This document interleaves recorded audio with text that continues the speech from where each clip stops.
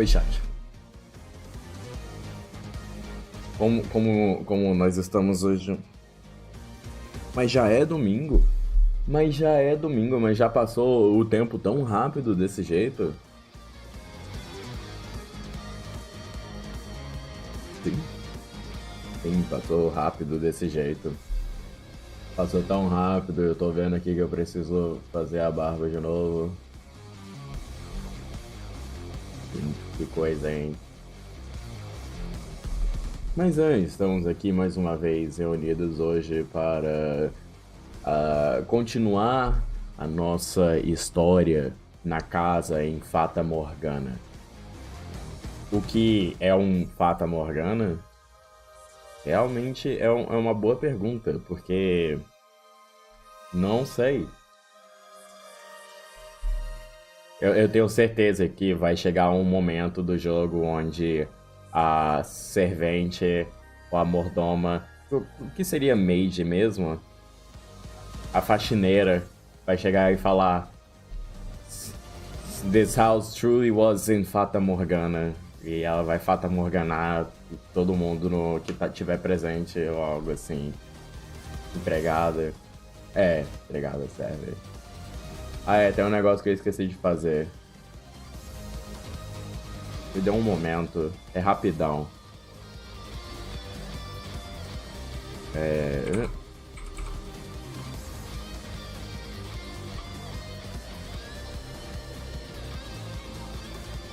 Eu sei que você está muito ansioso para onde iremos, mas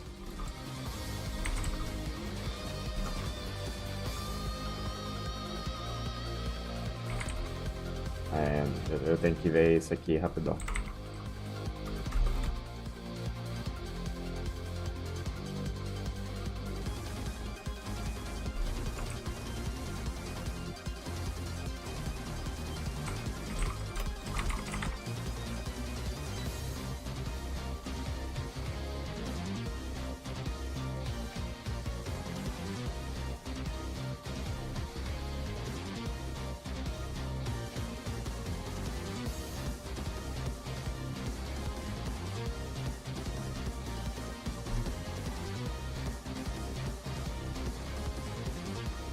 Fata Morgana é um tipo de ilusão de ótica. Real? Vamos ver. What is a Fata Morgana? Uma miragem. Aqui diz o seguinte. That's not it. This is it. Aqui diz o seguinte. Fata Morgana, uma miragem que aparece periodicamente no Estreito de Messina, entre Itália e Sicília, chamado em italiano pela lendária encantadora do romance arturiano Morgan Le Fay. Sei. Fata Morgana is a glimmering... É esse efeito que tem na superfície da água ou alguma coisa assim? Não rodou. Não rodou. Oh, sou desse, né? Sou desse, né? Então é isso. Ok. Bom, já que agora sabemos o que é uma Fata Morgana, podemos finalmente jogar Fata Morgana, não é? No fundo?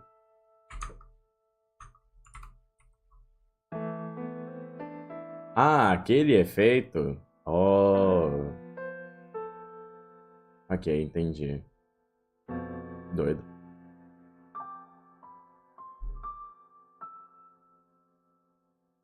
Deixa um save separado no início do capítulo. Eu acho que eu tenho. Vou ver aqui. Tem esse aqui bem no início do capítulo. Tem esse aqui no início do capítulo. Então. Tem esse aqui retornando pra mansão. Talvez esse aqui seja um pouco melhor. Dá um lock nele.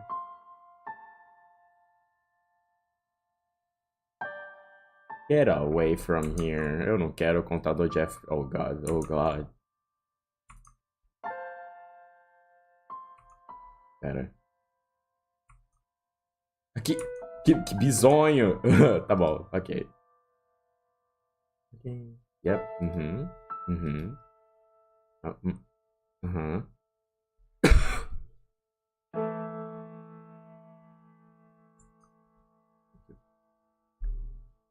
FPS tá caindo na VN. Não olha, não olha, não olha.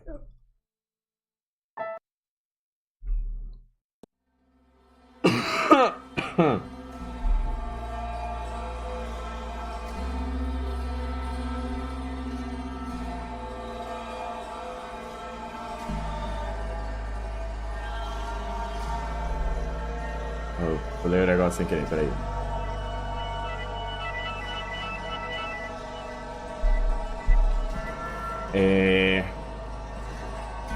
The mansion set in ruins in that era, not a soul resided within.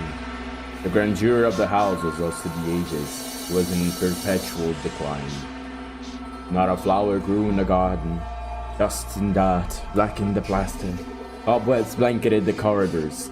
Ivy shrouded the outer walls. It was not a pleasant sight. As hard as I tried to fight it, I could not stop the mansion's descent into disrepair. Dá pra baixar o volume do jogo? Ok. Ah, tô vendo aqui que pegou o áudio. Espera aí um momento então. Deixa eu ver uma coisa aqui.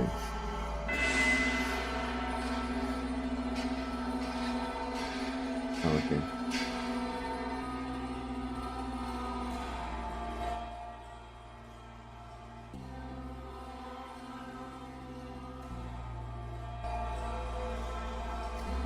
As hard as I tried to fight it, I could not stop the mansion's descent into disrepair.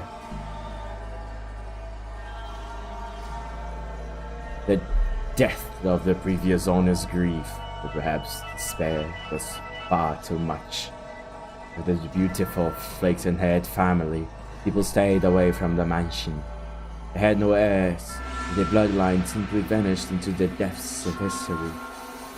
It had been about 50 years since the house last had a resident. Forlorn property appeared as though it had been abandoned for centuries. The occasional villager who stumbled upon it did not remain there for more than a day. My time there was rather solitary. It was perhaps the loneliest time of my life. Everyone who visited the mansion feared it, and it was left without anyone to become its master. I even came to believe that my time serving as a maid would come to an end in this era. However, one day, I noticed something out of the ordinary. As a servant of the house, I am almost immediately aware of any new presence within its walls. Como não é coisa de gente normal isso. And that appeared to be someone downstairs.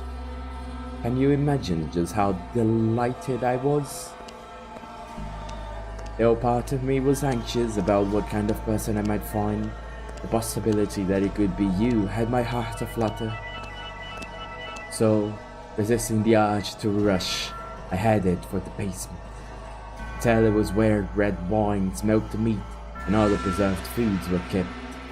By that point, the wine was practically antique. As I had expected, a man had made his way into the cellar. Is anyone there? Although I am unsure if referring to him as a man is entirely accurate.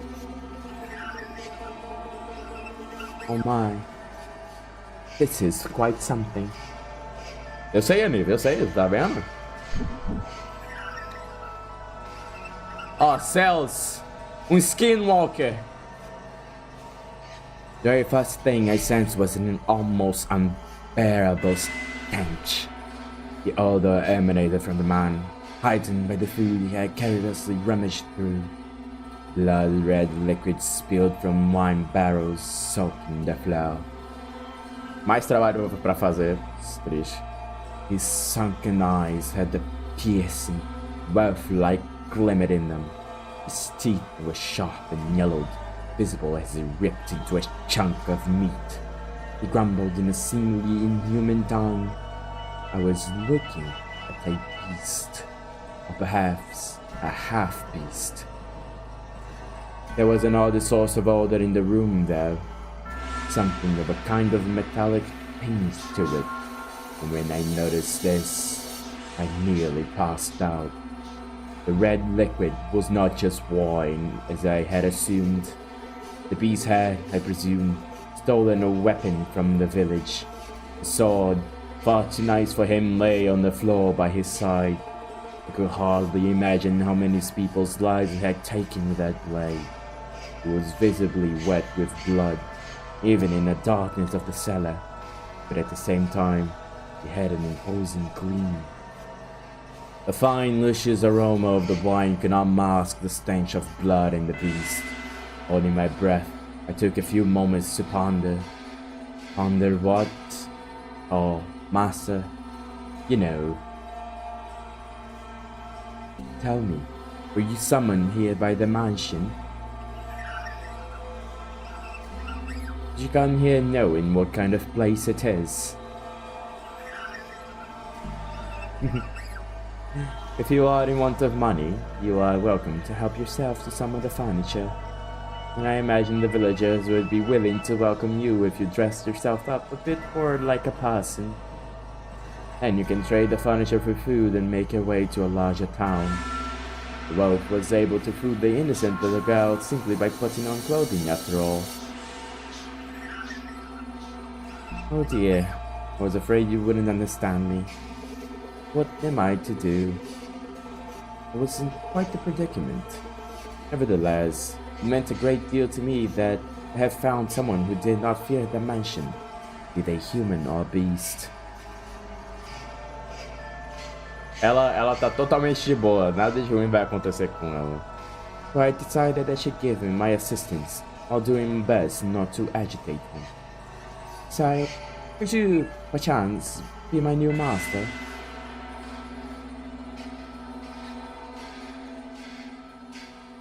Mas a frase que ela usou, sou desse man. The mansion sat near the ocean. To say it was perched upon a cliff might make it sound rather intimidating, but you could see the beautifully clear sea through the windows, a glittering expanse of emerald and turquoise. If the mansion had been in proper condition, it would have been breathtaking against that backdrop. I even wanted to plant orange trees in the garden. Though it was tumultuous era, the sun still shone bright upon the lawn, which only served to emphasize the house's unsightliness. Oh yes, perhaps I should give you more background information. At that period in time, the war had just drawn to a close. The once gorgeous wetlands were infested with crows, picking at decaying remains. Bodies of soldiers fallen in battle continually washed up on the shores of coastal villages. The people wanted nothing more than for the curtain to draw on that deeply political contest. And when it finally did, the kingdom, with its richly fertile shores, was stripped of its independence, beginning a new era under new rule. The people were exhausted, their spirits wasted away, and the splendor of the ocean and sky did nothing to help. In my mind, the beast was emblematic of the times, emaciated and enveloped in the scent of blood. But the war came to an end. Thus, the beast did not have to remain a beast, I thought. Did he? And so, I endeavored to fucking skip the text. Shit, fuck! Aparentemente, eu esqueci que mexer no stick é auto text. And so, I endeavored to make the beast more human-like. Plus, I needed to do something about his appearance. I would draw a bath, scrub away all the filth, and dress him in clothing left in the mansion. However, having sat unused for 50 years, the majority of garments had been devoured by insects and were of little use.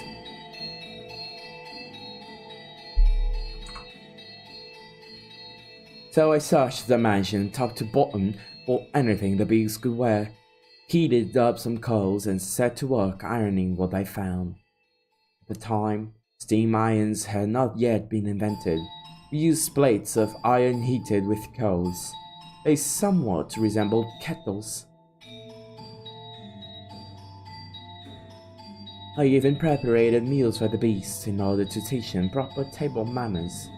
Although, with the mansion in a nearly uninhabitable state of disarray, there was only so much I could do in the kitchen, and the only supplies I had to work with were what was left in the cellar. As such, I was not able to use the cooking skills I had learned in the Flaxen-haired family's time. Now, you mustn't eat with your hands. You want to get your fingers and face dirty. You eat using a knife and a fork. See? Like this. I feel like I am teaching a young child. E não curtiu. Oh my, what are you holding your head for? Oh dear, perhaps I should be teaching you how to speak before table manners.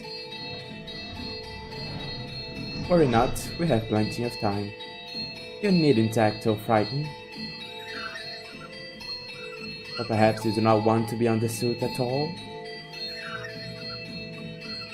Would you be so kind as to tell me your name? You are, for now, still a guest. It is too soon for me to call you master. Or am I mistaken? Your name, that is, what people call you. How about I start by telling you my name? I am called... Fuck. Não. Esse negócio de ficar obscurecendo o nome.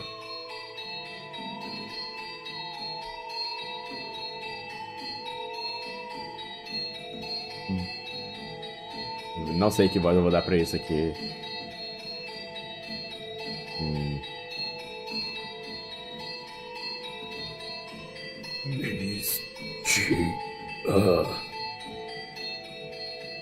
Bestia. Your name is Bestia? I see. Then, that is what I shall call you, Bestia. You seem to be rather perplexed as to how I was still alive. He had, in fact, attempted to cause me harm, however. Besties. I am a servant of the house. The beast called himself Bestia. It is a curious thing, when I learned his name, seemed to take on new importance in my mind. It was not a mere beast, but a thing called Bestia. Master, should I ever have the chance to hear a name, I am certain you too shall become more substantial a presence.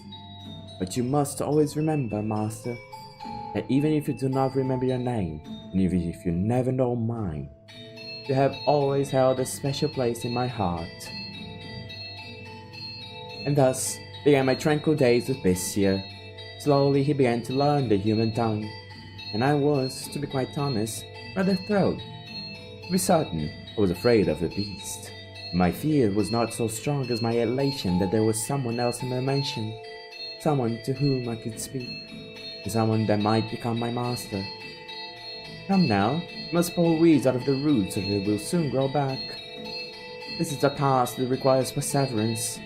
You do it like this, see? There you go.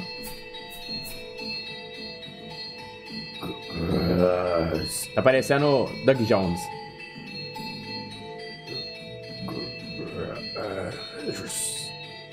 Oh, did you not expect that? It appears to be many plants on the surface is actually all connected within the soil. This is a task that requires a man's strength. If there were other servants, they could do it. So I apologize for making you tend to the garden, future master.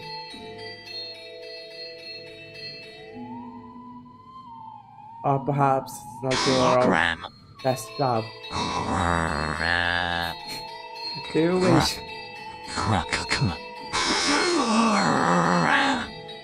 É o bicho falando.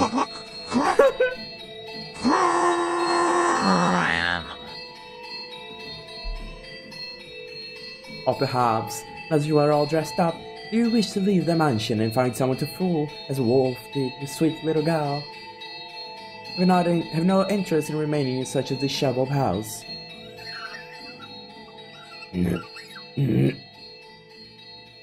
Go on. Not want leave. Oh my, is that so? If you wish to stay, then I shall not stop you. On the contrary, I will gladly attend to you. I am waiting for the person who is to become my master. Forever waiting. I should be able to watch over you until the day you depart this world, old and wrinkled. Do you not believe me? Assim, você ficou sozinha nessa mansão por décadas e ainda mantém a mesma aparência de quando era 100 anos no passado. Então, assim, a vampira, primeiramente. Are you interested in becoming the master of this house?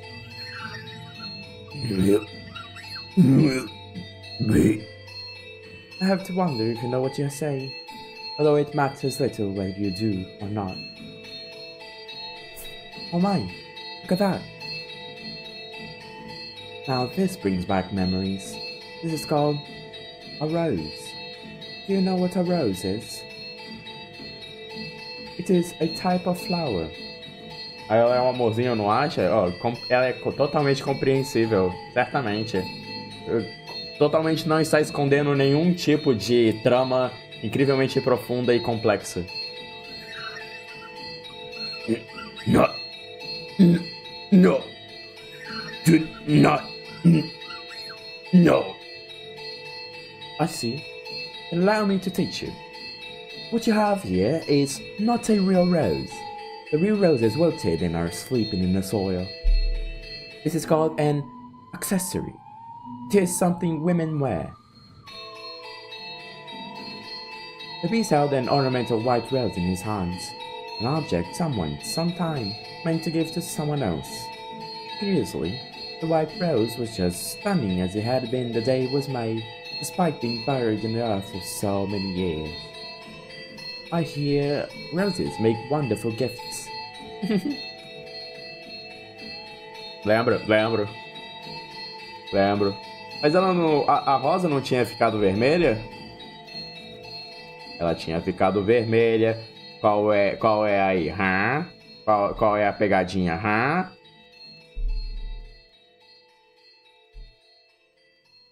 He stared intently at the decorative rose.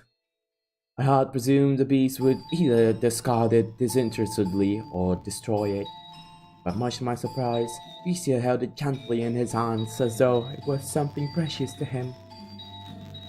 Are you, perchance, considering giving it to me?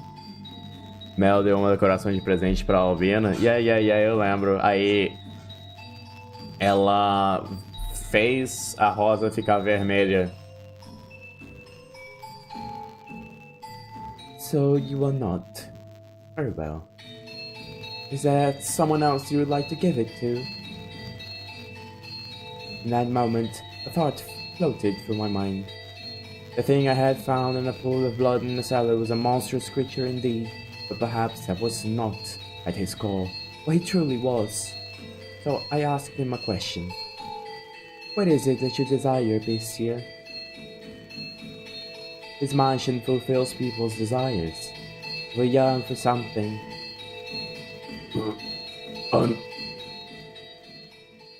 Leave peace. Look at that filthy thing! A beast! It's a beast! It's eating goddamn sand. You're really that hungry? Beast, you foul creature! Stay the hell back! Get any closer, filthy beast, and I'll kill you! Several days passed by. As Bishu began to act more like a person, the mansion followed suit, slowly becoming more habitable, though not yet back to its former glory. No flowers grew in the garden, and neither were the weeds infesting it. The dusty corridors, shattered windows, rust-covered kitchen gradually returned to their proper states. Fisher learned how to change his own clothes and how to draw a bath. No longer did I have to wait on him hand and foot. Could take care of a number of things all by himself. What we lacked for food, he acquired from the forest. Never did he go to purchase supplies from the village. Rather, he captured hares and gathered herbs hidden in the overgrowth. There were days without incident. And though such a life may be one for excitement, peace is something that you mustn't take for granted. Those who have it cast it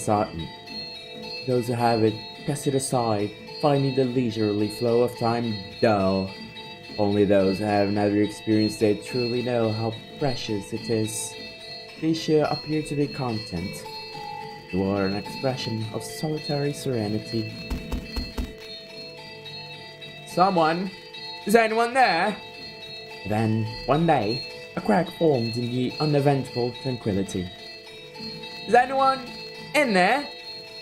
Could you bother with some food? I don't need much. Some food and water. Just a little, that's all I need. Fisher looked over at me, as if seeking my aid. Ironic, no? It was the visitor who was truly in need of aid. I pondered it for a few moments, deciding that I could not simply turn away someone calling upon the mansion. Had Fisher ordered me to not let him in, I would have followed his instructions, but he said nothing.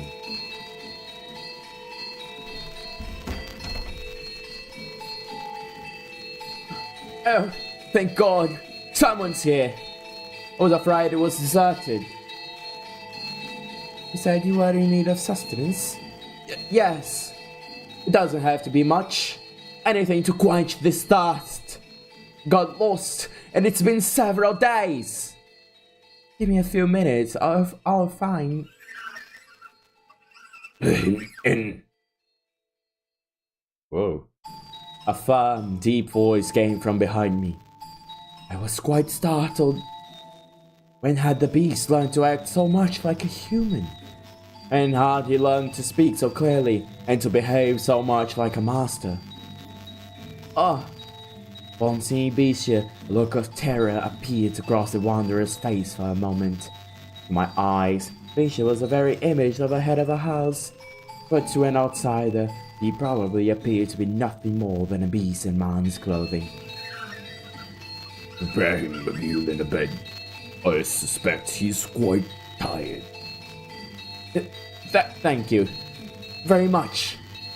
In time, the fear drained from the man's face. Bisha sat precariously on the border between man and beast. Though he still had his doubts, the wanderer revised his first impression, citing Bisha was human. As the wolf had fooled the little girl in the forest, he too had succeeded in playing the role of a man. I thought it was a goner for a while there, but you really came to the rescue. In a mule like this on top of that, you really didn't have to. Though, I guess it's not an inappropriate thing to say it's unmeaty. What kind of meat is this? It's damn tender for rabbit. And here I thought it was beef. We have quite a skilled chef. Oh, is she the one who cooked this? Is she your wife? Oh no, I am merely a servant. A female servant, huh? Don't see that very often. This mansion's just full of surprises. I can hardly believe it. Last 3 days, and as soon as I think I'm dead, there it is. Thinking back on it now, it's miraculous. Mas Shasta, não. Ele só falou que não é comum. É coisa da época, certeza. But why are you living alone in a house on a cliff? Oh, I beg your pardon. Asking so many questions without telling you about myself. My apologies. Just a little too excited to finally see other people. I'm a merchant. I do international trade. Until a few years back, spice experts pretty much all came from one place. But now that we've established trade routes on up of our own, my country's fighting tooth and nail to push its experts. And, in fact, some have lost a few teeth in the fight already. But that's just how it works. It's a cutthroat world. You do what you must to survive.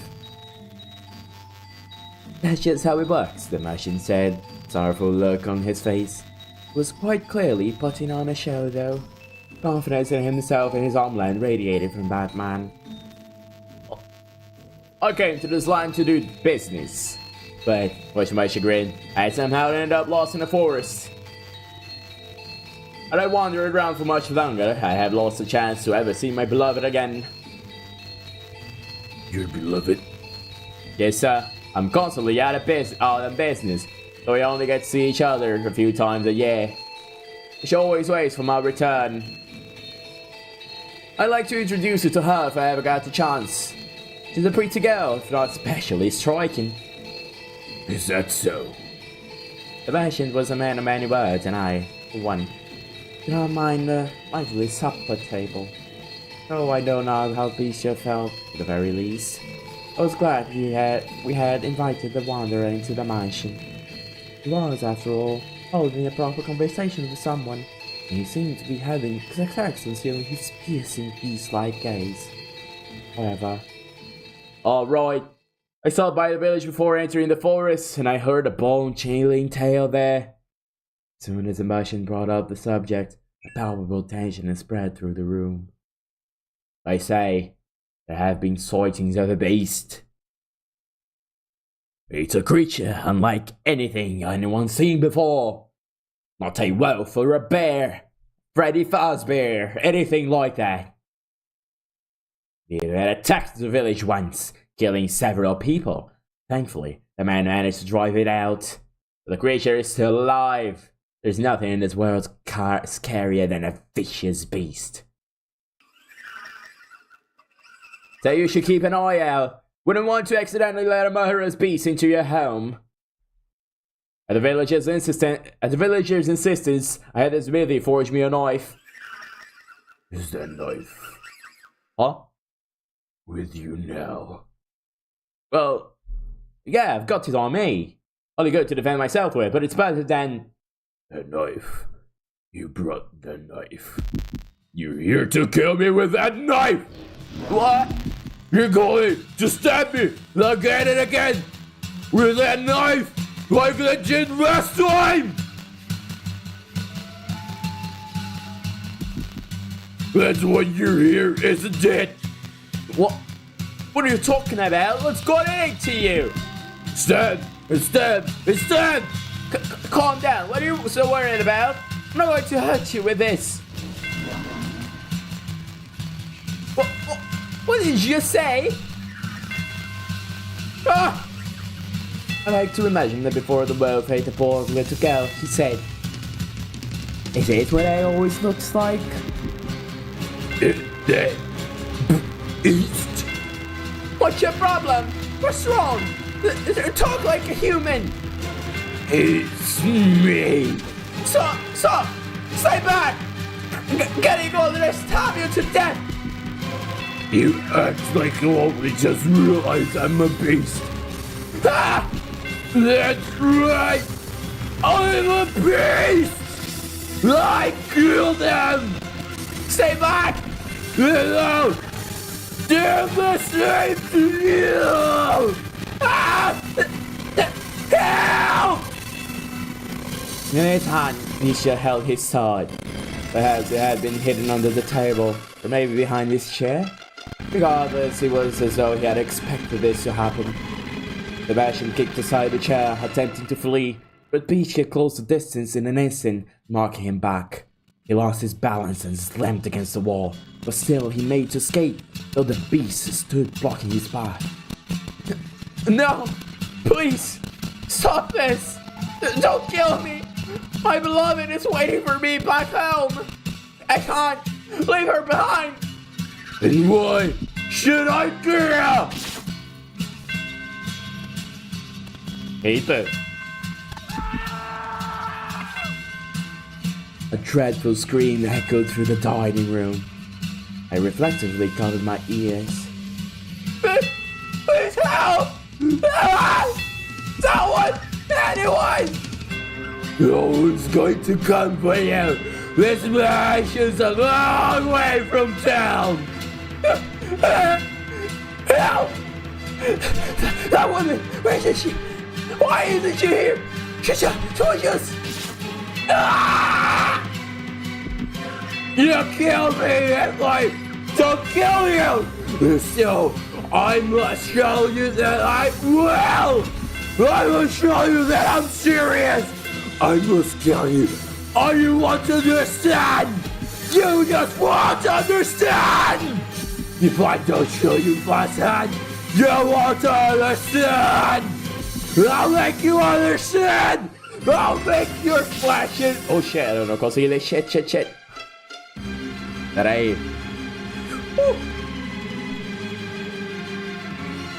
I'll make you flesh and bone understand! Kill! I'll kill you! I'll kill you!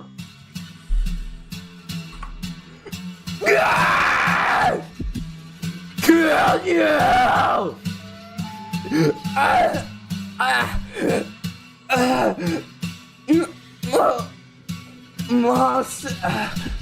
It's right.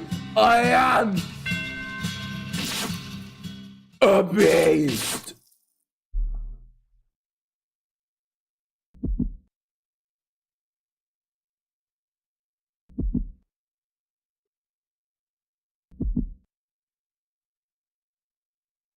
Eu não vou tentar. Me dê um tempo. Caraca. O fôlego grande, hein?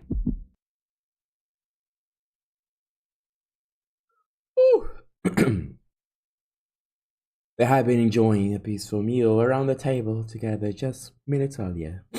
So what had triggered this? First guess, the Martian saying the word knife is what caused the beast to snap. A simple, small thing set him off. He could not comprehend it. Monsieur, who had said he wished for peace, was staring down at the ravaged corpse of the Martian, with a look of ecstasy on his face. Master, can you understand how he felt? Even just a little. He not yearned for peace, but for slaughter.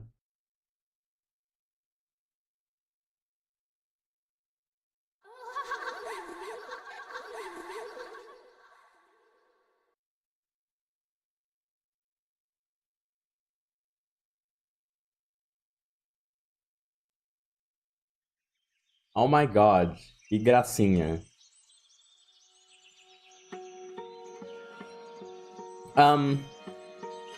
Espero que você esteja curtindo a dublagem, porque minha garganta não está. Alright, that does it for today's shopping. And now, the moment we've all been waiting for. Snack time! There's nothing better than having a ham sandwich in a park. Oh dear, maybe I should have lowered my voice when I'm talking to myself. But it's so nice out, I just can't help myself. Does the weather have anything to do with talking to oneself? Odeio essa guria. Que isso, cara? Not important. Food. If he were here, it would taste even better. I wonder when I'll get to see him next. Pauline? Pauline! There you are! Oh dear! What's got you so frazzled, Mom? Oh, Pauline! What is it? Something happened. What's the matter, Mom?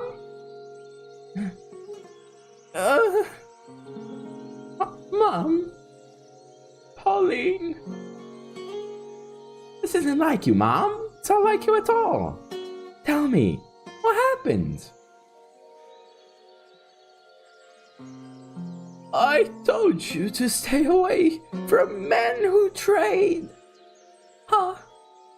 Oh, Pauline, Dear daughter, why must God be so cruel to such a sweet girl? You're hurting me, Mom. Don't squeeze so tight. What's gotten into you? Listen careful, Pauline, and you must be calm and hear me out, understood? Your lover, the beloved man you wait for, is dead.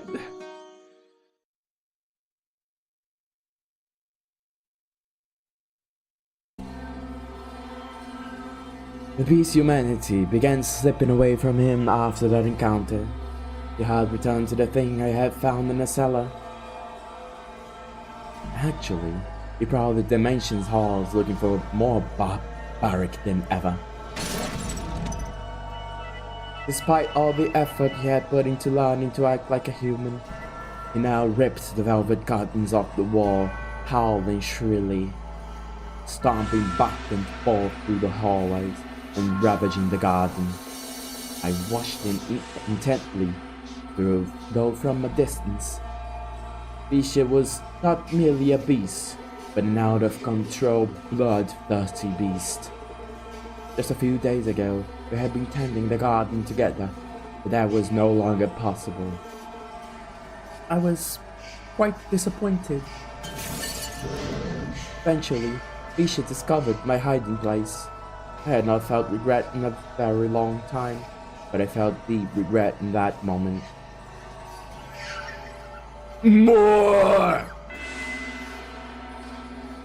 Don't have enough! Not enough! I need more! I need more! I must satisfy these urges! Are you saying peace was not enough to save you? Did I mishear you when you asked for peace? I was mistaken. Asking for peace won't solve anything! Blood, despair, eyes filled with terror!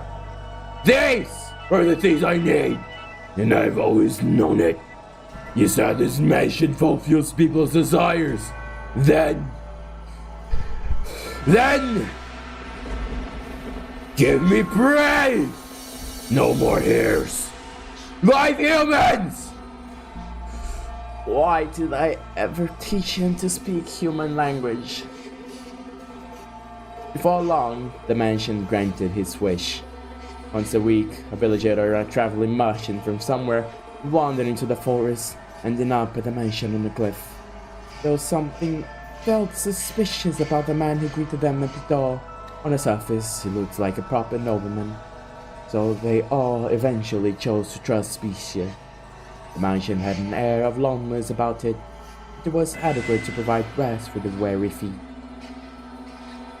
There was food and a bed. Most comforting of all, there were other people. The lord of the house treated the lost souls like esteemed guests. He poured them fine wine and had me cook for them. No one suspected in the slightest that he was a beast. He put on a reasonably convincing act. Because, yes, I had taught him how to behave like a master. The visitors all went to bed contented. But, as I am sure you can imagine, Master, they would never see the light of day again, penetrating bright sunlight particular to this area. A beast! It's a beast! You disgusting creature! You hideous monster! Kill him! If that's how you humans want to do things, then I'll play your little game. I'll play it even better than you. I'll kill you. I'll swallow you! No! Please don't! That's it! Cry for me! Beg for your life! Pray for my mercy! Wait and struggle and suffer and die! No one understands. No one can possibly understand my despair. O cara sofre. O cara chega assim, eu mato todo mundo, mas eu sofro por dentro, você não me entende. Então é uma fase, mãe. What did I ever do? Was it just because I'm a beast? When did I become a beast? Why do beasts have to die? Beasts are savage, so they must die. I'm a beast, therefore I'm a savage. In which case, I'll kill them. I'll show them what makes a beast so terrifying. Peraí. Peraí, um momento.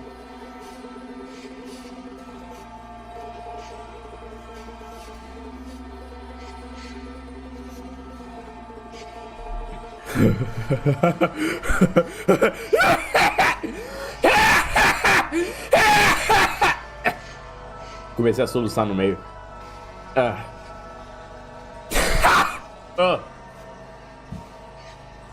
Não dá pra rir de forma maníaca soluçando. Moonlight crept through the torn velvet curtains, shining down upon the blood-soaked beast. It was a sight that would incite terror in anyone. Look at this. No one can stand up to me. Humans have no chance against beasts.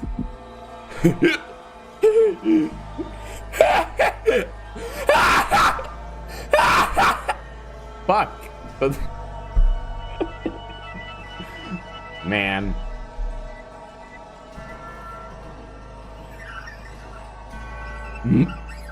More. I need more. Or give me more bread. The mansion continued to say the beast is demented craving, sending not one, but multiple villagers into his claws, into these blood-stained walls, of which echoed his monstrous howls. Stop, please. I'm begging you. Spare me. Oh God. Sorry. Hey. Sorry. I'm not familiar with your god. Beasts have no need of gods. Oh, eu choke. Eu choke beast mode. I have a wife and son back in the village. Please, let me return to them. Why don't you bring them back to me? I'll send them to the same place you're going.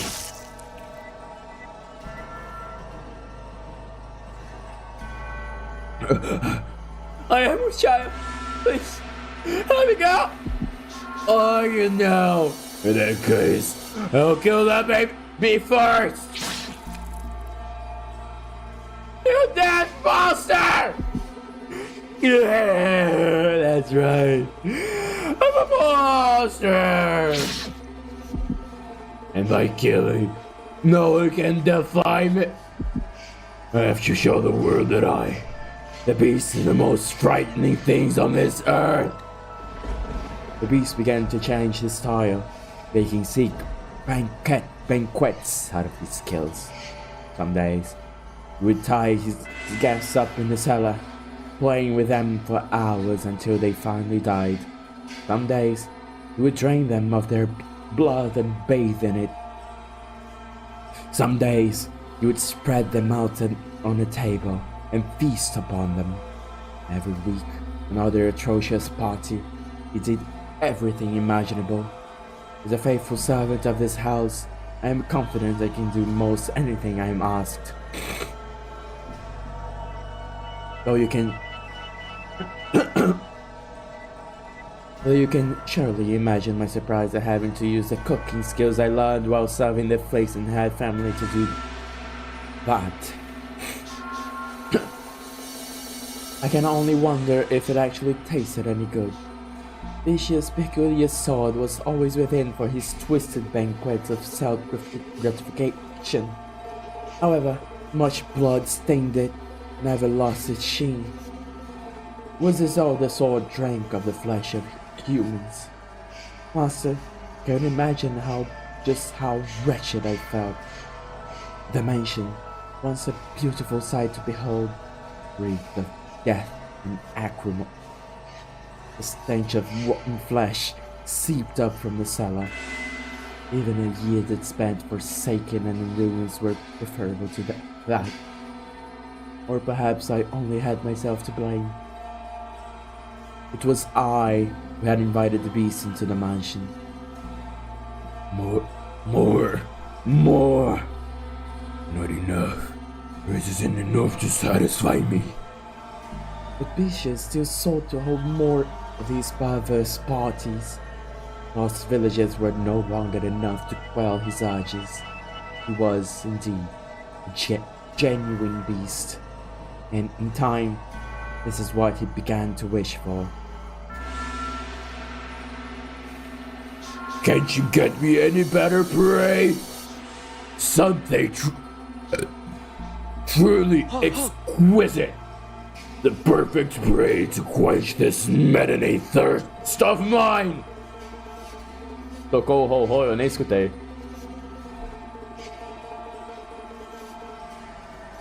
Deve estar tão baixo pra mim, junto com o áudio do jogo.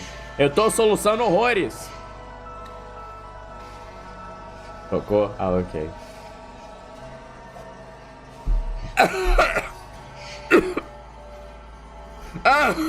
Peraí. Ai. Engasgando com água aqui.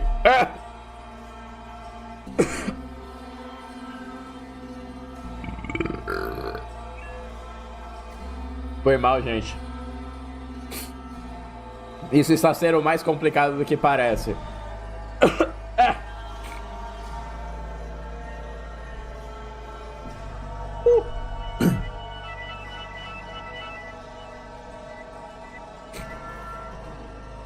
Wow, did I do that? No.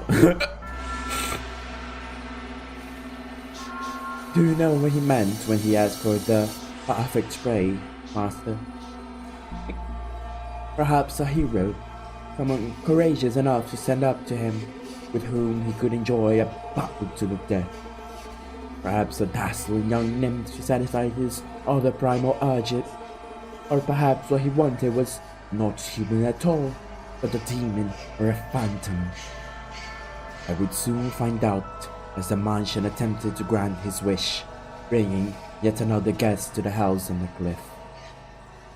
O que será, chat? Descobriremos logo após este intervalo comercial.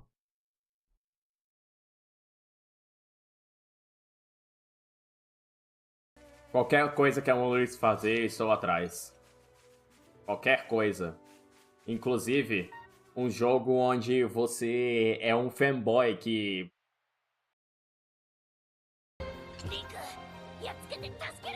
Beleza, vamos salvar ela. Pode deixar, cara. É aqui, eu tô aqui pra fazer isso. Mas primeiramente...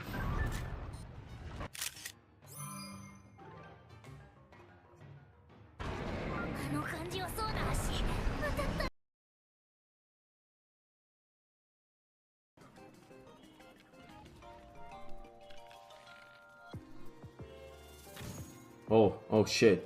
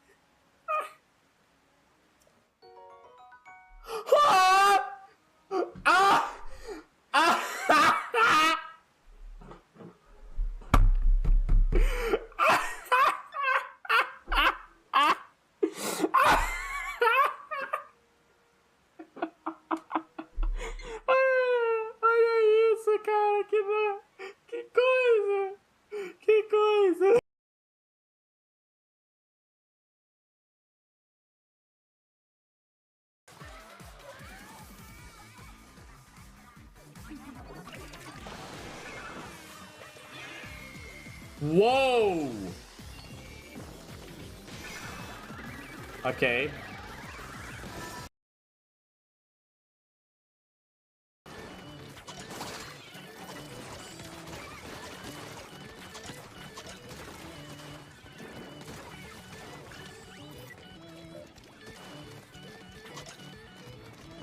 What? Ah! Ah! Uou! Ah, isso explica muita coisa. Isso explica muita coisa. Multiplayer do ano. Faz o clipe aí.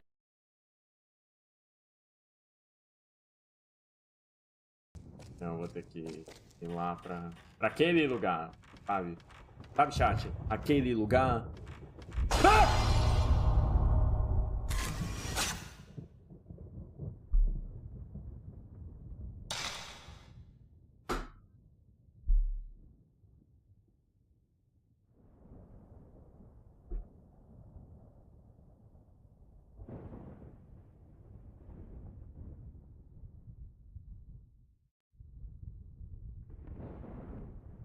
Eu fui pra aquele lugar.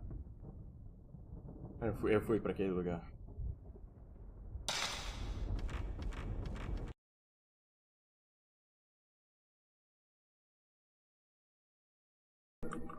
Berserk. Yeah, boy.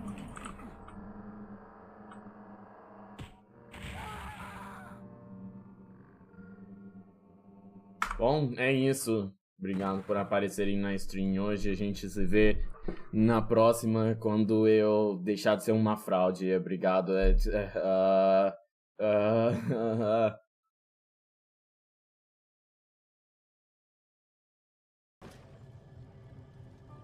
Talvez seja isso mesmo que eu tenho que fazer.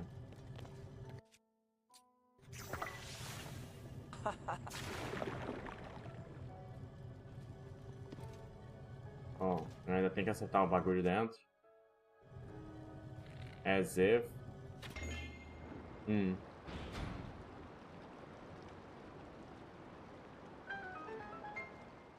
Plataforma ativa com acende, depois slow motion de arco. Ah.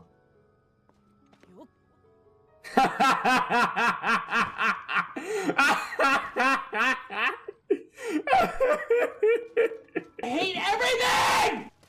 Casualmente acerta o negócio full speed 2 vezes certeira.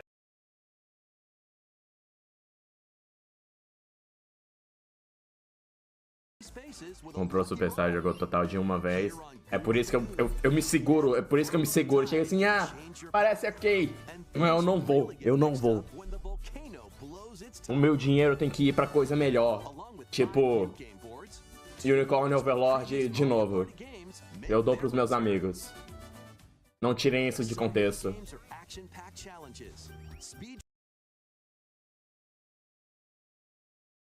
Eu não sei como que volta pela saída de emergência. Boa sorte. Dá pra matar os bichinhos. This next test involves turrets. You remember them, right? Conheço. They're the pale spherical things that are full of bullets. Oh wait, that's you in 5 seconds. Good luck.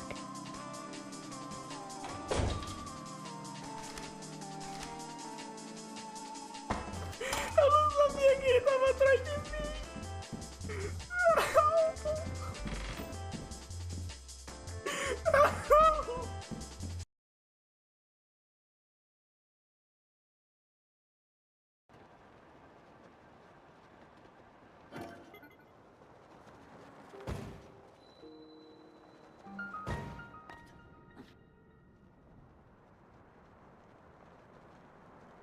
Eu vou entrar no buraco do Dorf. Ele mesmo.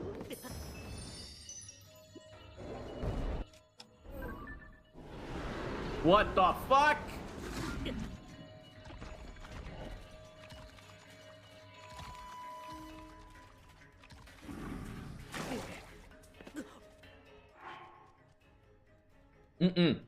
Não. Ok, estou de volta. A pausa foi um pouco mais longa do que esperado.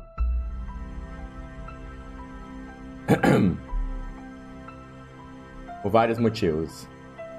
Segredo. Enfim. Cadê? Vamos lá.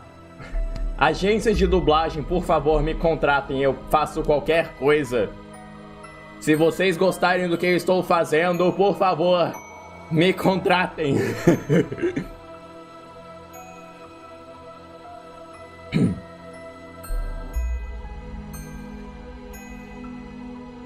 Que música? Deixa eu salvar, eu esqueci de salvar, peraí.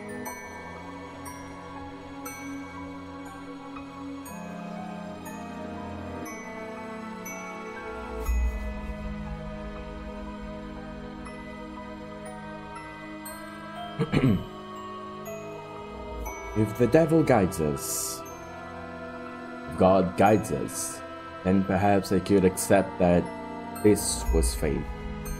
But it makes sense that I am here.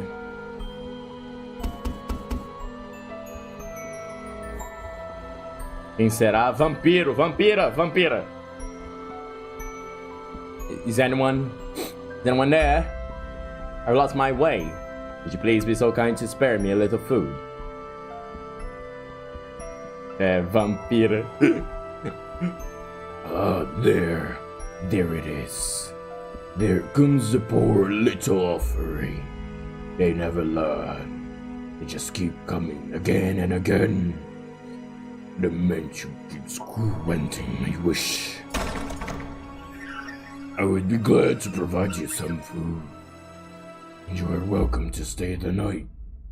Get some rest. And we'll have a room prepared. Oh shit! Oh my god! No fucking way! É vampira mesmo! Peraí.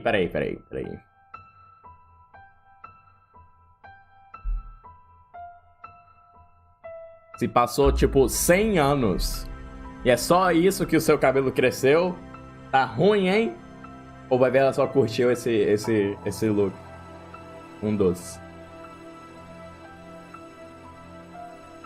Then, I suppose I shall take on your generosity. I have been wondering for a very long time.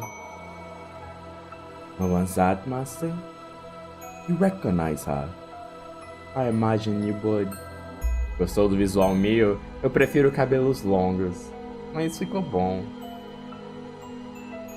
That white hair, those red eyes, skin the color of freshly fallen snow, and that flawlessly beautiful visage. Could not possibly mistake her for anyone else. And no, it is not someone who happens to resemble her. I can understand why would you be surprised, Master. At first, I could hardly believe my own eyes. The wanderer knocking on the door that day was the very same fair-skinned young woman who visited the mansion so many years earlier. The white-haired girl must have spent many a night in the forest. Her crystalline skin was covered in red scratches from where she had brushed against stray branches and tree bark. But even lost her shoes and was standing there barefooted, looking quite disheartened. Ah, é mesmo? Mostra aí, deixa eu ver como é que tá. Cadê a imagem mostrando? Cadê? But that did not make her any less beautiful. In fact, you could just imagine the dense forest canopy parting to allow the sun to shine down upon her. Assim, meio que rude, porque ela não curte muito o sol, né? Mas... The beast appeared surprised by her angelic beauty as well. It seemed as though all the madness drained from him in that moment. He said nothing, but his eyes told all. He was entranced by the sight of her ruby red irises and her pure white hair. Pardon? I am a beast. This is what I asked for. Something to quench my thirst. You're allowed to be happy. But as I said, it was only for a moment. So rejoice!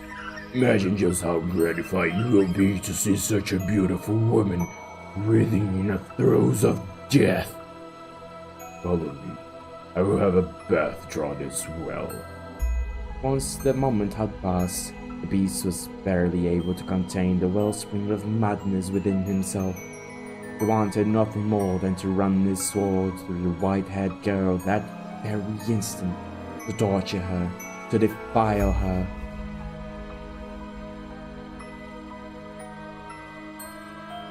He tended to her wounds, served her supper, and drew a bath for her.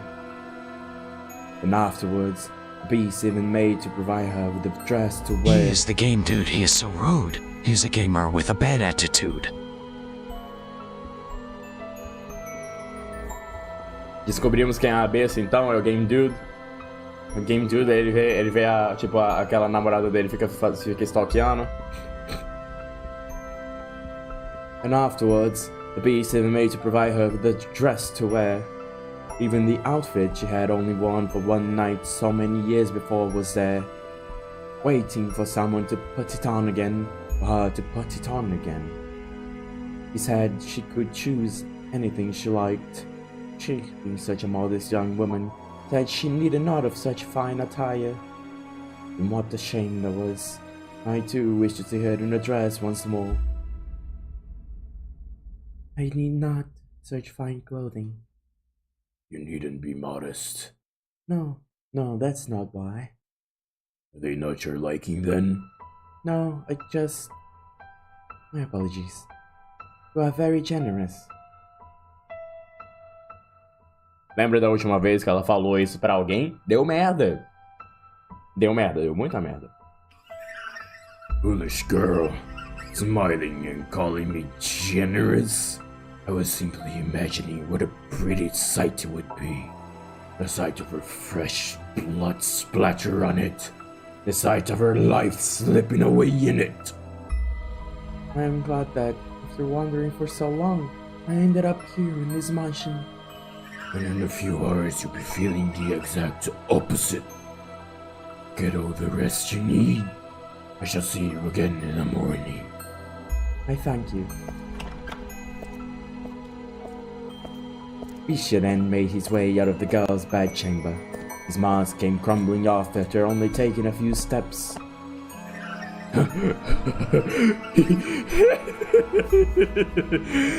There, that's precisely what I wanted. Ah, just imagining how such a beautiful woman will scream. How she'll beg for her life. Hey, are you there? The mansion is giving me the perfect offering. Hey, is she not here? Ele precisa de um personagem com portrait. De verdade. Exato. Realmente, você tem os personagens sem portraits, aí você tem os personagens com portraits. Com portraits são importantes. Portanto, perceberemos que a Pauline é muito importante. Is someone there? Yes. I came by to ask if there was anything you needed. I cannot offer you anything extravagant, not like before, but I am here to provide you with anything in my capacity. I appreciate the offer, but I need nothing. Being allowed to stay the night is more than enough. Vou me irritar agora. You work here in the mansion? Yes, indeed I do. I have been for a very long time. A very long time? You might think this is an odd question, but have we met before? Something about you seems familiar. Pauline New Dunk City é ela mesma, a própria.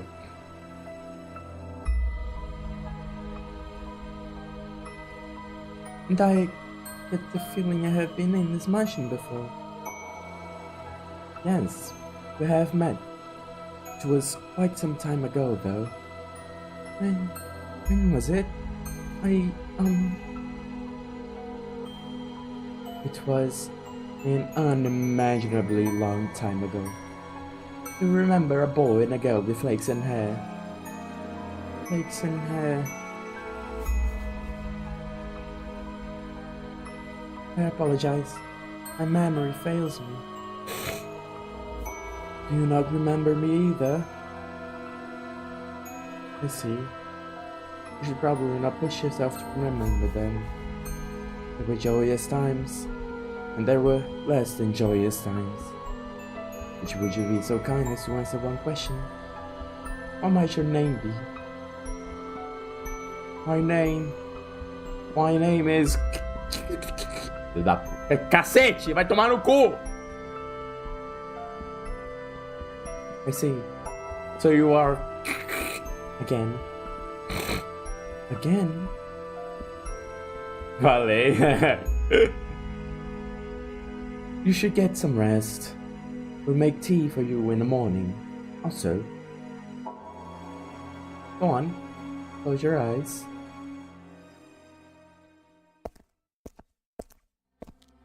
But Bisha never waited for morning to come. With his sword that smelled of blood hanging from his hip, the beast slowly, ever so slowly crept toward the room where the white-haired girl slept.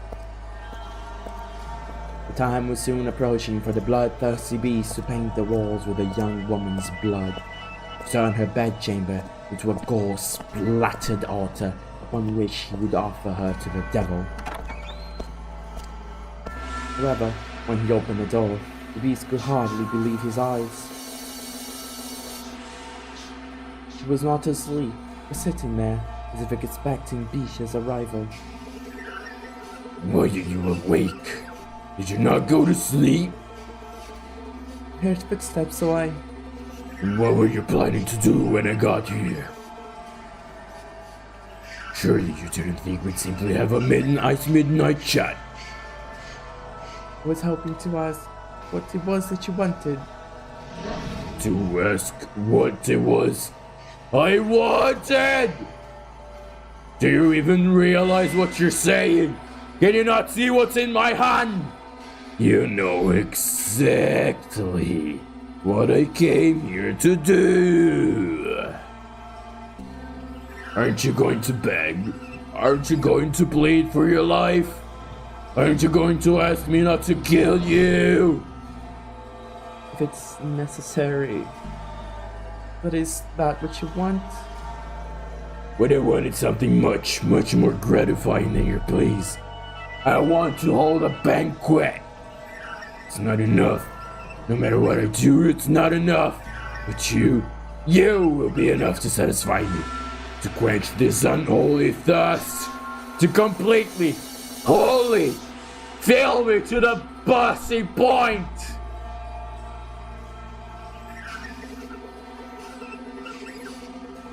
You want to know what I desire?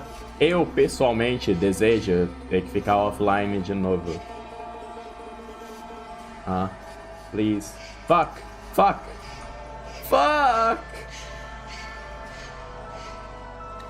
Cadê? Onde eu clico? Fuck! Shit! Aqui! Offline.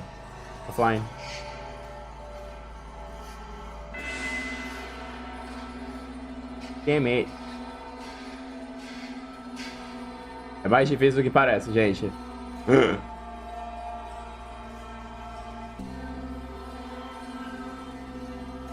Come on. Fuck. Fuck!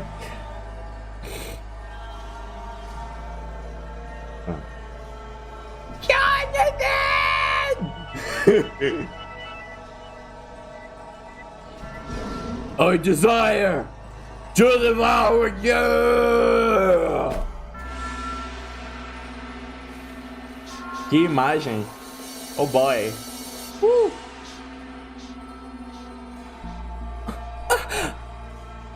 Bisha shoved the girl back, slamming her into the mattress.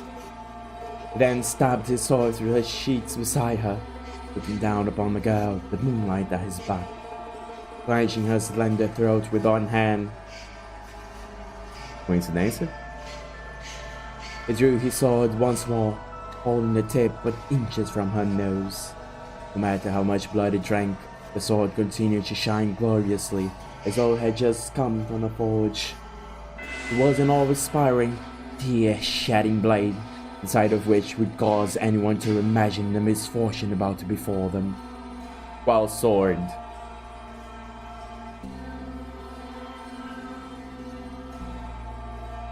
Não, tipo, segurar pelo pescoço, que coincidência.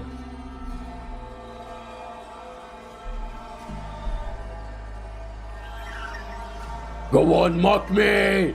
Ridicule the hideous, barbaric beast standing before you! From the moment you saw me, you thought me unsettling, no? But you averted your eyes!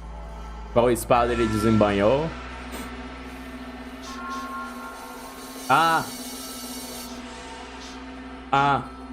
Verdade. As duas podem ficar ensanguentadas dependendo da situação. Because I had food for you! Because I gave you a place to rest!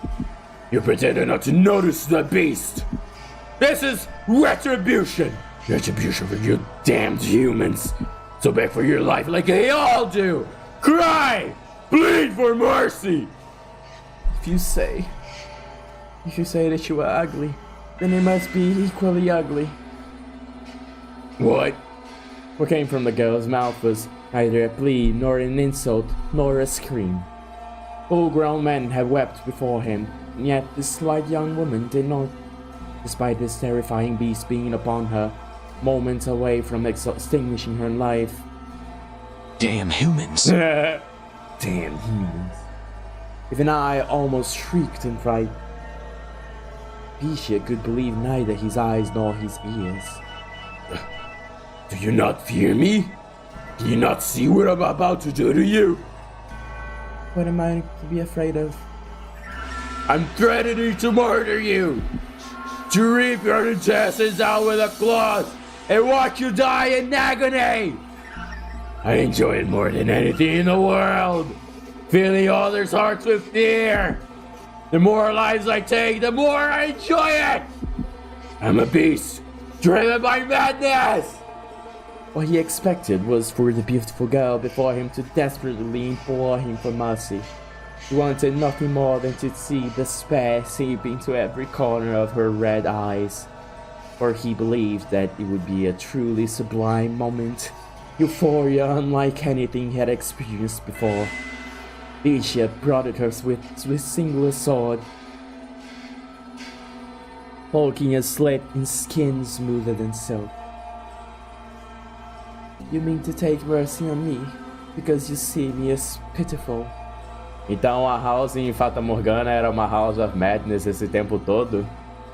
Bom, assim, esse tempo todo a gente ainda não sabe. É uma mansão que faz de tudo, dependendo da vontade de quem a comanda. But she did not do as the beast wished. She looked up at him with sympathy rather than fear. This rattled the beast. He had never once seen anyone respond to him that way. What possessed you to say that? What on earth is going through your head? Mercy. Mercy! Do you not comprehend the situation? How can you be so calm? Scream! Cry and shout! Beg for me to spare you! Throw yourself at my feet! Throw yourself at my feet! Kinky! Otherwise I'm a beast! A beast that never tires of killing! To me, you appear to be a person. You're lying. You listen to the things I say, and you respond with your own words. I was taught how to speak. I'm a beast who speaks human language. But you think. You use your mind to come up with responses, and you hesitate. If I'm a human, then why do you disparage me so? Why do they reject me and try to kill me? Because I'm a beast! A repulsive beast! That's right, isn't it? I would do nothing to hurt you. We are alike. Alike? Don't be ridiculous. How can you say we're alike when you're as beautiful as you are? Crítica social foda, real, né? Isso aqui é o conto da Bela e a Fera, não é mesmo? Não é mesmo? Não estamos vendo aqui exatamente o que acontece lá? There is nothing beautiful about me. What value does outward appearance have?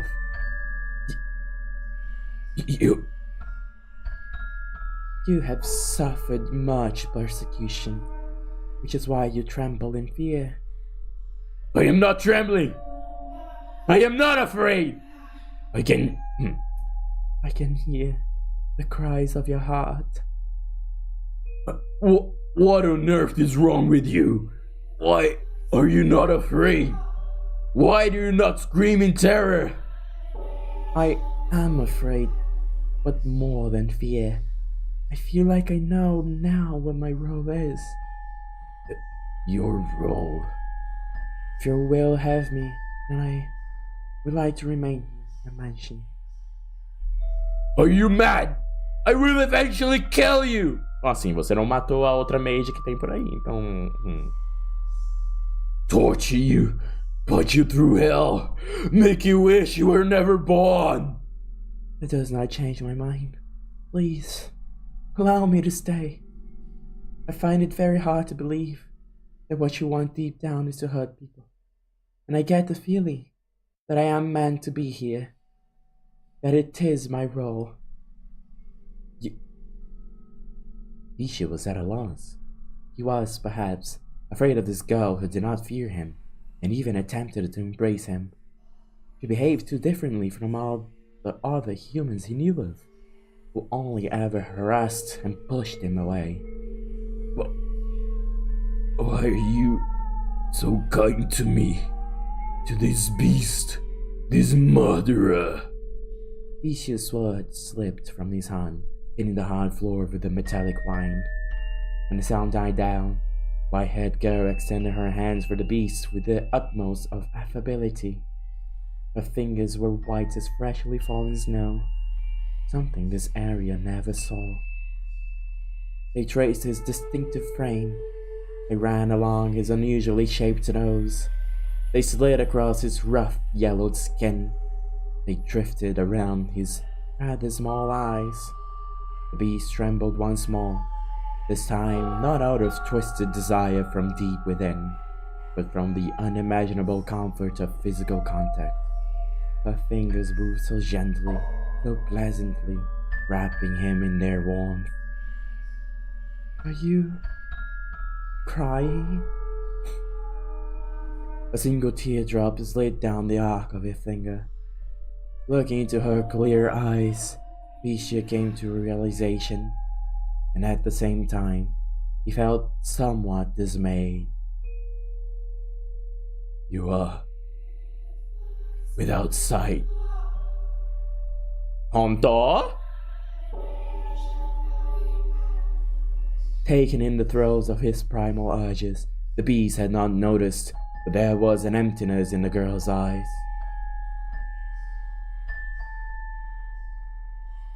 She appeared to be gazing far into the distance, not focused on the man despite being close enough to touch him.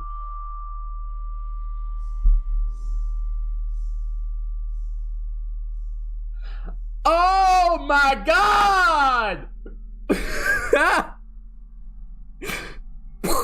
Sabe, aquele momento que você conecta A, B, C, O, O. Sabe? Mas assim,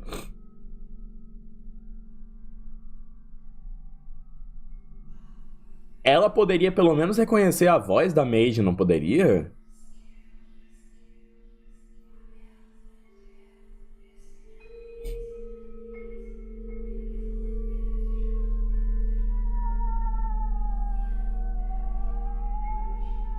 She appeared to be gazing far into the distance, not focused. Ela reconheceu? Foi, foi mesmo. Ok.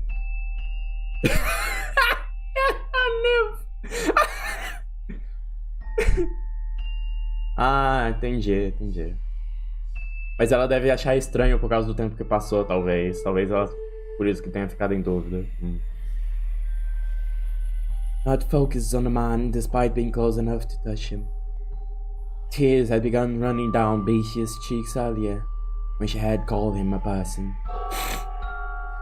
But it was not until one of those droplets had slid across the back of her finger that she had realized. She would, indeed, have no need of extravagant dresses. After all, she could not see what she was wearing. That is correct. I am blind. But whoever decided that reality is only that which can be seen? I know not what appearance I have. In the darkness, everything is as one. There is no difference between beast and man. If you are a beast, then I too must be a beast. To call the girl a beast would be paramount to eating sugar and insisting it was salt. Do pardon the trite analogy, please. But you know rather well, master, that the white-haired girl was not at all what you would call a beast. Not simply in appearance, but all the way down to her core. There was nothing beastly about her.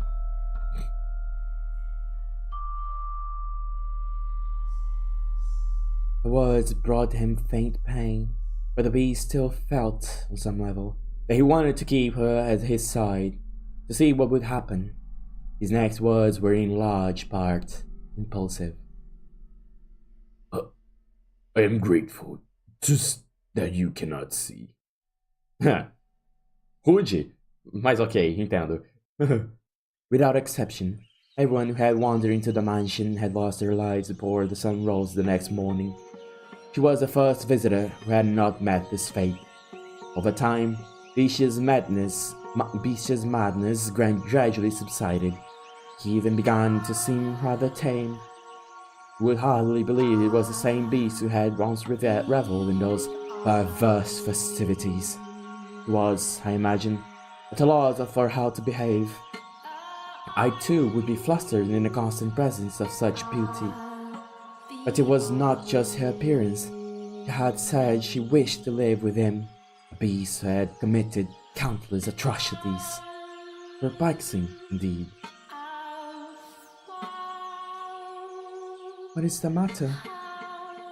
Do you honestly not fear me? Do I appear to be afraid of you? No, you do not. But you would. If you could see me, you would react the same as everyone else. You would mock me. You would despise me. You would want to kill me. You don't know what I've done because you can't see. I enjoyed it. I basked in the terror. So why? Why do I not want you to find out? I don't want you to know how many people I've tortured, how many I've slaughtered, how much blood I've imbibed.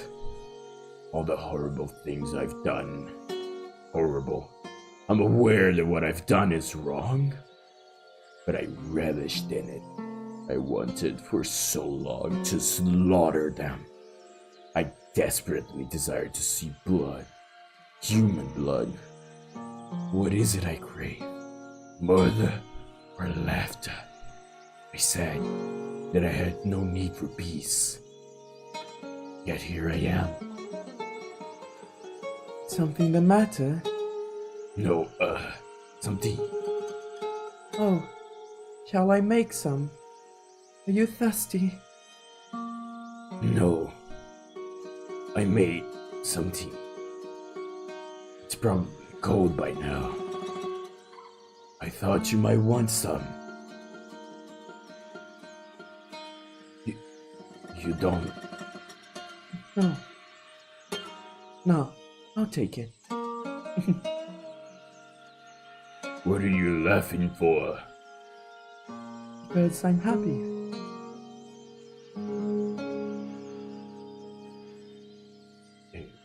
Is it to your liking? It's bitter.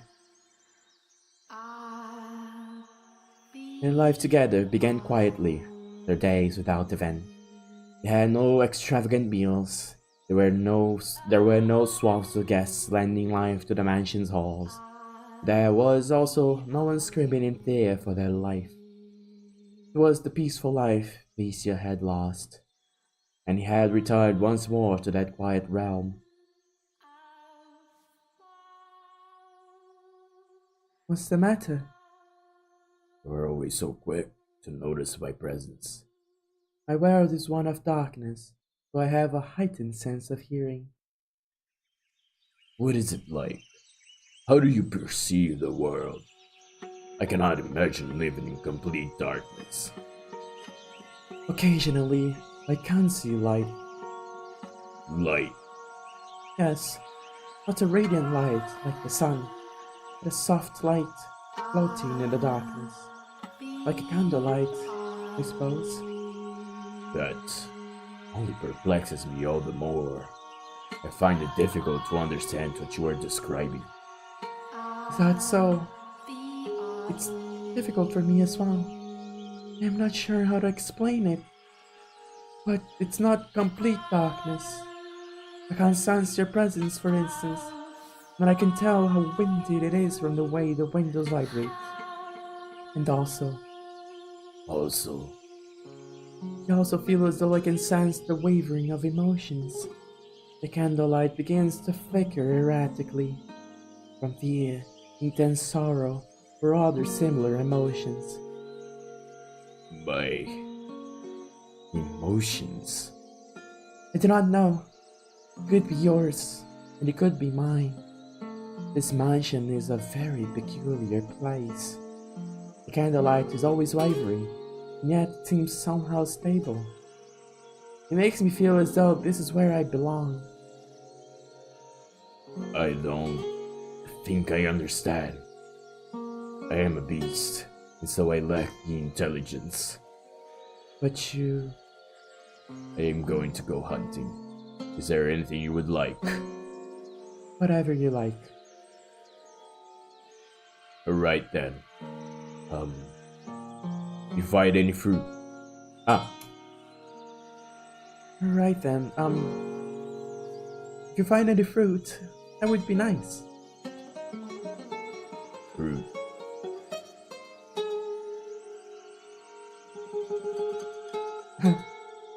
It's sour. You picked it before it was ripe. I didn't know.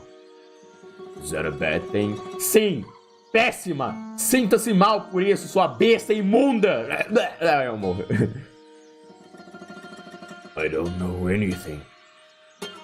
I cannot see, but the fruit's still green. We're not supposed to eat it yet. What color are these? No, blue. Shall I give you a hand preparing supper?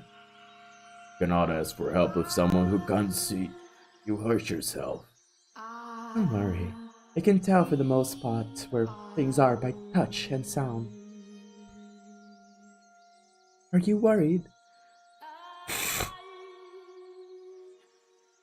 Worried? Worried. Worried. A Maid se escondeu no quarto. Aí a Maid chegou assim, nah, don't wanna. The thought of blood dripping down her finger doesn't excite me. What's going on? What on earth has happened to me? If I appear to be in any danger of harming myself, please let me know. Then you have nothing to worry about. You do not seem any more comfortable in the kitchen than me. She always cooks the... Where'd she go? Huh? She always comes when I call.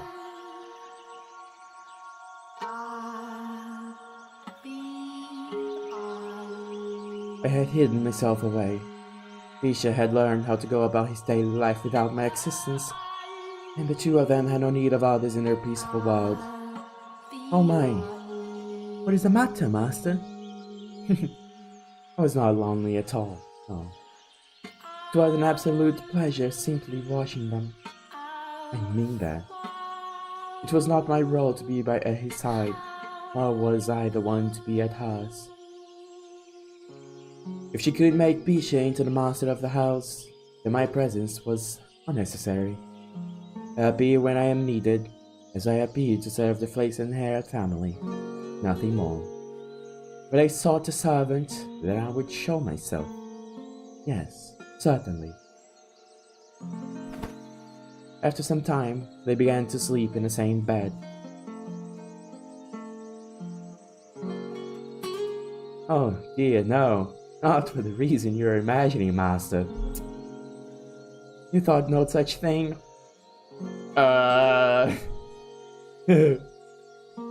So they slept in the same bed. They did not lay together. They did so, it seemed, because they were more comfortable in the same place. The two acted more like family than lovers. Esses escritores, eles são muito espertos.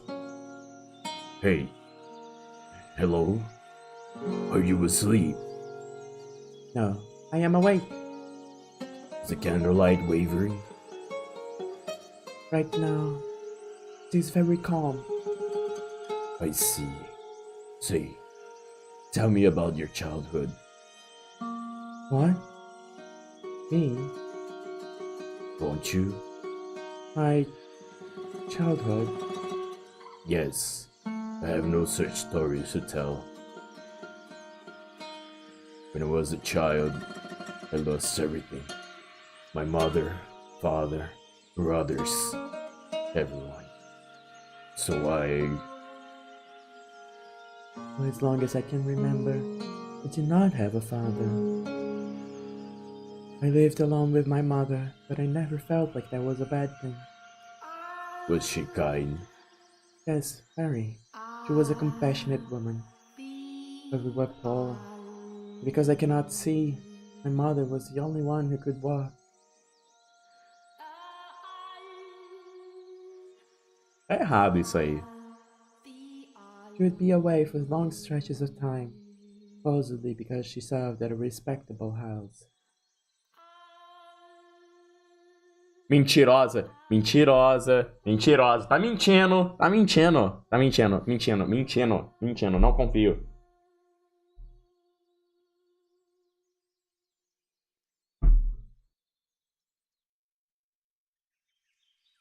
Você é vampira, você é a mesma menina.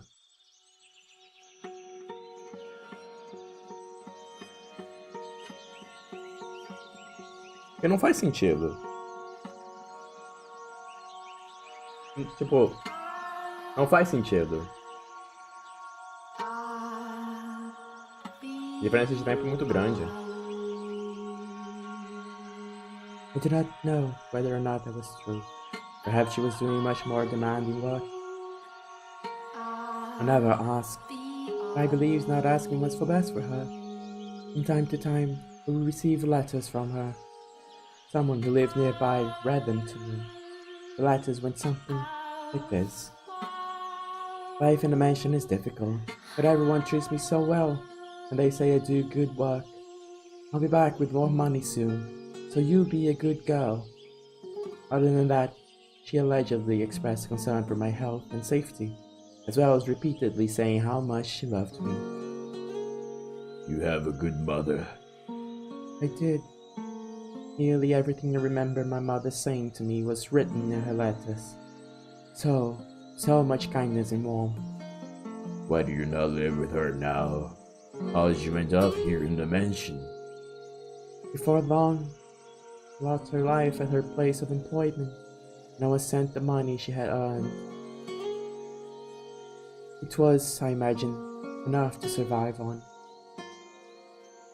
When my mother was alive, she often lamented my blindness.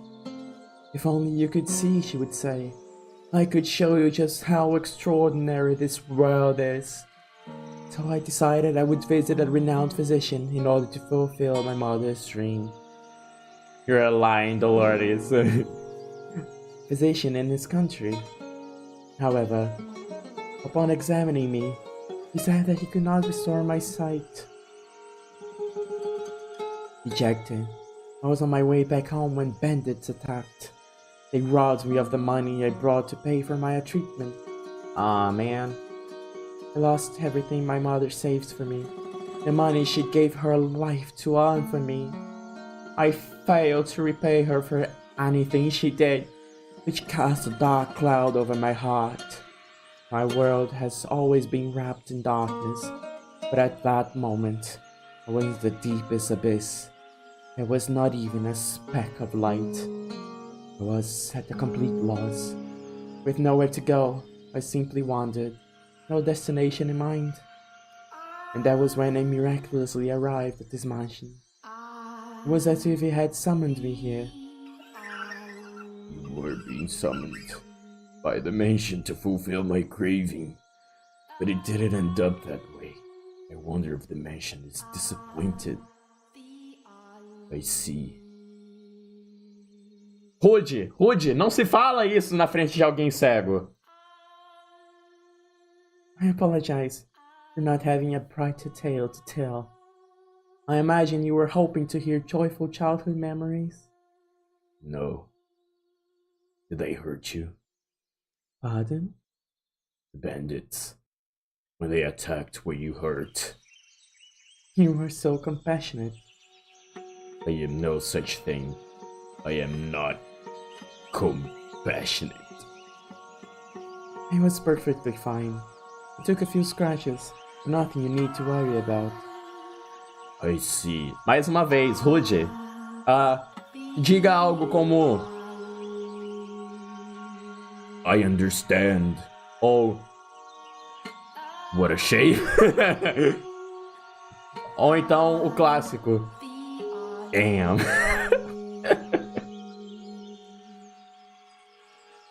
I believe that I am happy now. I was unable to regain my sight, and I haven't the money to return home. But I believe I left an orders gun here. Is your life right now happy? Complicado, né? I am terrified. Am volatile. Am growing accustomed to this woman's comfort. Am afraid of losing her. A beast should not have these feelings. A murderous beast. Take this. What is... It makes a good gift, supposedly. Vira vermelho, vai virar vermelho, vai virar vermelho. I was planning to throw it out when I learned that, but I couldn't. I felt like I was meant to give it to someone. It could only be you. It is a fake white rose. a white rose accessory? Do you not want it? No, I do. Just... for some reason... Never mind. Thank you. I appreciate it.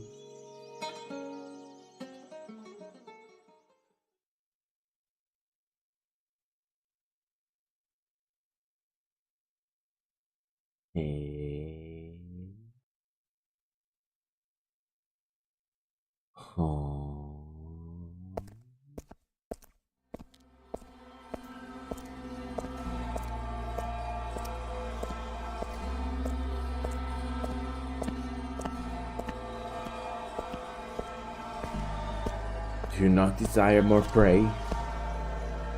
But you were so hungry for blood before. Good enough. I don't need any more. Essa é a mansão falando com ele? Appreciate! É. Although she is blind. No, because she cannot see, she does not push me away. She's the only one willing to accept me, to be with me. So hard to please. You obtain peace, cast it aside, then pick it up once more. You should never be able to escape it completely. After all, you are enchanted by the pleasure murder brings. You have been for a very, very long time. This time I'm done. I won't kill anyone anymore. Being with her is far more satisfying than the joy killing brought me. To be with her is what I truly want. So self-centered. You certainly are. Ooh, got him. Hey, It was as though he was viewing a flashback. Sound of knocking echoed through the mansion as ahead the day the merchant came and brought the short-lived beast crashing down. what did I just tell you?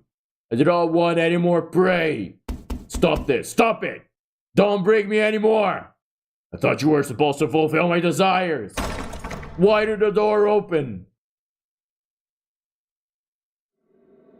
Sword in hand, Bishop ran through the mansion's halls. He was overcome with fear, had obtained the peace he so dearly wanted, and never found someone who did not fear him. He was terrified that the appearance of more prey would cause this all to crumble. If he spotted the prey, murdered them, and conceded to his madness, she might choose to leave him. As much as she claimed he was not hideous, but she witnessed him doing that. Assim, ela não ia ver nada. Só dizendo. I just chased them out. I'm done with this. My desires changed. However,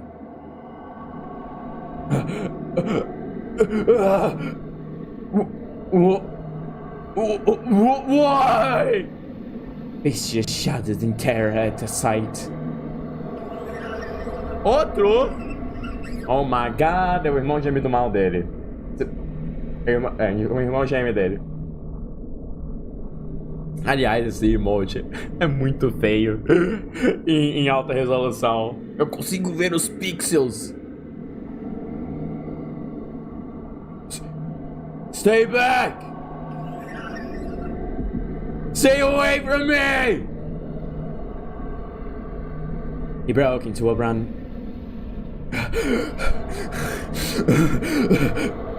It was not, after all, helpless prey that had entered the mansion. That's the thing is. The monster's voice seemed to slither along the floors behind him. Felt as though if he were to turn around, it would be right there on top of him. Why are you chasing me? He just shouted with fear in his voice, uncharacteristic of the beast who had so readily slaughtered his prey. Which can you blame, man? That's Apicia! In that moment, I had an epiphany. I had assumed he had called himself Piscia, unaware of what the bird meant. Apicia other than me! Piscia is not, in fact, a name. It is a word that means beast. Indeed, a second beast had come to the mansion. Why are you chasing me? Are you here to kill me? Is it because I settled down? Because I wanted to stop being a beast?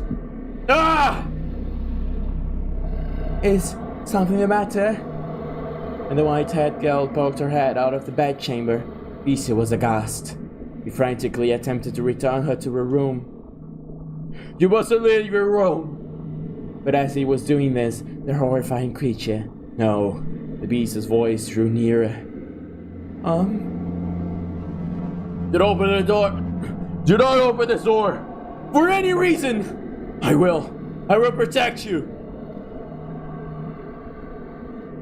That's right, I don't want this beast destroyed!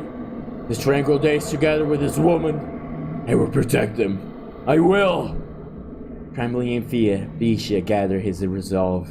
He pointed his sword, which until then had only been used to torment others, at the second beast. Now, he would wield his blade to protect the person he cared about. This was the same beast who had killed and killed and killed to satisfy his own primal desires. I will not let you destroy this. I will protect it from you. From a rational point of view, the things he was saying and feeling were rather idealistic, but Piscia was desperate. He did not want to lose this peace.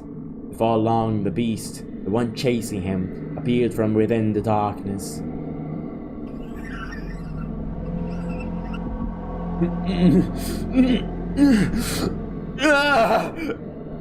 Say, Master, resolve was the only thing necessary for one to act courageously.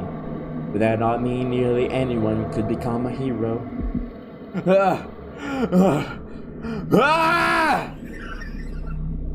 Risha had viciously slaughtered so many people before. He had gathered the courage to protect the things he cared for. But now he was shaking. He did not gallantly bring his sword down upon the approaching beast. Instead, he trembled visibly from head to toe. He must have been quite terrified at the beast's appearance. Stop! No! Stay away from me! Don't! Stay back! Seeing Bisha so scared, I imagine the beast thought it the prime opportunity for it slowly, ever so slowly, amble toward him.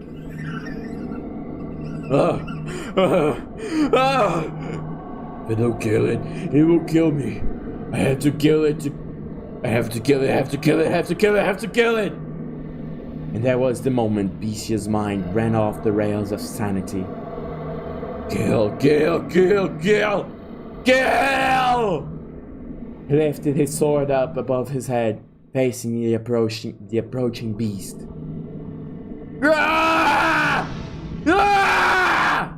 And ferociously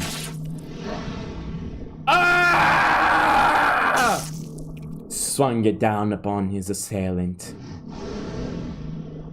Vou deixar o negócio fazer sozinho. Again and again and again. Screaming horrifically at the top of his lungs. He continued, swing after swing, until the other beasts had gone completely still.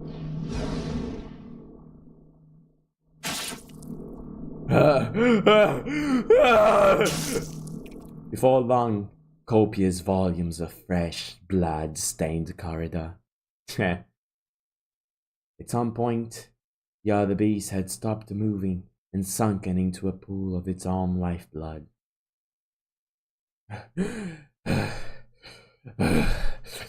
I did it. I killed it. I killed the other beast here.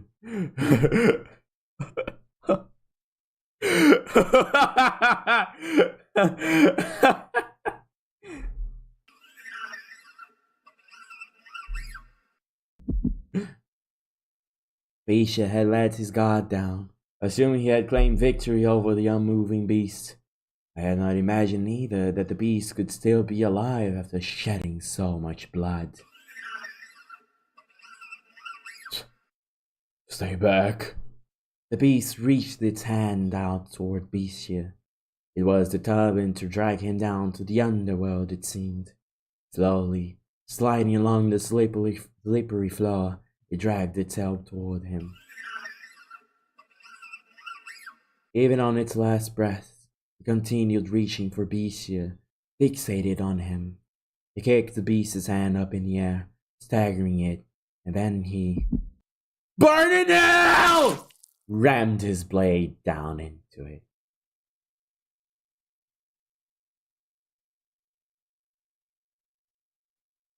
Bisha's fear-stricken expression was hardly that of a knight who had just saved the maiden. Nevertheless, he had indeed eradicated the other beast.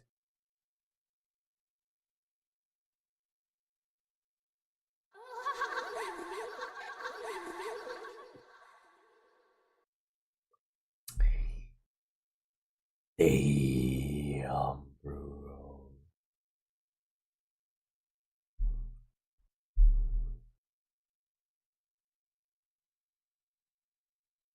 O engraçado é que cada um desses momentos tá caindo bem certinho no tempo de propaganda. Então, o que acontecerá a próxima vez? Descobriremos em breve, depois deste intervalo comercial. Oh, Sorra, você é tão ganancioso! É, mama aqui, otário! Eu vou ter que ir lá pra aquele lugar, sabe? Sabe, chat? Aquele lugar. Ah!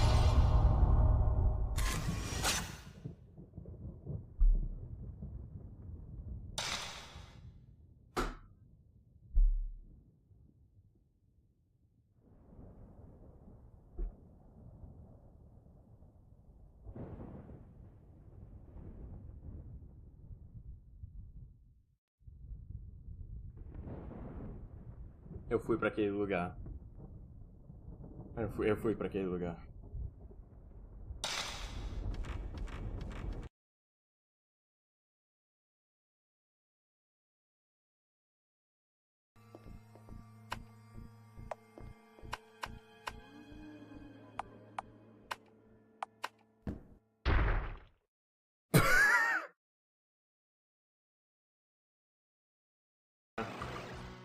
Faltam dois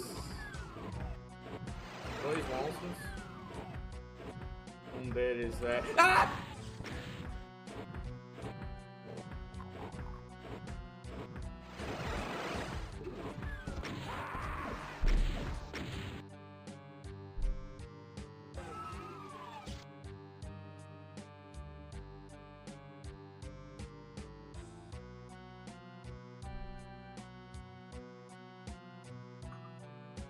Eu tô há quase 20 minutos nessa fase e levei um puta scam desses, eu não acredito.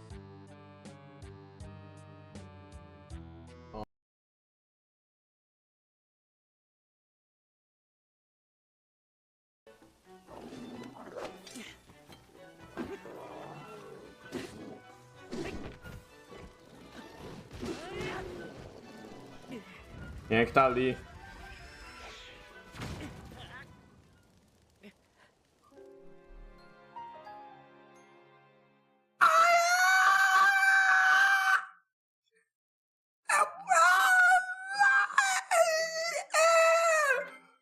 Ataque aéreo! Eu morri pra ataque aéreo!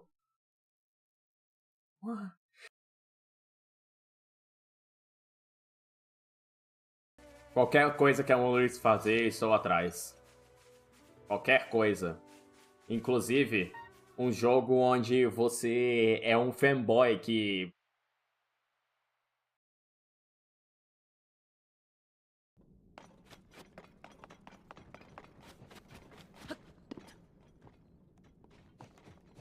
Ok, deixa eu andar na minha morte laser ambulante.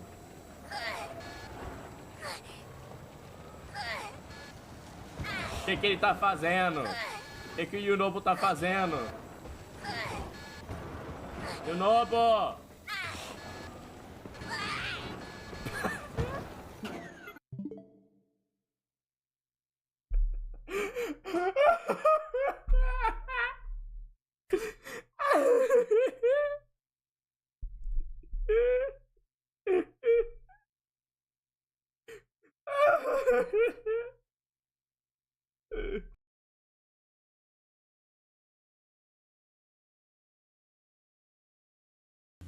Você conseguiu, James!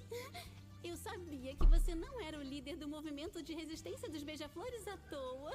Agora nós temos o templo só para nós. Mas primeiro, tem um presente para bomba. você. Vou fazer o que com isso, então?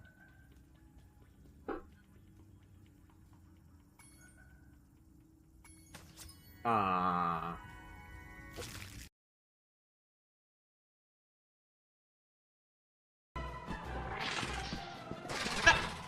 É um bicho atrás de você, na sua frente. Amiguinho.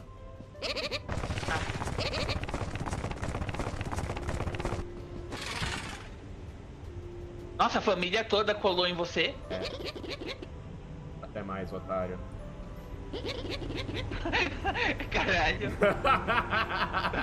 Nossa. Teatro. Desce agora então, filho da puta.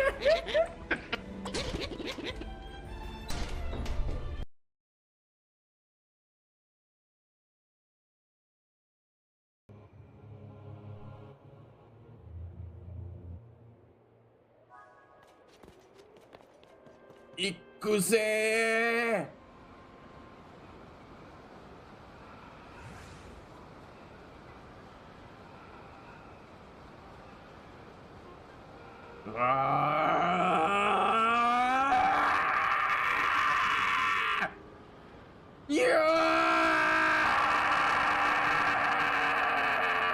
What the?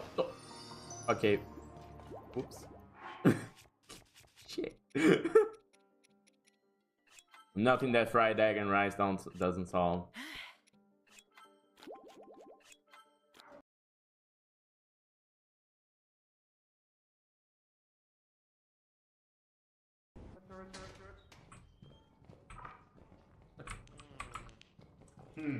There's a gate. Oh, right there. No, I want to grab the gate. Well, we're not going there, I guess. What? Fuck! What the hell? Fucking tried to scare me with a boom box. Flashlight, asshole. Oh, that was so long. God damn it. Oh my god! I think Jelly just came.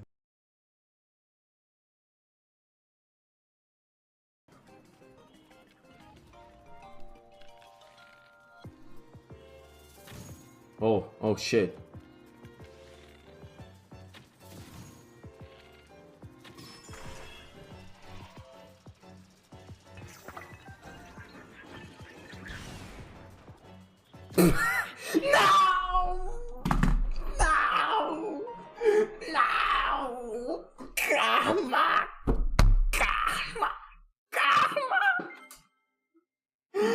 Oh no. Fuck off.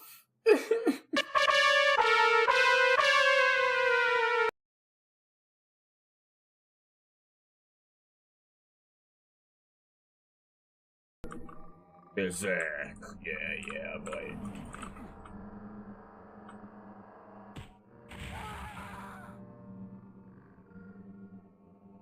Bom, é isso. Obrigado por aparecerem na stream hoje. A gente se vê na próxima quando eu deixar de ser uma fraude. Obrigado.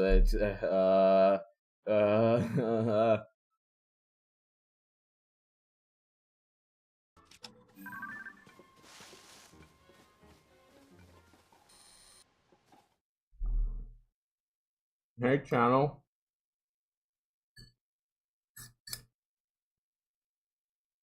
I'm eating granola. I mean, to be honest, it wouldn't be really that surprising that I just die at any moment.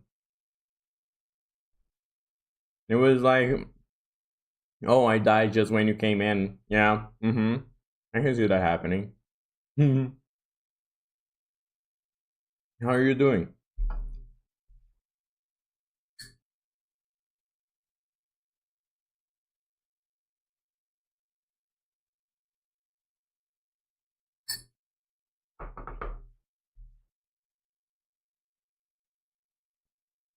I'm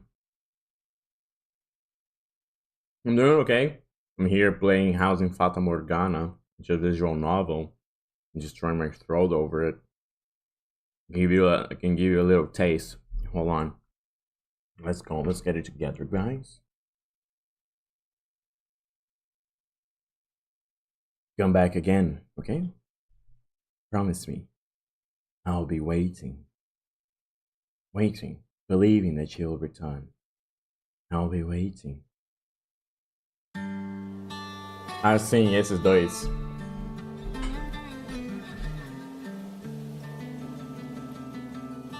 It's about time for you to set off. Indeed. You take care out there.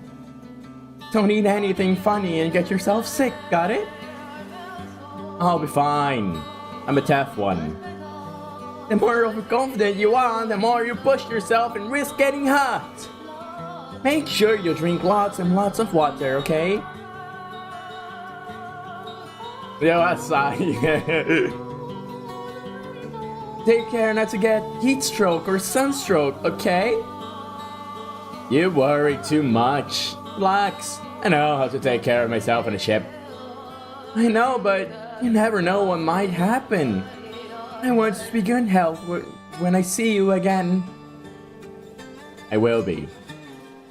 Though, I'll probably keep you waiting for a long time again. I'll be waiting.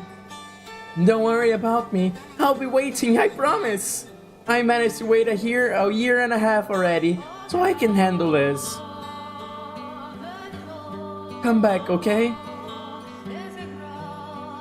You have my word. Chat, she doesn't have his word. Thanks. Safe travels. Death Flag seria tipo posthumous Death Flag no caso, ele já morreu.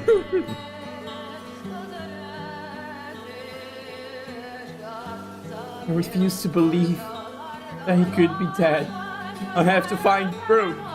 It's somewhere out there. He's still alive and well. I have to find him. I have to prove it.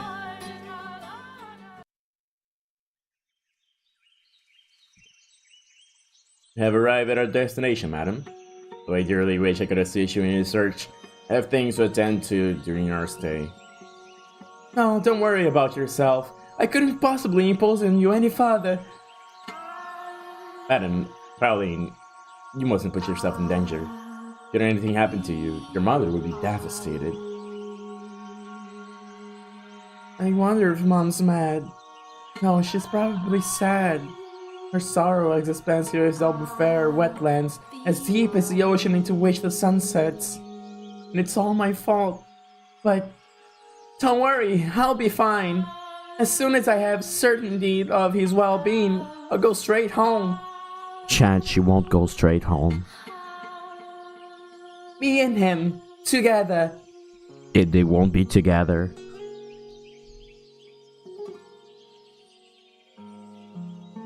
Pauline, your lover is. I have faith in him. He would never break a promise to me. He's always come back to me, no matter how long it took. A man like that wouldn't just suddenly disappear on me. There's been a mistake and I have to prove it. I have to be the one to do it, because he'll remain gone unless I see it with my own eyes. I wonder, will you inherited your stubbornness from? What? Nothing. Nothing. An acquaintance of mine lives in this village. I shall be staying with him. I'll let him know about you. He'll gladly welcome you into his home. Thank you, Orlando. You've been such a big help. Pauline. 1 month. You search for 1 month. If you haven't found him, you come home with me. Will you promise me that? You are her only daughter. Okay. Good. To tell you the truth, I regret bringing you with me. What I should have done is dragged you back home. But I couldn't bear to see you like that, Pauline. It was like I was looking at her when she was younger. Orlando. Anyway, 1 month. Understood? Yes. Don't worry. A month will be plenty. I will find him before the month is up. The sleepy seaside village is on the small side, but from what I've been told, there used to be a flourishing fishing industry. Now, though, it's like there's a fog hanging over everything. That's not too surprising, I suppose. Isso é a Mage falando? Fucking hell, às vezes fica difícil. A few months ago, the village was part of a war for control of the country, and they're now under a different rule than before. Stripped of their independence and battered by the raging tempests of war. The people's spirits had been eroded. The spiritual damage is not so easily mended. Even if they were not physically harmed, there are deep wounds in their hearts. It's a lovely village, though. The breeze feels different than it does back home. Beneath it all, I'm sure the people are actually quite friendly and cheerful. A long time ago, I went on a trip to a land in the south. The country is quite a bit of south of mine, too. People blessed with lots of sunlight are bound to be warm at their core. Say, Orlando. Yes? May I take a look around the village? I don't see why not. The sun's still up. I need some time to catch up with my acquaintance, so I suppose it's as good an opportunity as any. Do you know where to find me, madame? Yes, you go down that way, then in the second crossroad, follow straight for a little, cross over to the other side, and it's right there, right? Are you sure you can find it? Don't worry. Alright then. You're planning to stay within the village today, right? I'll see you in a little bit then. If you get lost, give me a holler. As much as you may insist otherwise, you really do care, Orlando. We're bad enough as it is. Please, don't take advantage of me. I think I might have to take full advantage of this. Thanks. See you in a bit.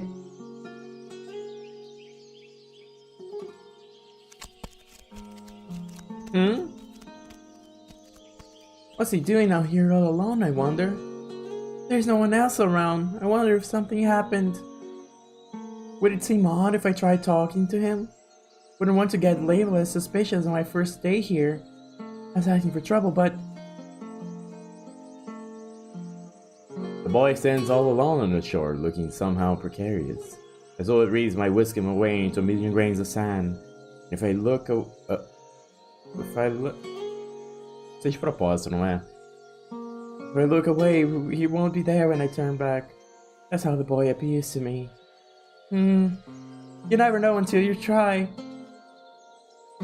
Besides, it's important for me to communicate with the natives. I've got to build trust with the people of this village.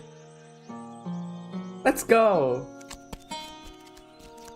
Good afternoon!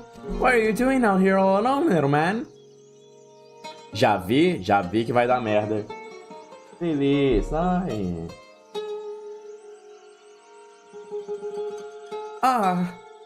My force of habit, I spoke in my native tongue. How dense can you be, Pauline? You may have just been talking to Orlando, but that's no excuse. This isn't your homeland, but everything's alright. I studied the language, so I should be able to hold a simple conversation. Lily, sai! Hi. You don't need to be afraid of me. My name is Pauline. I'll be staying in your village for a while. Nice to meet you. Do you not understand me?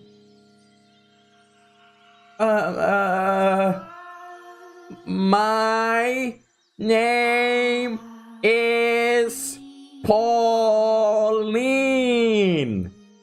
Grogny. Your life is nothing. You serve zero purpose. You should kill yourself now. Não lembrava? Bom, Aníbal, preciso lembrar melhor então, hein?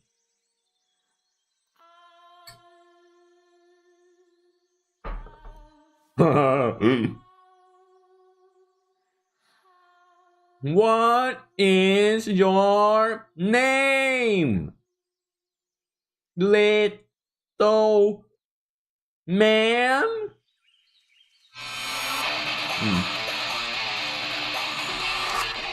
Que coincidência, né? Um momento, já volto. A verde, enfim. A próxima é a vermelha. Vai, pega, por favor, rapidamente agora! Tá bom, senhorita, só porque vocês são gostosas. Lição do dia. Se uma gostosa lhe pedir alguma coisa, faça.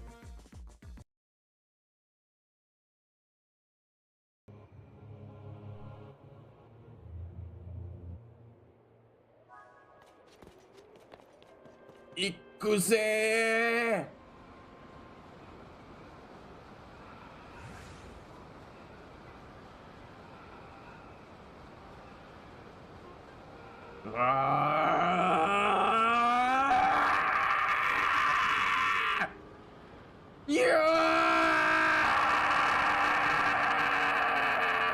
What the? Okay. Oops. Shit. Nothing that fried egg and rice doesn't solve.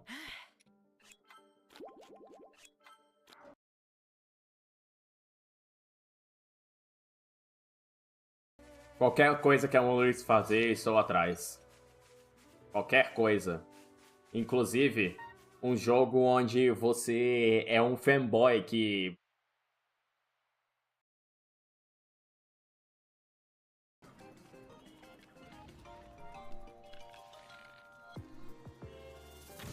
Oh shit.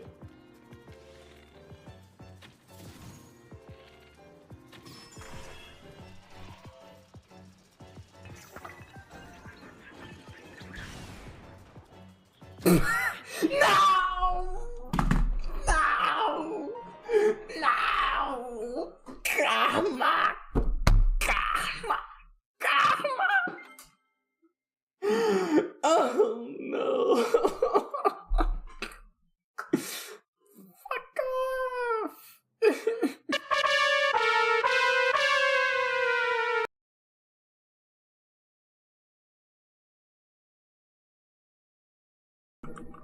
Berserk. Yeah, boy.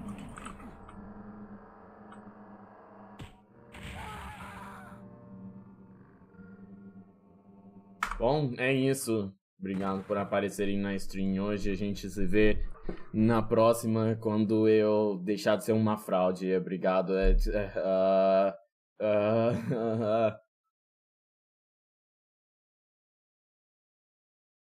Eu não sei como que volta pela saída de emergência. Boa sorte. Ah! Dá pra matar os bichinhos. This next test involves turrets. You remember them, right? Conheço. They're the pale spherical things that are full of bullets. Oh wait, that's you in 5 seconds. Good luck.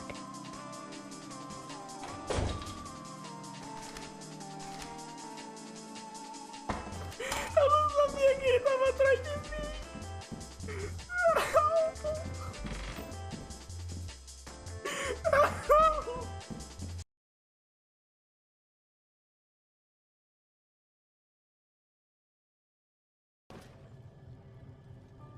Talvez seja isso mesmo que eu tenho que fazer.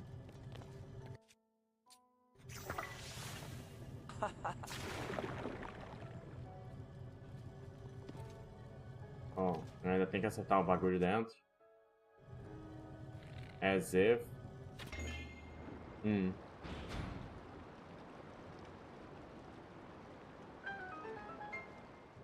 Plataforma ativa com acende, depois slow motion de arco. Ah.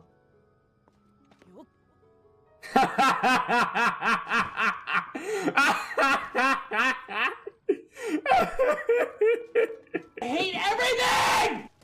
Casualmente acerta o negócio full speed 2 vezes certeira.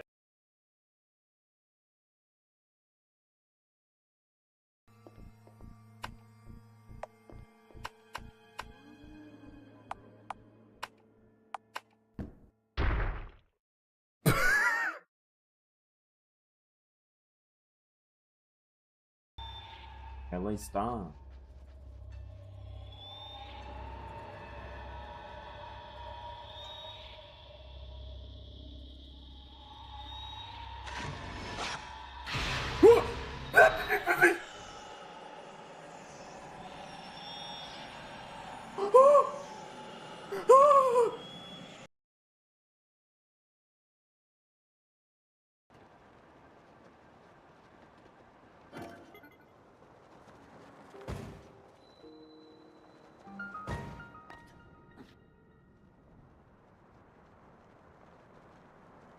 Eu vou entrar no buraco do Dorf.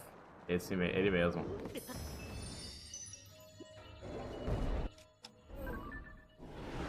What the fuck?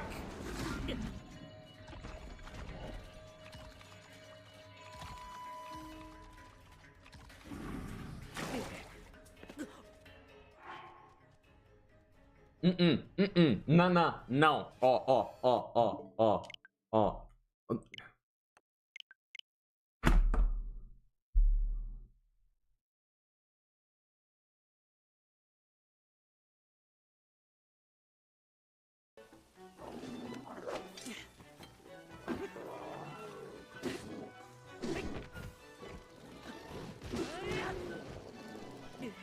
Quem é que tá ali?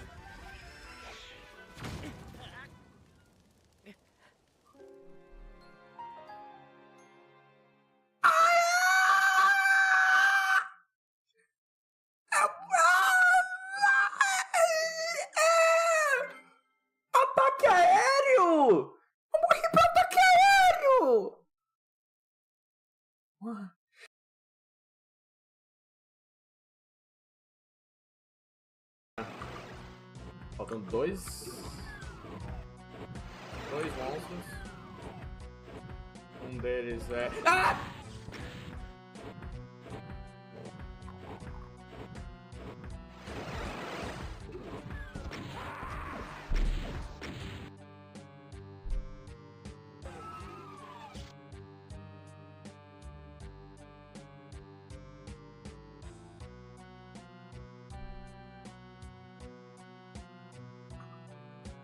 Eu tô há quase 20 minutos nessa fase e levei um puta scam desses, eu não acredito.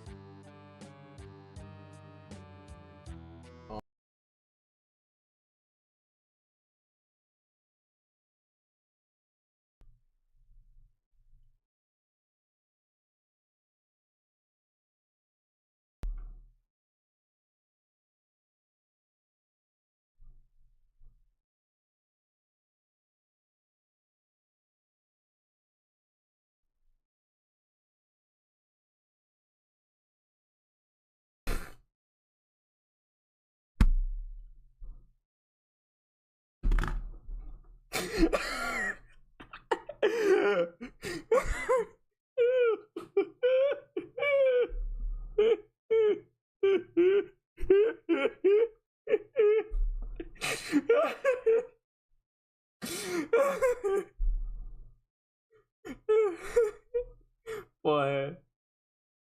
Gente, que idiota. Muito idiota.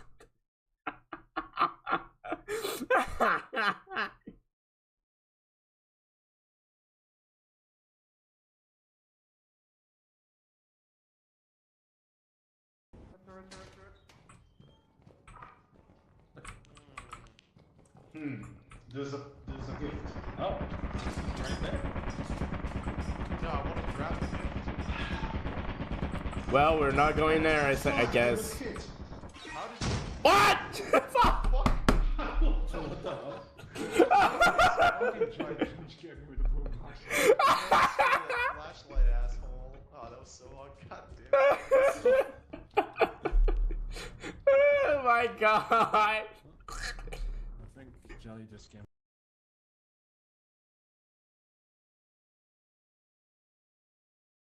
Como está o doutor? Meu marido está mexendo com... Tinkering with his junk!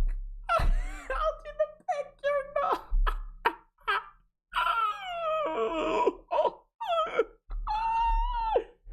Olha, é por isso que mora no pico da montanha? É por isso? Pra ter privacidade? Eu entendi. Tá bom. Beleza, eu saquei a ideia do cara.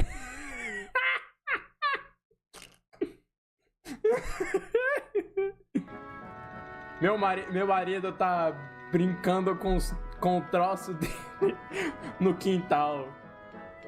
Ele devia ter adivinhado. Ele nunca fica... Ele fica cansado de ficar brincando com o negócio dele.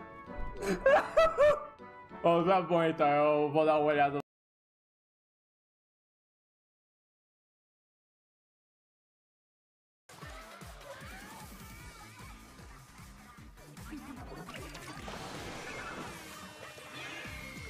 Uou! Ok.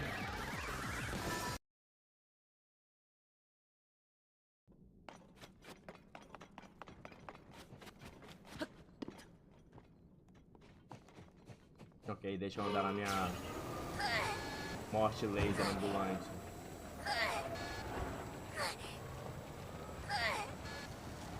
O que ele tá fazendo? O que o Yunobo tá fazendo? Yunobo!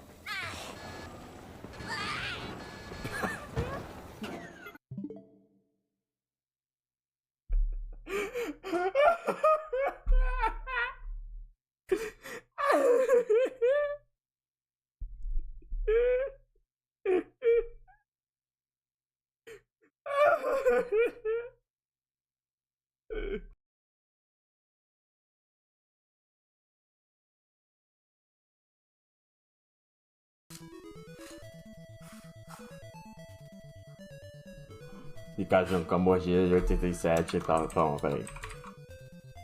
The Bite of 87?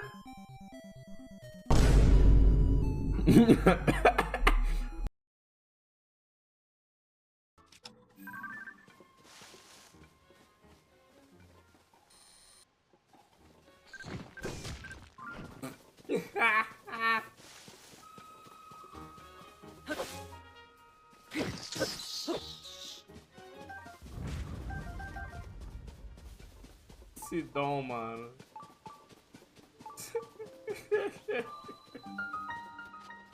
Levou pedrada na cara.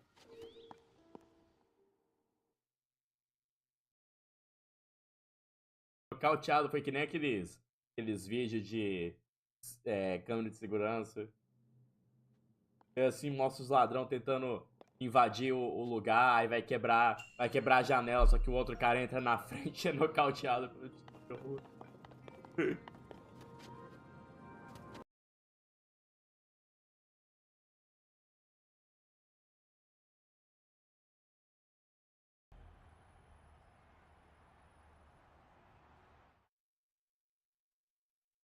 Ok. Pardon. Jesus ontem, pardon. Morgana falou aqui. Ok. Respondeu. Dreadful. What? Bom, são franceses. Não dá pra acreditar neles. He just called me dreadful. That's one hell of an accent you've got. Who are you, a bandit? What are you here for? No! I'm not a damn bit, I promise. He stammered. Atrocious. There's no need to be so mean. I put in a pretty good effort, I thought. You could at least compliment me instead. Fia, você que começou com isso. God awful. That's not nice. What's a foreigner doing in this remote corner of the world? Sightseeing our little village. Sure got a lot of time in your hands. I do not. I'm very busy. You're a little obnoxious, aren't you? You're supposed to treat your elders with respect, you know? Like I give a damn, lady. You're older, but you're acting way more like a kid than me. My name isn't Lady, it's Pauline! Pauline! And what are you here for? Completely ignored. I am here to look for someone. There are rumors that he was last seen around here. Have you by chance seen any other foreigners around? Hell if I know. He just won't let me in. I've got to befriend him first. Of course, he's going to be guarded if I just start throwing questions at him. Alright, so you haven't seen him. Then why don't you tell me about yourself? What are you doing now here? Is that any of your business, lady? The boy's out here on the beach all alone. Wouldn't that make you curious? Don't you have any friends? Maybe he's one of those kids who doesn't have any. Say, if you don't mind, could we be friends? Moça. Suspeito. I'm not really familiar with the area, so it'd be nice to have someone with me. What do you say? I don't need any damn friends. Who the hell would be dumb enough to say, sure, I'll be your friend to someone they just met? How are you so jaded?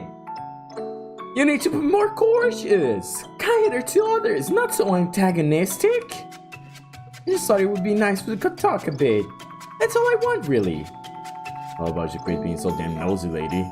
Just so happens I like being alone. We got some strange woman ruining my alone time. I'm out of here. Hey, wait a second! He's gone. This is going to be really, really hard! Okay.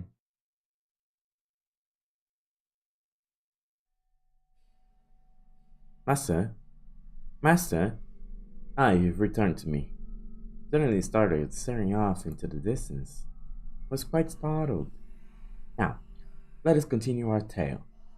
Mansion's corridor was a horrifically repulsive mess. Platters of fresh beast blood covered the walls, and there was a repugnant odor. Anyone would be compelled to avert their eyes at the sight. What happened here? I am grateful that you cannot see, because you would certainly think me a beast if you were able to see this. Because you cannot see, you do not know what I look like. But I know. Another beast like me broke into the mansion. Was it? I protected you. Did I not? I protected you. Say that I protected you. That I did this for you. In his hysteria, Becia tore down the curtains hanging on the hallway window, blood-stained curtains that reeked of dead beasts. I... What did he have to be so afraid of, though? He had exterminated the other beasts encroaching upon his territory. I would understand if he had buffed his chest and pride, but far from that, his terror merely intensified. Calm down. The white-haired girl extended her hand for Becia, but even her gentle, lovingly outstretched fingers evoked fear in his eyes. Instinctively, he feared anything that entered his territory, and then attempted to remove it. And driven by those instincts, he shoved aside the white-haired girl, the one he had said he wanted to protect. Being without sight, she had no way of reliably catching her balance, and she fell to the floor with a splash, where she landed in the pool of blood left by the beast. Red seeped into her clothing, slowly spreading through the fabric. First, looked like she had fallen into a bottle of fresh, bright dye, but before long, the red darkened into a brownish black. I'm sorry, I didn't know I... It's okay. I'm fine. She She embraced the panicking beast, softly whispering, "Shh, shh," as if trying to calm a crying baby. Though Becia was solid and physically stronger, the white-haired girl was emotionally more stable than he. What has you so frightened? Please, tell me. I promise I will not look down on you for any reason. All I want is to free you from the depths of your suffering. Sometimes, talking about things can lighten the burden they place on you. We have the ability to use words, both you and me. With language, the gift God bestowed upon man, we can communicate our feelings with one another. It's all right. Don't be afraid. Talk to me, please. Am I a man? You act as though I am a man. No, you treat me like one. I cannot see you as anything else, as I have said before. Only because you cannot see me! You are the only one who says I am a man. You who are without sight.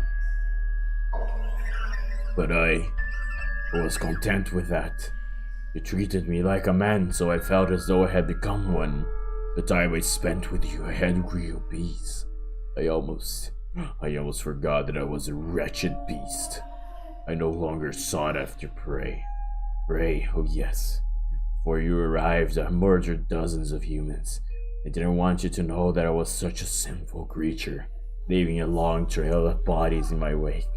But I thought that if I didn't show them by my strength, if I didn't force them into submission, that I would never find peace. I was drunk with power. I took great pleasure in it, in slaughtering people. The fear was so overwhelming that you turned the act of killing into one of gratification. You did it to protect yourself. You're still not going to condemn me? Taking another's life is wrong. Not only does it rob them of their time on this earth, it inflicts great wounds upon those who care about them. However, I do not regard you as a mere beast, nor as a mere murderer. Something made you the way you are. I am almost certain of it. Something? Tell me about yourself. In your words, from your mouth, tell me. When I woke up, I was weak, exhausted, emaciated. Couldn't think clearly or even remember much of anything. I was thirsty, hungry, sore from head to toe. A crowd of people surrounded me. This was a long time ago. Well, not so long as to be described as long ago, but it is as far back as my past goes. I sought help from the people around me, but my words did not get through to them. The only thing that came from my mouth were feral howls. They scowled at me and then... Stinky gross. I have no interest in any more trouble. Shall we kill it? Never seen anyone like this before. What is he anyway? Beats me. Pisha by the looks of it. Pisha! Pisha! Bisha! Pisha! I didn't understand what they were saying about me. All I could pick out was the word beastia. The humans brought sticks and fishing poles, with which they poked and prodded me. At first, they probably meant only to chase me out. Before long, their actions began to escalate. Bisha! Bisha! Filthy beast! We ain't got nothing for you! Dirty, nasty thing! Stay back! Hit it! Pound it! Ah, he's feeling it! Beat it! Beat the thing! Kill it! Kill it! Kill it! Kill it! Kill it! Die! Eu fui o fecho nessa última. Why? Why should I have to die? Was simply asking for help. They didn't have food to spare. A glass of water would have been enough. I asked for nothing of them but some relief from my thirst. But the humans would not hear my pleas. Crítica social foda.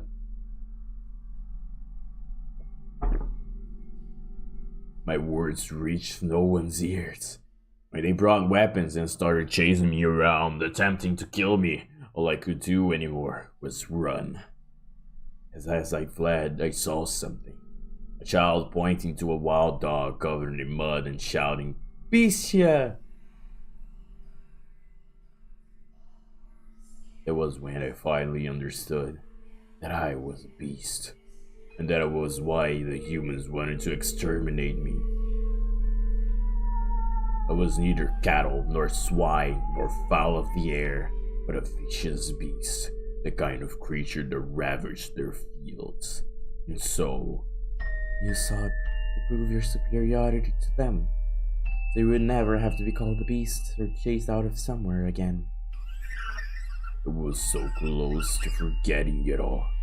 The time I spent with you was truly wonderful. I could forget about people calling me a beast, chasing me around and trying to kill me. I could forget about slaughtering them, painting the walls with their blood. I could forget about everything. Felt like I had actually become a man. But then it showed up. Another beast like me. It was my kin. A different individual though, built differently than me. I am taller than it was, but it was a beast. And I too must be a beast. Regardless, I will continue to insist you are not, as many times as I must. Should you be troubled by these painful memories and attempt to cause someone harm again, I will be there to remind you of your humanity. Is that which you can see with your eyes, the whole of the world.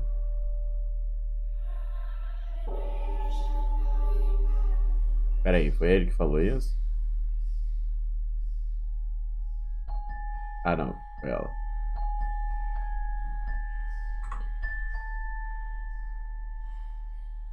I cannot see you, that is correct, but I can feel you, sense you, hear you. I can learn that what you bear within your heart. You worry, you fear, and you think, and you also show concern for me. These things all prove that you are human. Ah, this woman, she really is going to change me. If I remain with her, I can become a man. may be no more than an illusion, but with her near, it can become a reality. You calmed yourself down, son. The hall needs to be cleaned. So it does. I'll take care of it. You don't need to worry. You should get changed, though. Very well. I believe I care so much for you. Because you resemble me. We are not alike in the slightest. As I've said, you are a beautiful woman. You may compliment my appearance, but no one else ever did.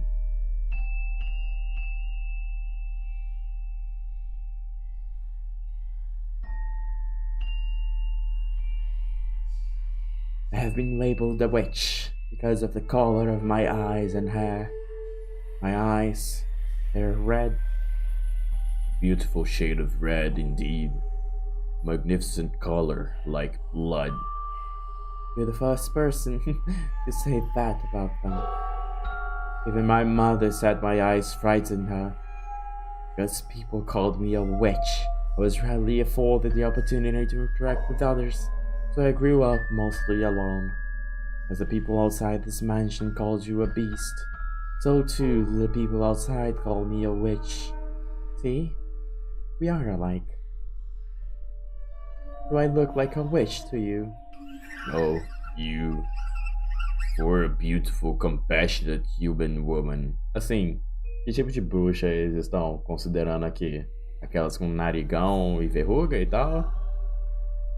A witch and the beast, é. And you were a human man, even if you don't believe it yourself. Yet again, Picia found himself feeling grateful for the white-haired girl's blindness. For, while he had just managed to put on a smile, tears were also rolling down his cheeks. Joy, bitterness, sorrow, maelstrom of emotions flowed unbounded from him within, but he cried in silence.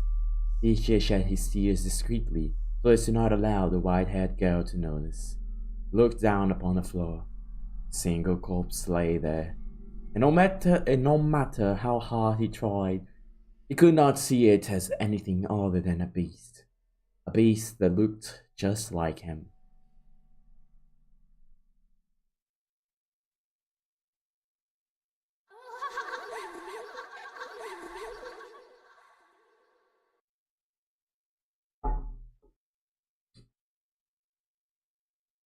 What gives? What gives? Game from afar. Bom, se eu não sei de quem é a voz, eu vou fazer minha voz normal. Game from Faraway Land. Não, acho que é a voz da Pauline. Vou apostar que é a voz da Pauline. He came from a faraway land, across many seas. There was never any guarantee that we would see each other again, but I still believed that no matter how great the ocean that divided us, we were bound by our love. The only thing that needed to stand between us was physical distance. I wonder if it's here yet. Hello, my little Nigent. What? Nigent. What has you so out of breath? Oh, don't scare me like that. Where did you pick up your word like Nigent? I never took you for someone so pretentious. I'm sorry. It just looks like so much like a rabbit there. The way you were tossing your head back and forth looking around for me. Oh, you. Nigent is something you call a child. I'm not a little girl anymore. I'm sorry, really. Don't be so mad, Pauline. We're not bad at all. It's been a year and a half. We finally get to see each other again. That we do. You have any trouble out at sea? You fall ill or get caught in a storm or run into any kind of danger at all? No, there was no trouble. Everything went fine without incident. The sea god was watching over us, I suppose. Thank goodness. I was so worried. But you kept your promise. You came back for me. You kept yours and waited for me. Of course I did. I trust you and I don't mind waiting. Even so, 18 months must have been a long time for you. It was. It felt long to me as well. Every day I would picture your face, recall the sound of your voice. But over time, I began to lose surety. Absolutely terrified. Is that what you actually looks like? Is this really the sound of your voice? You mean you almost forgot? Not at all, Pauline. I was afraid that, in my profound love for you, my mind had created its own image. That perhaps my adoration had grown so strong it had turned into a transcendent beauty like Cleopatra herself. You must have made some unseemly friends. You were never this much of a sweet talker. I bet you're disappointed though. Look at me, a homely woman you could find anywhere. For some reason I find myself in a teasing mood. Please have mercy, or I am liable to lose your affection. What I'm trying to say is that being here with the real you, putting my hands in yours, listening to you speak, and seeing you be, well, you, Pauline, so much more wondrous than anything I imagined. Right now, I am feeling that stronger than ever. You seem to have found yourself away with words. I imagine I had plenty of time to practice on other women. Goodness, you fiend. Fiend? That's not terribly convincing with his cheeks the color of wine. They are not! God! Hey now, don't throw a fit. You're only one who can put me in such high spirits with few simple words. Huh? Did you say something? Who, me? No, not a thing! Yeah, say, since you're finally back, how about we walk around and take a walk around town? Taking care of all your work for the time being, right? So you can spare some time for me? Absolutely, Pauline. As much as time allows, I will spend it with you. As much as time allows.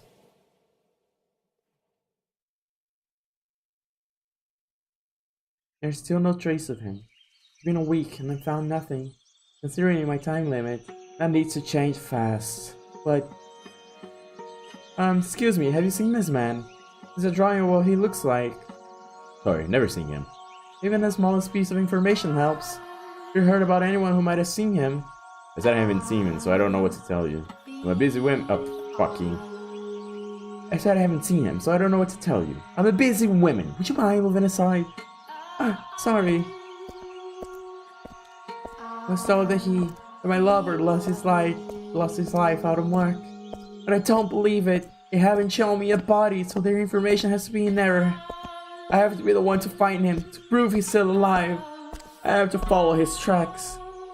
I've heard word that remnants of the ship, if she had drifted ashore near his village.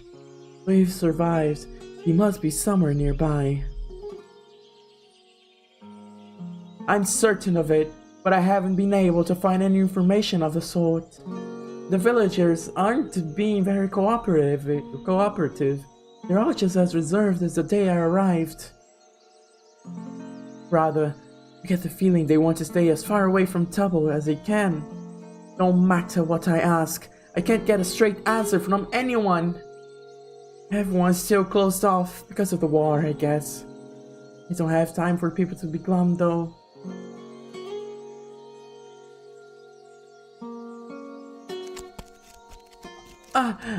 It's that boy.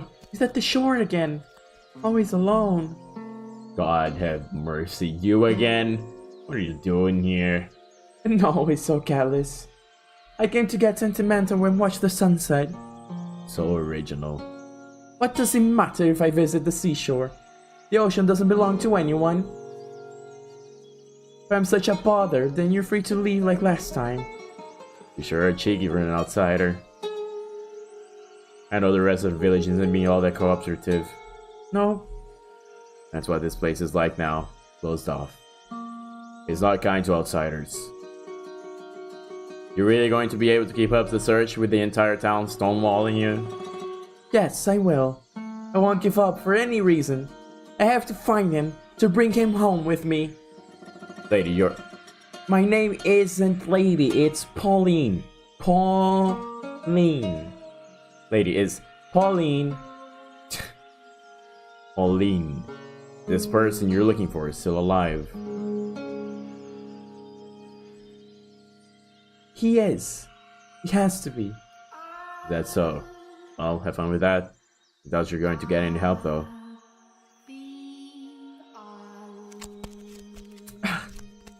He really left.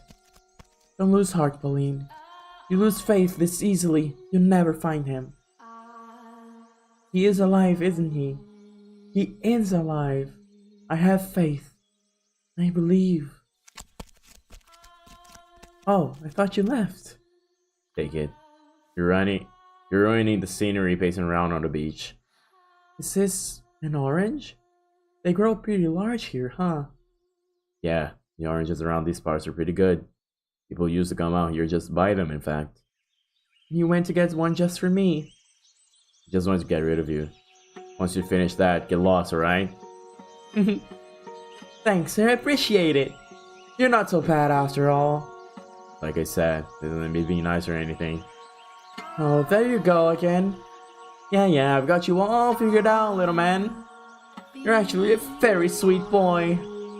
You were really trying to cheer me up, weren't you? Javi. What? My name. It's not little man. It's Javi. Alright then. Javier it is. No, not Javier. Just Javi. I don't see what the big deal is, but okay. Não é o nome dele, mulher! Say, Javi, I really think we should be friends. What? Come on, let's be friends. Don't say you don't need any. You can make me friend number 1. We have lots of fun. You just want to use me in your search because you can't get any villagers stuck on your own. No, I mean it, really. You're wasting your time. I'm just as much trouble for them as you. Using me isn't going to get you anywhere. Trouble? What do you mean by that, Javi? Nothing you need to know, lady. Bye. Stay away from the shore. Hold on a second. What? Pauline. What? My name isn't Lady. It's Pauline. Listen to me, Javi. I have no intention whatsoever of using you. I enjoy talking to you, and I think it'd be fun if I could do it more. That's why I want to be friends. I can find you here at the beach, right? I'll be back, Javi. You won't change my mind. I will make you my friend, Javi. What the hell, lady? Did you hear a word I said? I don't need any damn friends. And stay away from the beach. Nope, you will be my friend. It ain't happening. Wait, Javi! See you again. I'm not kidding, I will come back. Puxi. E parece fusão de Light com El. É o filho... o filho ilegítimo dos dois. I had actually at first been thinking that it would be easier to get information if I could make friends with someone in the village. But that orange Javi gave me when I was sad and lonely and hurting was so amazingly fresh and delicious. More than any orange I've ever had before. It was almost as though Javi's kindness was seeping directly into my mouth. É isso que falam hoje em dia? I'm sure we'll be able to get along. I want to be his friend. Time is the only thing moving forward in my search. Some days I will ask my mom's friend, Orlando, to accompany me on trips outside the village. But no matter where I go, I just hear the same thing. The view on the ocean always keeps me from getting too dejected. It's an unimaginably huge chasm that keeps us apart. But at the same time, there's something beautiful about the way the sea encompasses the entire world. The emerald expanse. It simultaneously robs me of him and soothes my heart with its stunning brilliance. Perhaps I feel such awe and admiration for it, because I was born along the seaside.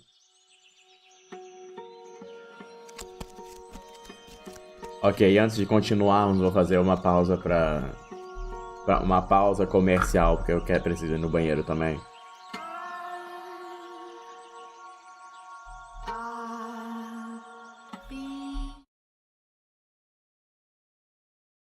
A verde, enfim. O próximo é a vermelha, vai, pega, por favor, rapidamente agora! Tá bom, senhoritas, só porque vocês são gostosas. Lição do dia. Se uma gostosa lhe pedir alguma coisa, faça.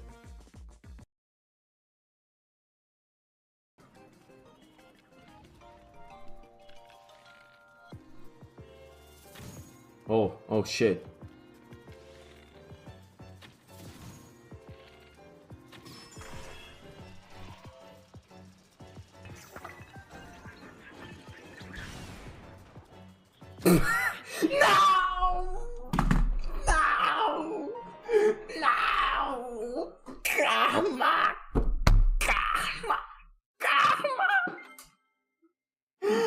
Oh no. Fuck off.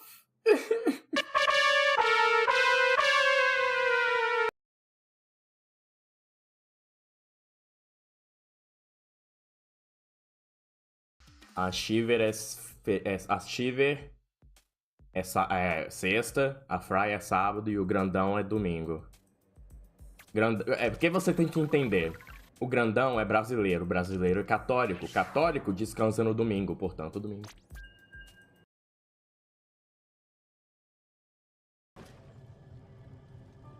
Talvez seja isso mesmo que eu tenho que fazer.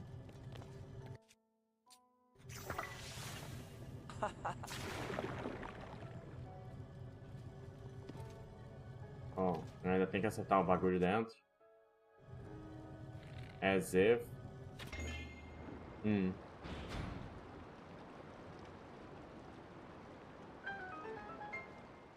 Plataforma ativa com acende, depois slow motion de arco. Ah.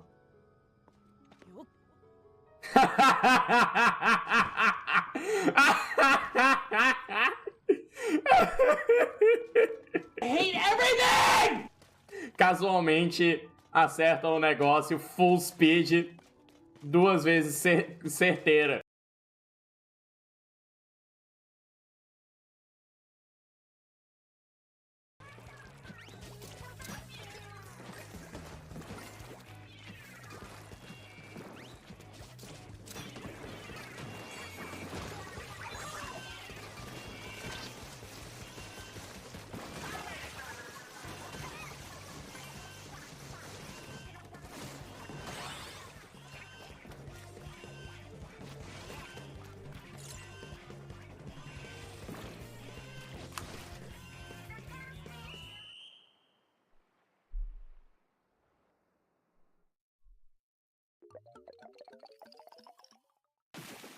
Jogo de equipe.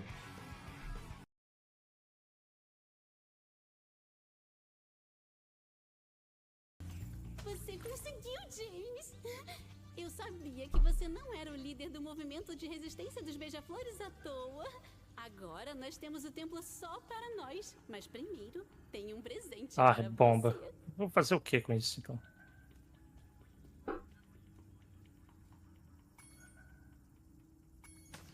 Ah.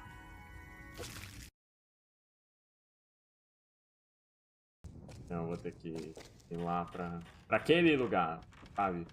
Sabe, chat? Aquele lugar. Ah!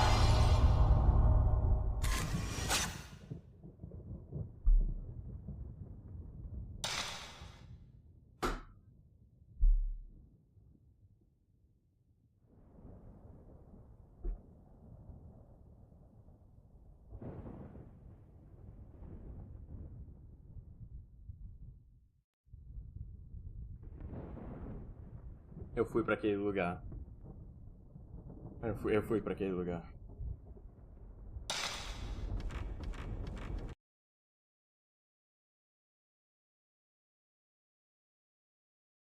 Ah, vamos.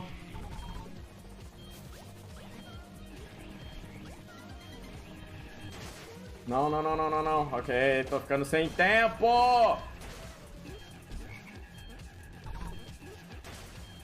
What? Ah!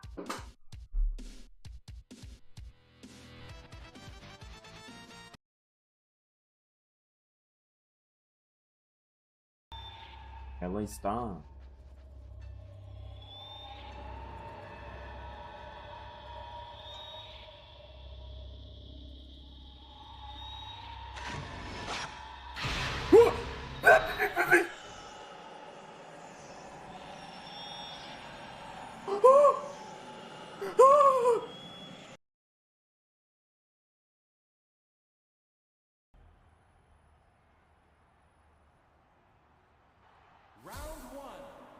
Me?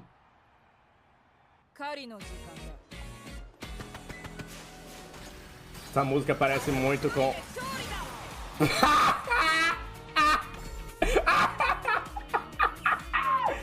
Bluefin Moment! Bluefin Moment!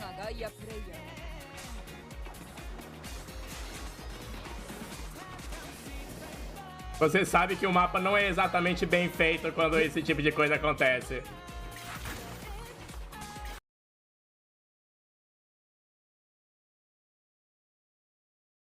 Como está o doutor? Meu marido está mexendo com... Tinkering with his junk! Out in the picture now!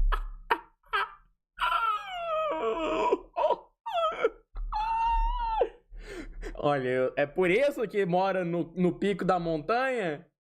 É por isso? Pra ter privacidade? Eu entendi. Tá bom. Beleza, eu saquei a ideia do cara.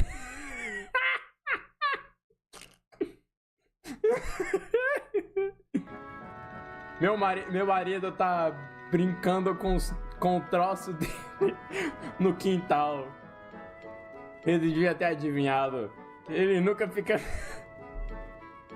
Ele fica cansado de ficar brincando com o negócio dele.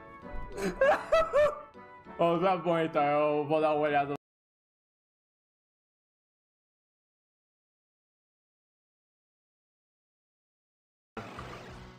Faltam dois monstros. Um deles é... Ah!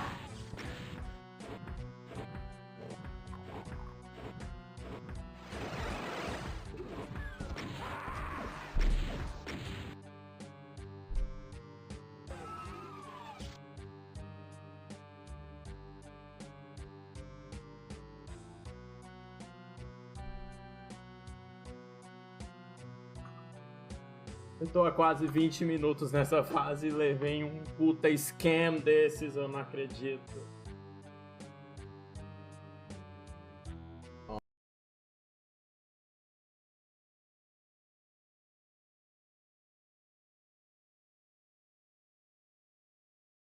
What the dog doing?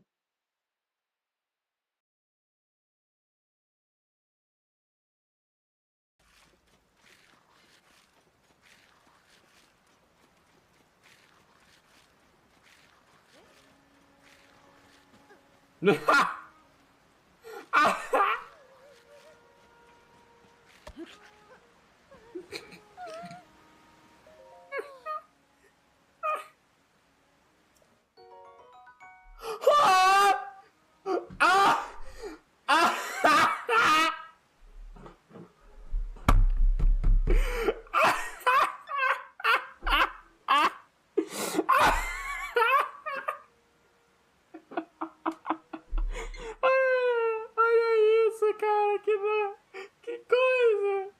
Que coisa!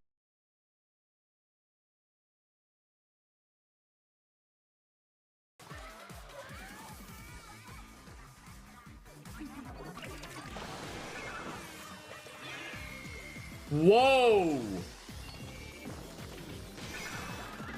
Ok.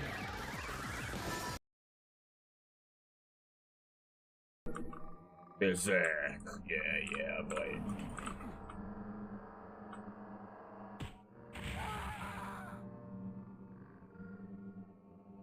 Bom, é isso. Obrigado por aparecerem na stream hoje. A gente se vê na próxima quando eu deixar de ser uma fraude. Obrigado.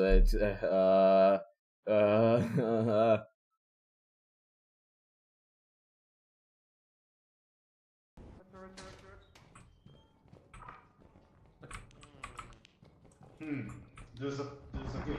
Oh, right there. No, I want to grab the gate. Well, we're not going there, I guess.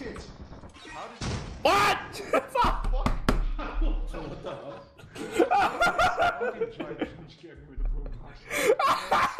Flashlight, asshole. Oh, that was so hard. God damn.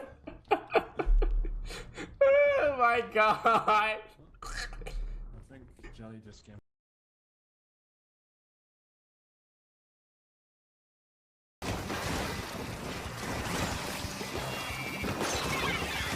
Lomão.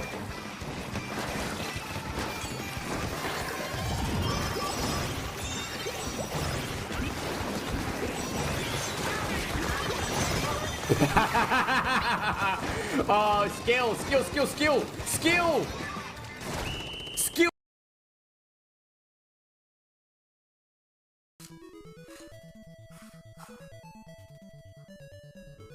Ficar junto com a mordida de 87 e tal. Então, peraí.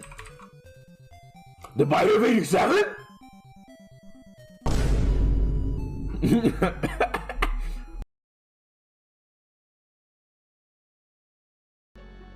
Então, só sabe fazer um tipo de jogo. Jogo ruim.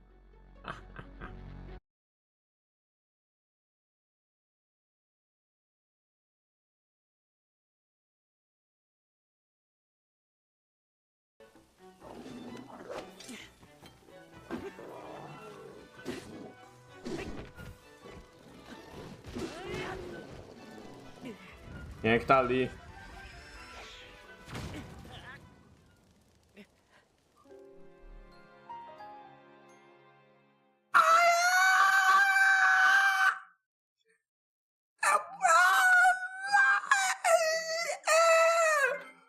Ataque aéreo! Eu morri pra ataque aéreo!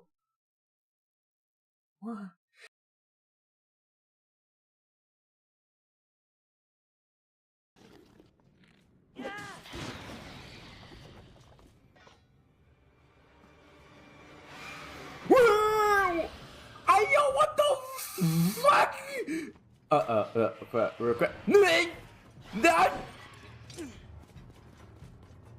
Pera aí, deixa eu tirar uma selfie aqui.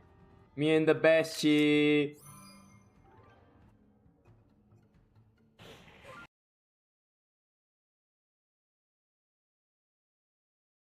Oi. That point. Vai tomar no cu, checkpoint na hora. Eu não sei como que volta pela saída de emergência. Boa sorte. Ah, dá pra matar os bichinhos.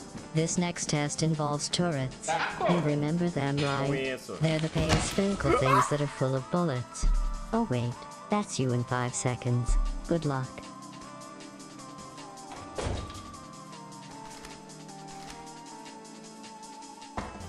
Eu não sabia que ele tava atrás de mim.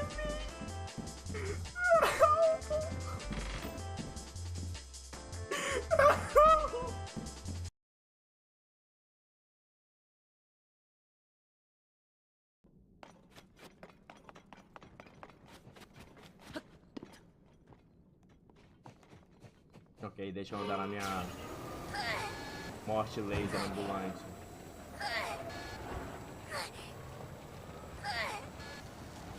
O que ele tá fazendo? O que o Yunobo tá fazendo? Yunobo!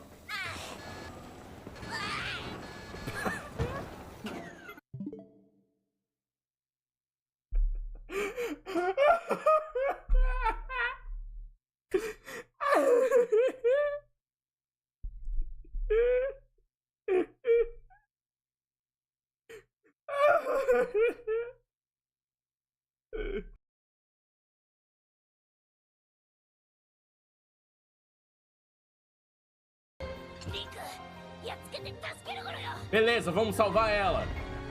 Pode deixar, cara. É aqui, eu tô aqui pra fazer isso. Mas primeiramente...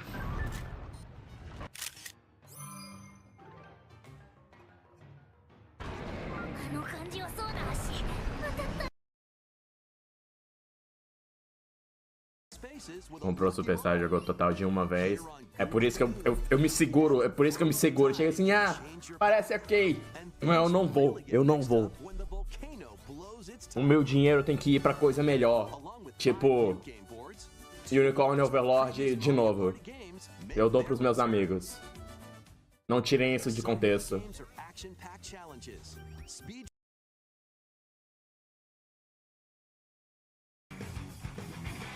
Ah, sim, é o 2, é o 2. É, eu acho. É o 2. Só eu se dando. Eu colocando... Obama dando medalha pra Obama.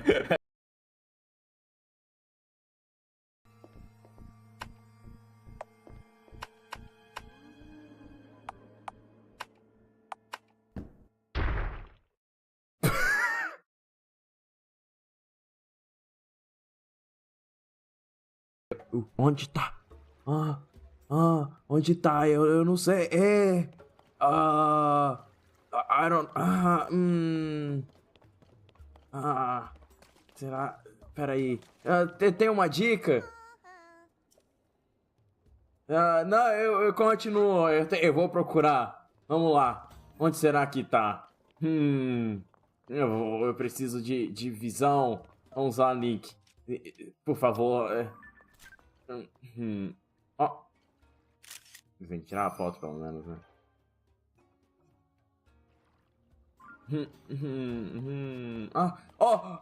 É isso aqui?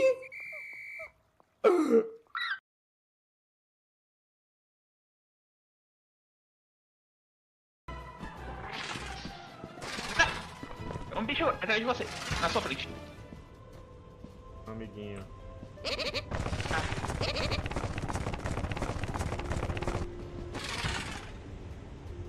Nossa, a família toda colou em você. Até mais, otário. Caralho. Nossa. Teatro. Desce agora então, filho da puta.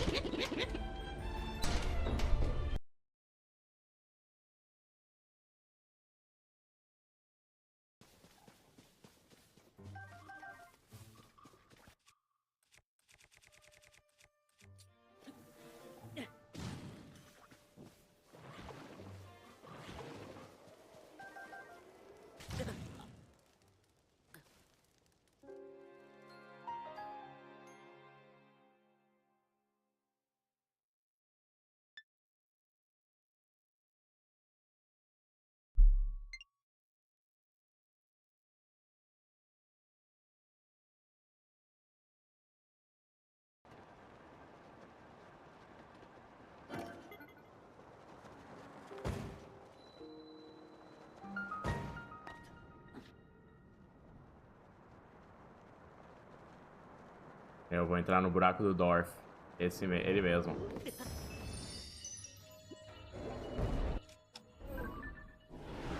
What the fuck?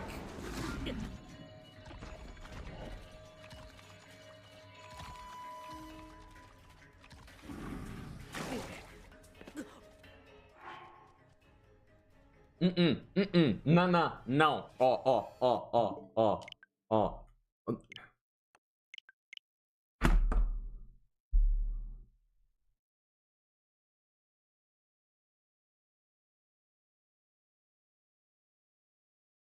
Qualquer coisa que a Luiz fazer, estou atrás. Qualquer coisa. Inclusive, um jogo onde você é um fanboy que...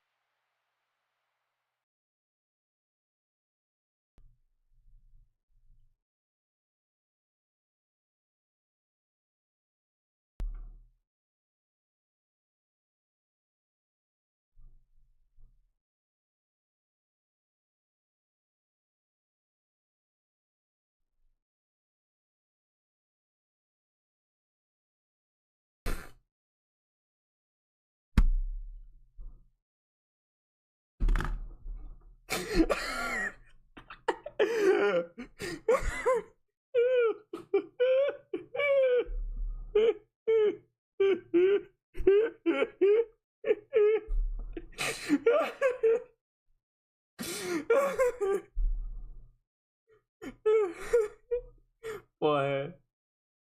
Gente, que idiota. Muito idiota.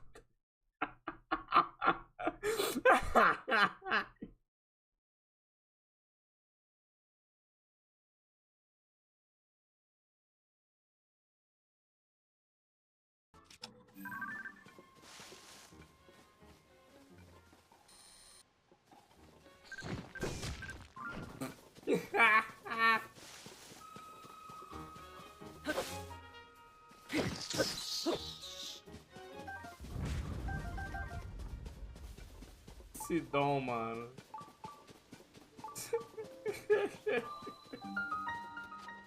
Eu vou pedrada na cara.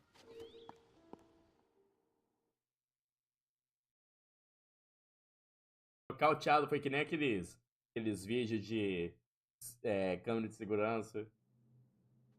E assim mostra os ladrão tentando invadir o lugar, aí vai quebrar a janela, só que o outro cara entra na frente e é nocauteado pelo tiro.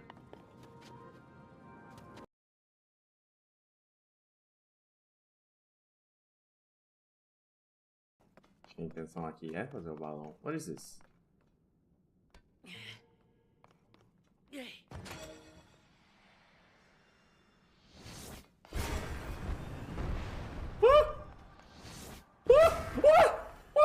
What the fuck? Ai!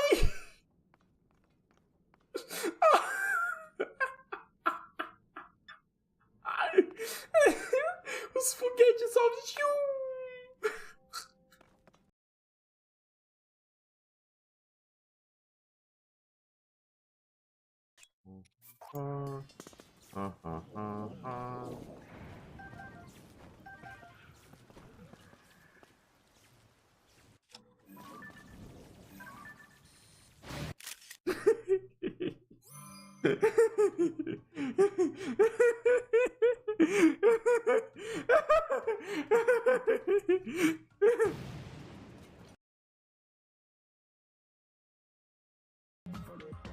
Vazio. E eu preciso ficar bem hidratado, porque a água é 70% do seu corpo. Os outros 30% são sêmen. Eu já volto.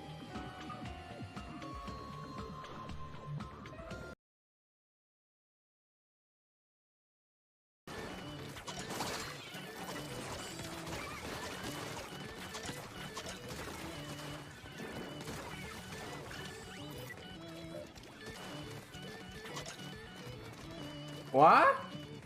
Ah! Ah! Uou! Ah, isso explica muita coisa. Isso explica muita coisa. É multiplayer do ano. Faz o clipe aí.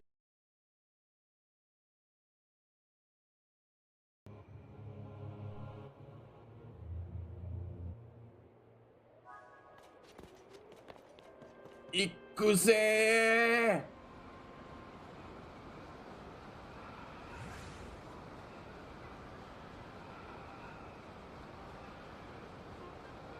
Ah!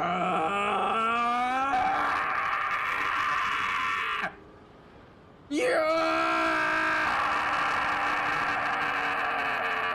What the... Okay. Oops. Shit. Nothing that fried egg and rice doesn't solve.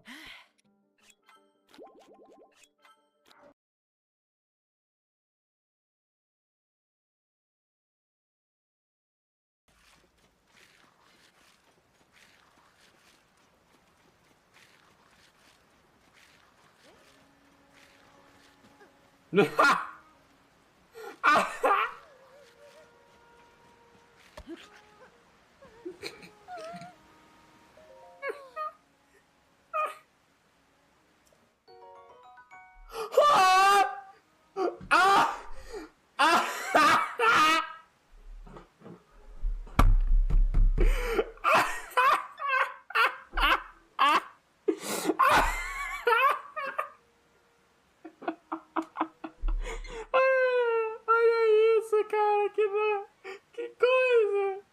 Que coisa!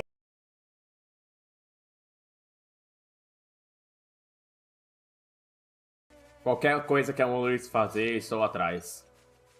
Qualquer coisa. Inclusive, um jogo onde você é um fanboy que...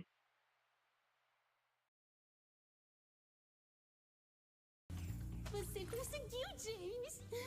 Eu sabia que você não era o líder do movimento de resistência dos beija-flores à toa. Agora nós temos o templo só para nós. Mas primeiro, tem um presente para bomba. você. Vou fazer o que com isso, então?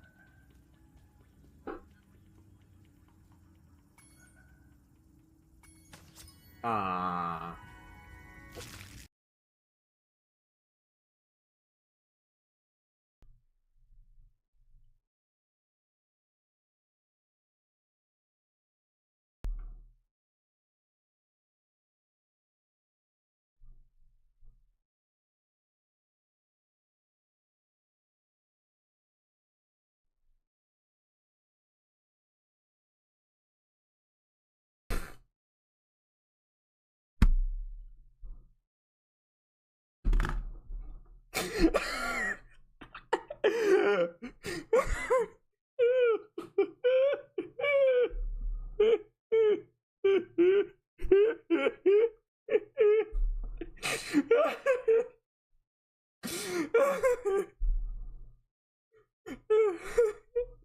Porra.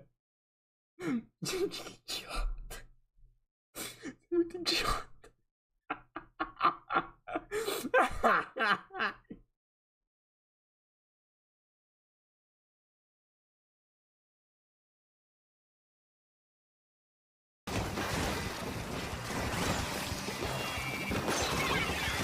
Lamau.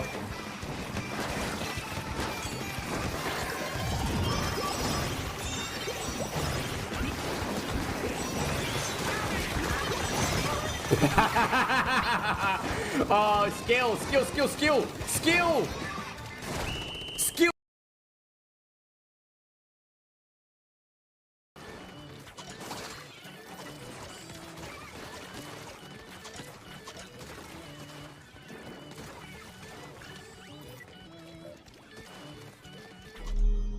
Desculpa, gente. Às vezes eu faço umas pausas incrivelmente longas, mas não tenho muito como evitar isso.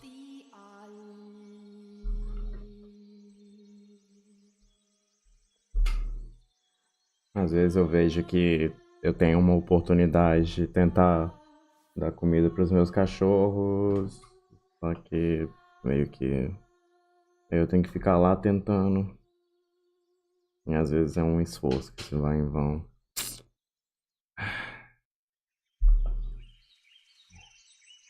Foda.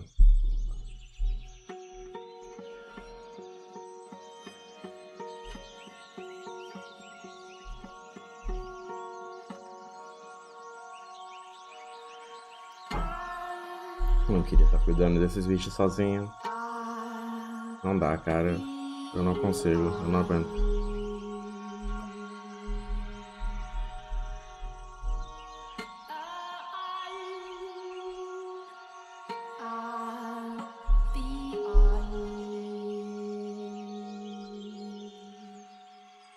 E tá ficando cada dia pior, bem na minha frente, eu não tenho nada que eu consigo fazer. E é uma das coisas mais deprimentes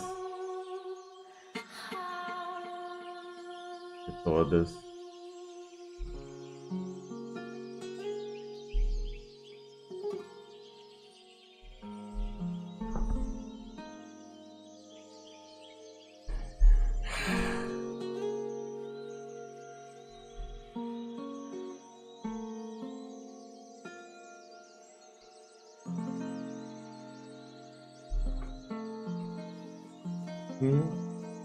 He's not here today.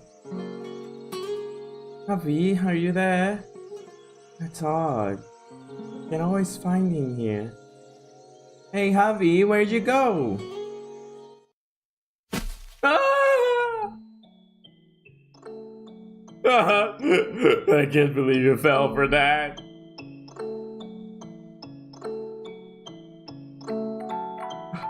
A pitfall? That's not very nice, Javi. Why would you do that to me? Because you wouldn't stop following me around. Do you have any idea how annoying that is? That doesn't mean you have to do something so cruel. Maybe now you'll learn your lesson and stay away from the beach. Jerk.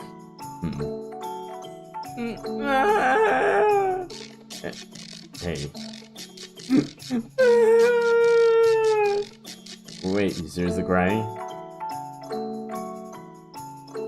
Hey, don't cry. Just kidding. Fucking bitch. I'm not crying. What? Come on, you were faking? You tricked me? You played the first mean prank, Javi. You really scared me there. Kept telling you to stay away. It's your fault for constantly freezing to listen. I'm surprised you haven't gotten bored yet. You must have a lot of time in your hands. I most certainly do not have a lot of time. My deadline for how long I can be here is quickly approaching. I'll just get depressed if I spend all that time searching. If I can have some fun with you, Javi, I'll have more energy. Funny. So you still haven't found him? No. You don't even know if the guy's alive or dead, just... forget it. I'm out of here.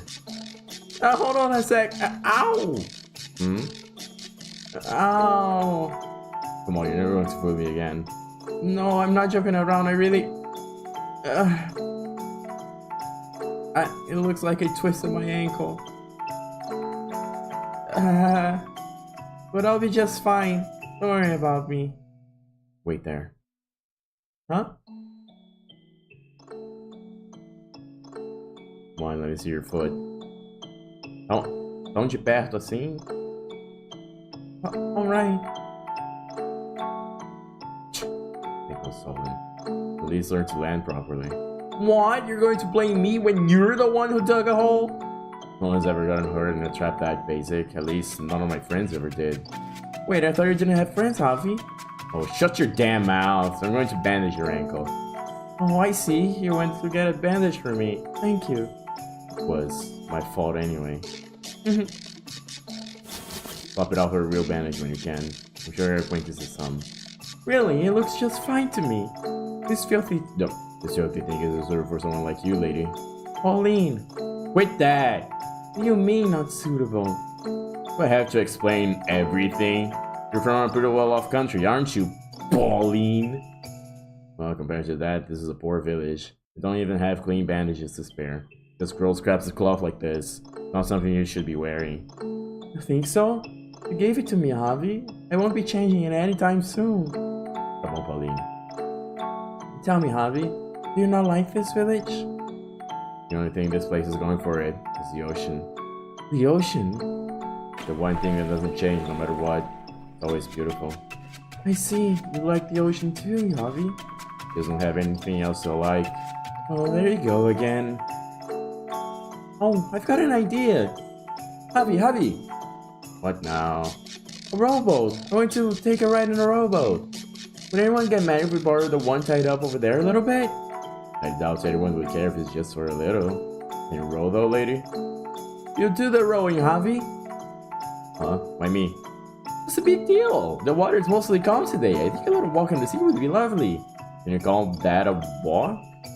Sure you can. Come on, let's go. Give me a hand, Javi.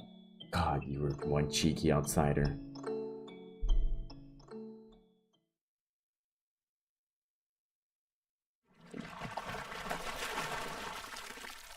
The breeze feels different on the water than it does on the beach, wouldn't you say? Think so? Not the same to me. No, it's definitely different. The smell of salt is stronger and there's more moisture in the air. It's kind of like someone gently caressing your cheek. I'm not getting any of that. You're way too perceptive, lady. Am I? Close your eyes, Javi, and feel the breeze. You actually get what I'm saying? Come on, close your eyes. No, I'm not going to. What? Why not? Just don't want to do what you tell me. Oh, no need to be petty. Let's see. It's not always so kind. The hand that's gently caressing your cheek can, in the blink of an eye, become the wrinkled hand of a witch that destroys everything it touches. The ocean is a scary thing. Nothing we humans have any chance of standing up against. You're right. And I know it very, very well. The man I'm searching for was in a shipwreck. I was told it killed him, but I refused to believe he would just leave me behind like that. Sometimes on a whim, the wrinkly witch might have mercy. I'm not so sure about that. I trust in the sea's gentleness, and I don't think it's all scary. The soft breeze, these calm waves, they save them, I'm sure of it. He loved the ocean too, you know. He was always looking for far into the distance out across the water. His head held high, a stern, unwavering look in his eyes. I'm assuming he's your lover? Yes, he's very dear to me, and I love him deeply. Oh, I see. He was really fond of the sea by my hometown. You live in a decent town, huh? Yup, it's wonderful. It's so peaceful and everyone's so nice. That's not a single bad thing, a single bad person living there. Oh, I know, Javi. You come visit my hometown sometime. Visit your home? Yeah, the ocean there is really pretty too. The colors are a little bit deeper than they are here. It's like so many jewels sparkling in the light. I'm sure you love it, Javi. I'd love for you to come and visit. You can go see all sorts of things. There's this shop that sells great ham sandwiches. I don't have the money for a trip. Maybe not now, but you could in the future. Or, if you're interested at all, I could ask Orlando to bring you back with us, Javi. You don't want to stay here, that is. Along with the guy you're looking for? Yep, I'm sure to be happy to have you along. Give you some thought. You would enjoy it, I'm sure. You sound like a child. Huh? Nothing. I doubt I could even get permission to leave. Permission? All right. Are your parents pretty strict, Javi? No.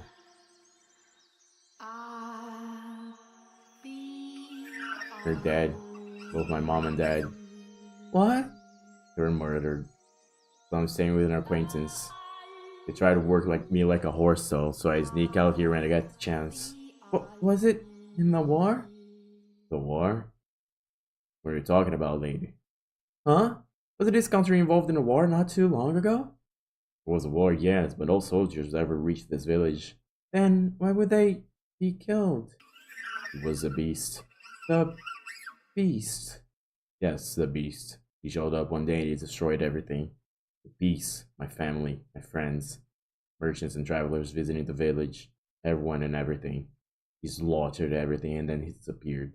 That man, that beast, he destroyed everything. He's a murderous beast. The whole village is terrified of him.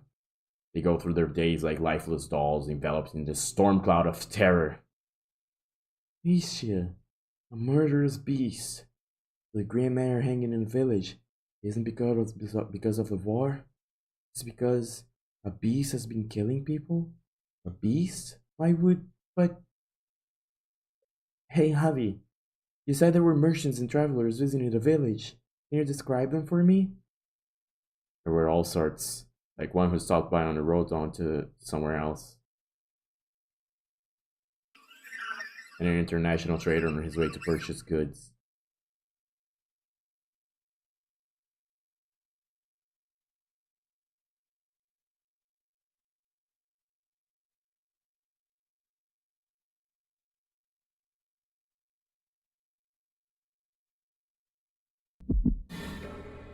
Me pergunto o que está causando, tipo, essa transição entre uma cena e outra. Que bonita! Water. Water, water. Water. Water, just need some water. Just some water.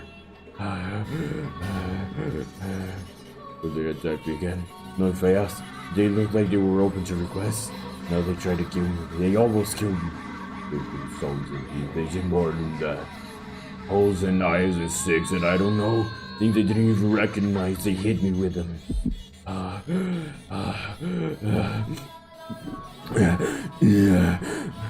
They tried to kill me. They looked like they were going to kill me. I almost died. I'm on the verge of death even now. My throat is sore. It hurts. I wouldn't feel pain anymore. Burns? Does it burn? I don't know. I don't know anything. I'm so thirsty. Water. Just need water. Will they not even give me any water? Why? Why not? Because I'm a beast here.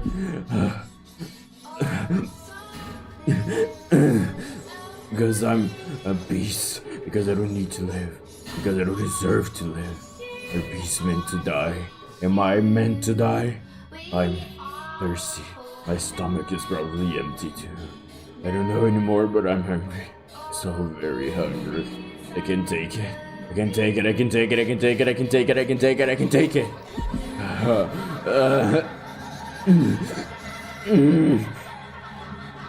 Water. You need water? Just some water. What must I do? Get some water from that village. A well. And by the well, there has to be a well. I know what that is. What is? I know what a well is. What else do I know? Nothing. Nothing. I have no memories. I have nothing. I'm a beast, a newborn beast.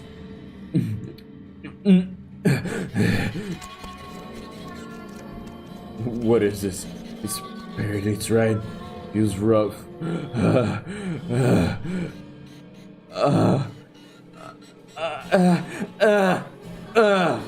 It was something. There is something I know. I know this. This is mine, it must be. It's mine, I know this, it's mine. You know, how to use it, how to touch it, how to hold it, how to swing it. You know, what this is, what to do with it, what it's for. I know that with this, I can fight on equal footing with them. Beasts, beasts are meant to be ridiculed, to be hated, to be resented, to die.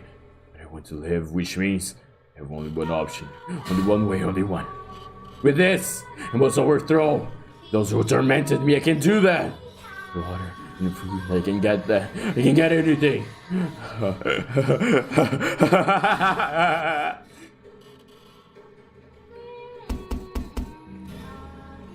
Could that be at this time of night? Who's there?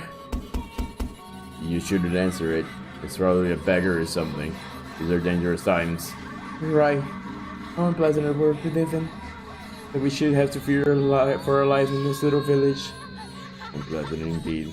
Oh, things go back to how they used to be soon enough. You just don't give up. Who's there? You're not coming in without identifying yourself. This is rather strange. What's going on, Dad? Oh, did a noise wake you? There's nothing to worry about, son. Go back to bed. You'll quiet down soon. The door? Huh?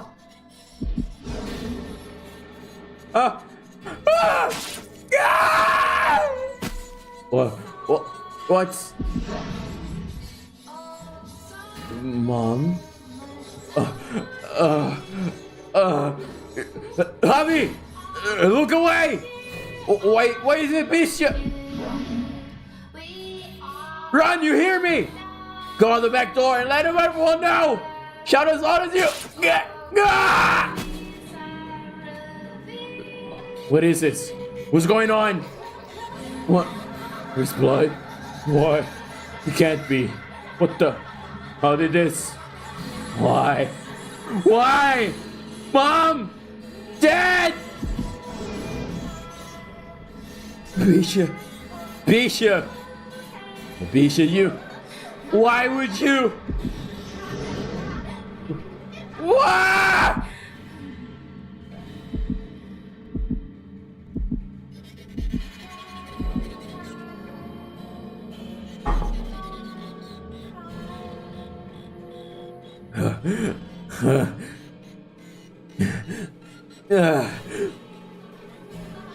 What's the matter? You sound like you're in pain. You'd like me to fetch you some water? Water? Don't touch me! Keep your hands off me! Not a particularly restful sleep, I take it. You. Where are you hiding? Why did you just appear? You were always around before! Show yourself! Show yourself immediately! Where are you? Show yourself! And if I did, what would you do then? Kill me? The thirst for blood, to instill fear, to live. In the face of your desire, others' lives are meaningless. That's the kind of man you are. Or you intend to pretend that you never did anything of the sort. Shut up! Shut up! Shut up! I couldn't help it! I wanted to live! I didn't want to die! Yes, yes indeed. It's the kind of man you are. You kill for your own sake. You kill a child's mother and father as he stands there watching. Hey, you tried to kill me first! All of them. The entire village! Calm yourself. Who are you speaking to? Please, get a hold of yourself! Silence! Stop talking! Keep your hands off me! No, I'll kill you too! I'm a beast who will kill anyone! Calm down, it's alright. Everything is alright. It's alright. I'm a beast. Beasts kill, and so I kill. Breathe slower. I will not harm you, and you will not harm me. It's alright. Put your arms around me. See for yourself that I am not afraid of you.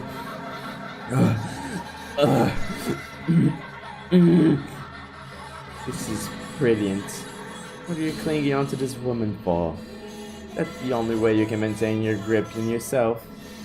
It would be so much easier if you simply accepted the fact that you're a beast.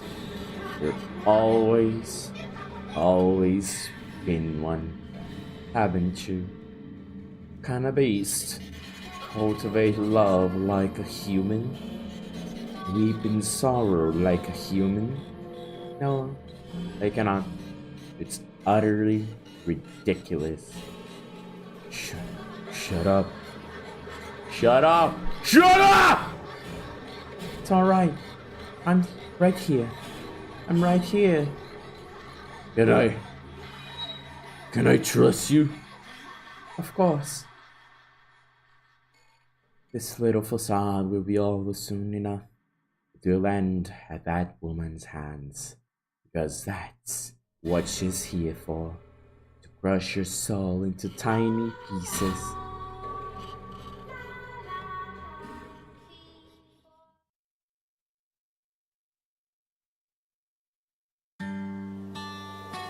We met 3 years ago. I thought for sure we'd get burnt, sitting beneath the hellishly pounding sun on that sweltering summer day. It's only ever on days such as those that we end up having lunch outside. Not just out of the house, literally outside. The heat was searing. You could hear the cry of seagulls from the restaurant's terrace. I remember that day clear as crystal. I just have to say, the food here is spectacular. And I love that they give you so much meat. Though I thought my gut would explode the first time I saw it. Har har har. What did you say, son? Indeed. Yes, it is. By the look in your face, I'd say you're already feeling it. You're not going to make it in this line of work without a big old stomach, son. I'm a huge fan of this country's food. One taste and you never forget it. I'd like to bring the entire cuisine back with me if I could. This is the first time we've seen you in how long?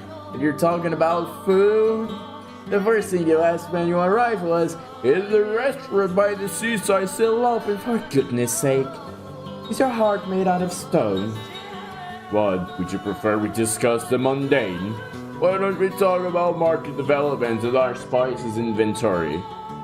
That's not what I meant. It's hard. My parents' relationship is on thin ice, but the air feels like it's on fire. It's much too hot. My dad loved the seaside restaurant. He actually specializes in fish, but he always asks for meat. Well, always isn't very often. He's all across the country most of the time, so we rarely eat together as a family.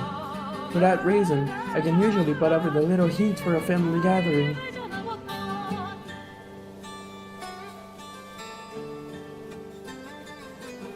Today, however, is awkward. Go on, son, dig in. You can't find food that's good back home. As you say, every course the table is lined with meat. Even I'm starting to feel heavy in the gut. At this rate, am I just starting to meet myself? What kind of meat would I turn into, though? I guess beef, maybe. If the meal keeps on like this. Just how much food are you planning to order? I can't believe you. Why did I ever marry you? Come now, we're Outras family. You could stand to be a little more pleasant. Who do you think is making me unpleasant? No.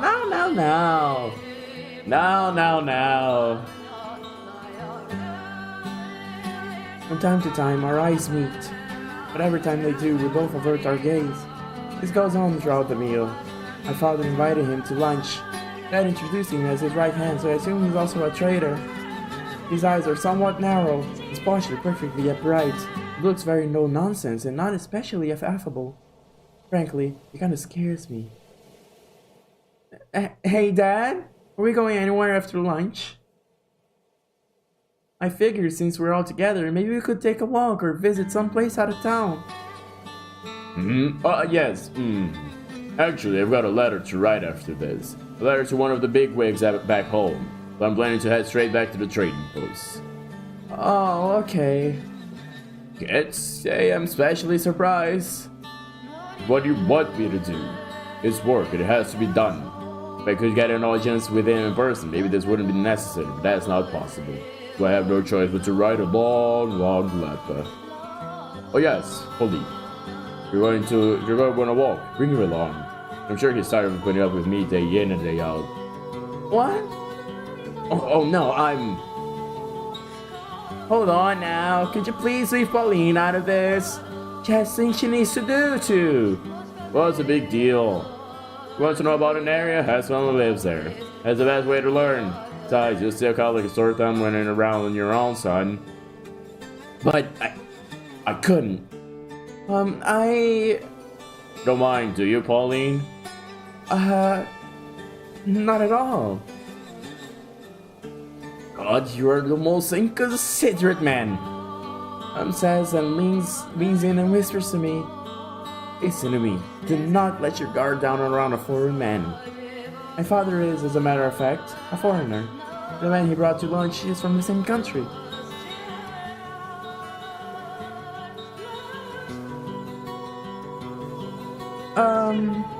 Is this a park?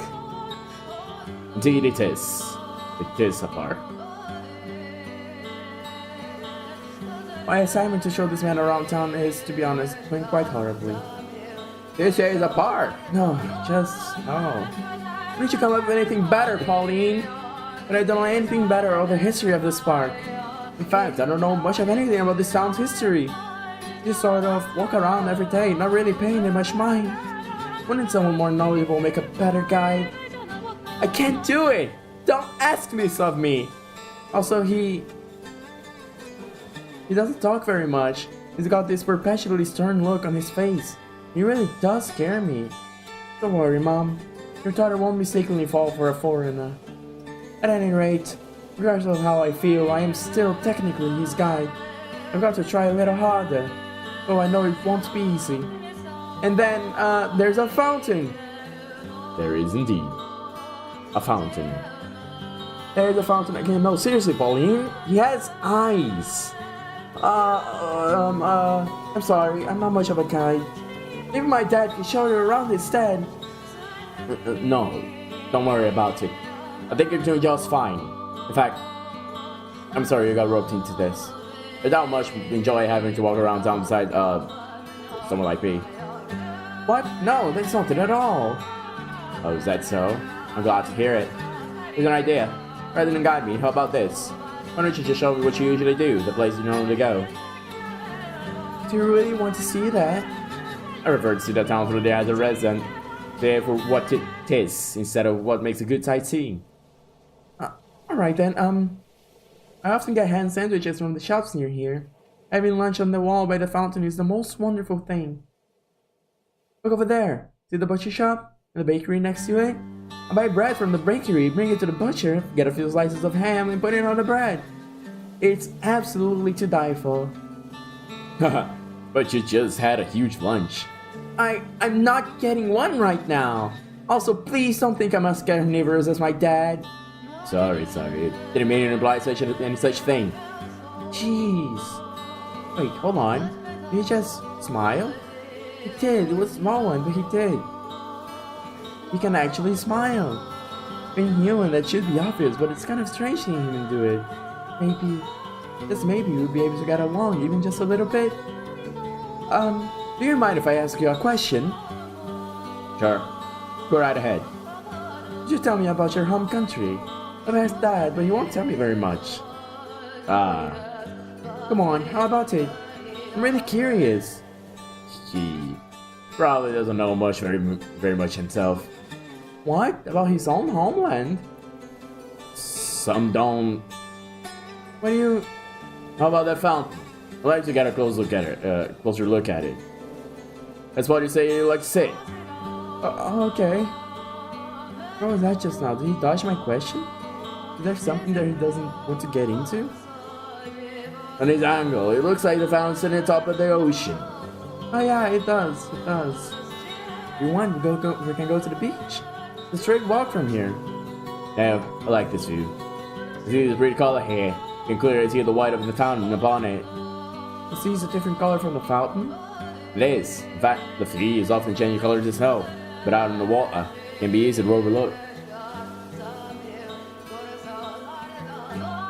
Give me the color of emeralds, or deep blue like sapphire, or almost black like obsidian. The sea has a face, and with it, many expressions. Huh, I like to see that. Maybe I'll ask Dad and get him to take me out on his ship. You have quite the adventurous spirit. Not many women say they want to ride a ship. You think? I want to go everywhere I haven't been before. I want to see for myself what the world extends beyond this town. Ah, that's a fine ambition. Hopefully the time will come when anyone can have access to a ship with relative ease. He actually smiles quite a bit, I guess. And we seem to be talking pretty comfortably too. He's a lot more friendly than he looks. He appears almost noble the way he looks out at the sea, his gaze steadfast and unwavering. Oh dear, that was close. He almost deceived me. He's a foreign man and I'm simply his guide. You mustn't think you've grown close to him just because you were able to hold a brief conversation. By the way, pardon me, yes? The outfit you're wearing. What, this? Oh yes, it's absolutely splendid! My dad brought it back for me. It's of a peculiar design with unusual accessories. The moment I saw it, I said, "Oh my! Oh my!" I said. It's so pretty. I want to show it off to everyone.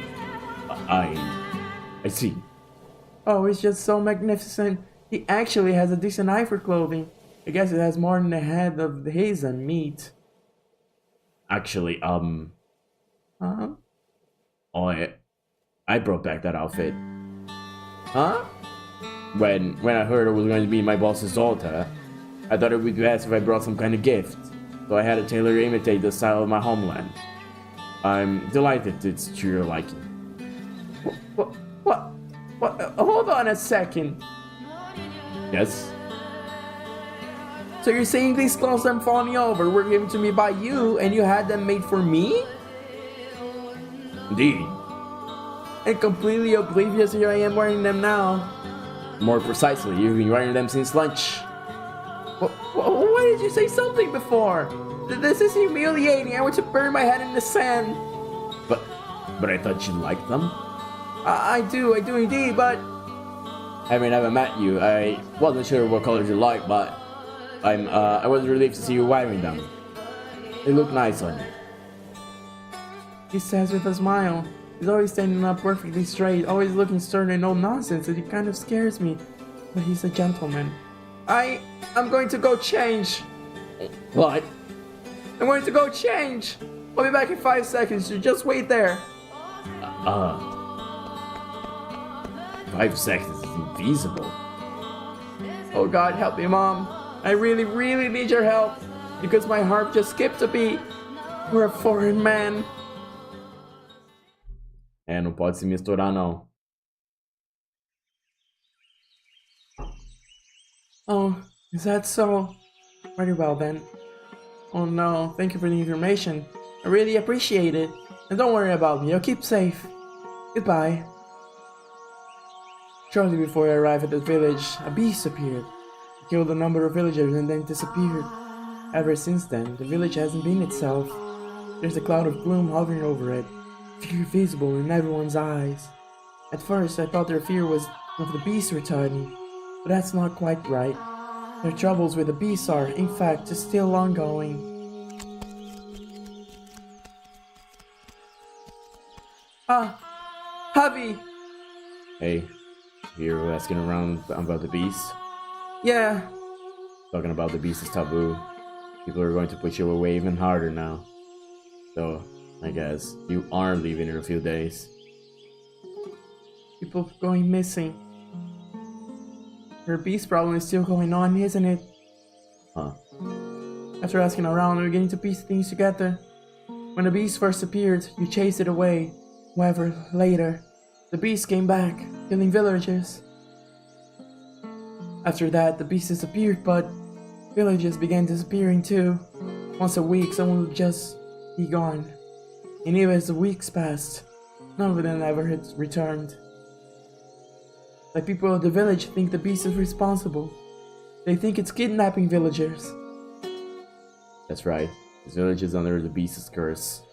So you're better off forgetting about this place than the savage beast that dwells nearby. You don't belong in a place like this. Go back to your hometown where it's peaceful. That's the kind of life you deserve. Javi, What? I want you to be honest with me about something. Where does... I won't tell you. Why not? They told me that you would know where the beast is, Javi. I heard from the other villagers that you once chased the beast. So you didn't see him? No, I'm positive. You know where the beast ran off to. Where its hideaway is. Com raiva dessa guria também? I mean... Ela é meio pushy e tal. Mas eu estou aguardando pra saber pra onde isso tá indo.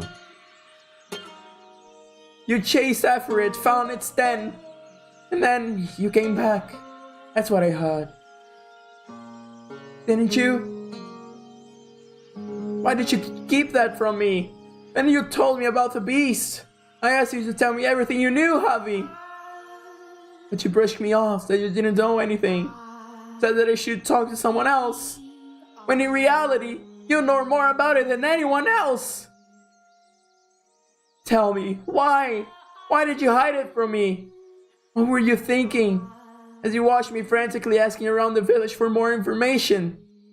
Were you enjoying yourself? Tell me, why are you always so mean to me? Shut the hell up! Like I could tell you! Like I could actually tell you that! What did the village tell you about me? Did it go something like this? That the kid could even take the revenge for his parents? That he's a damn coward? I'm sure you heard that plenty from everyone. And now you think that I'm a coward too. I don't... Yeah, it's true. I went after the beast. I chased it down the night it killed my parents. I had a round back. I saw it slip into the forest. So I went after it, chasing it until it reached the den. I despised that beast with everything I had. He murdered my mom and dad. He murdered my friends, the kindly priest, every decent person in town. I needed to get revenge for what it had done. It was my duty to bring retribution upon the beast that stole everything from me. So I tried to confront the beast. I couldn't do it. Not only could I not stand up to it, as soon as it turned around and I saw its eyes, its bloodshot eyes and black irises, I couldn't move. Javi. Yeah, that's right. I was a coward. I watched as it killed my parents and even followed it home. But I couldn't do anything except run, flee, screaming in terror. That was all I could do. Javi, that doesn't make you a coward. The beast really was that terrifying. But I was supposed to stand up to it. That's what the rest of the village would have wanted. For someone to eradicate the beast. When I came back, having accomplished nothing, everyone was so harsh. You coward. What you even go out there for? Constant ridicule. Alright, they have to. They really want him gone. They could all go together and... Who's got that kind of courage left? They're all waiting for someone else to speak up. Someone to stand up and say, let's go kill that beast. But no one has the guts to take that initiative. It could have been me, but the moment I fled back to the village in fear, I lost the qualification.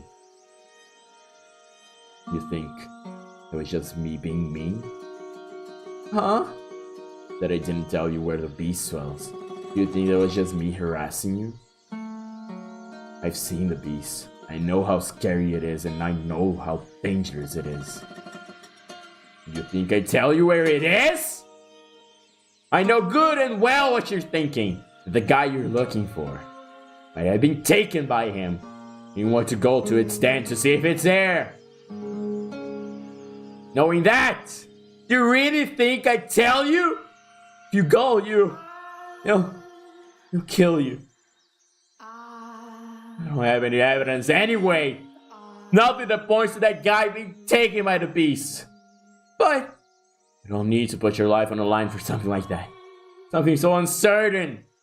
Even if by some chance he was taken by the beast, there's no way he'd be alive. That's what the beast does. No one comes back alive. But you came back alive, Javi. Which means there's no saying for sure either way. Ela é densa pra caralho mesmo, hein? That's just because I ran away immediately, but even if he did manage to escape, that's all the more reason not to check the beast's den. I want to know for sure whether he's alive or dead. Somewhere in a little corner of my heart, part of me thinks that he might just actually be dead. I have to have faith.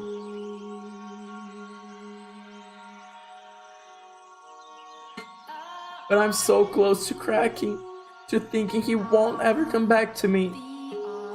Then, why don't you just give up on him already? Without knowing for sure, I can't let go. I'll debate with myself forever until I die an old lady about whether or not he's still alive. That's how my life will end. You want closure. You want to know for sure whether he's alive or dead, right? And even if he is dead, you'll be satisfied just knowing it. Right. Which is why I want to at least follow any possible leads. There might not be anything saying he's there, but it is true that remains of the ship he was on washed up in this village. He wandered the area and ended up at the beast's den where he was killed. And I'll let go. So please, Avi, tell me where the beast dwells. Make this the last time. Huh? Even if you find no trace of him in the beast's den, even if you don't figure out whether he's alive or dead, you give up your search for him. You assume he's dead. You don't reach some conclusion. You just keep searching. Keep going to dangerous places. Keep putting yourself at risk. You won't stop that. Just stop. Go back to your town and live a normal life. Settle on an answer. You can't promise me that. I'll tell you where the beast's den is. Okay. I promise. This will be the best place I look. Two more things. First, I'm going with you. What? But I thought, isn't it dangerous? Exactly. I can't let you go alone. Javi. I have to go with you and make sure you don't do anything stupid. Alright, fine. And the other one is? You will not enter the den. You don't understand just how dangerous the beast is. He knows no mercy. It indiscriminately attacks any human it sees. So you can't let the beast find you. You just examine the den from the outside. And when you're done, back to the village. Understood?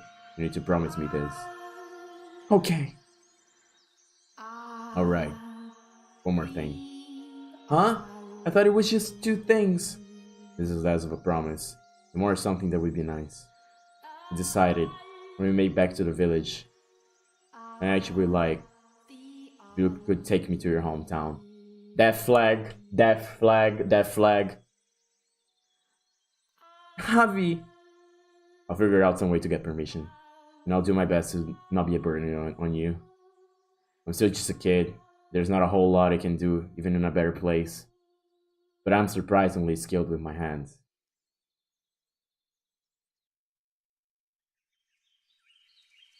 If you have word for me, I'll do anything.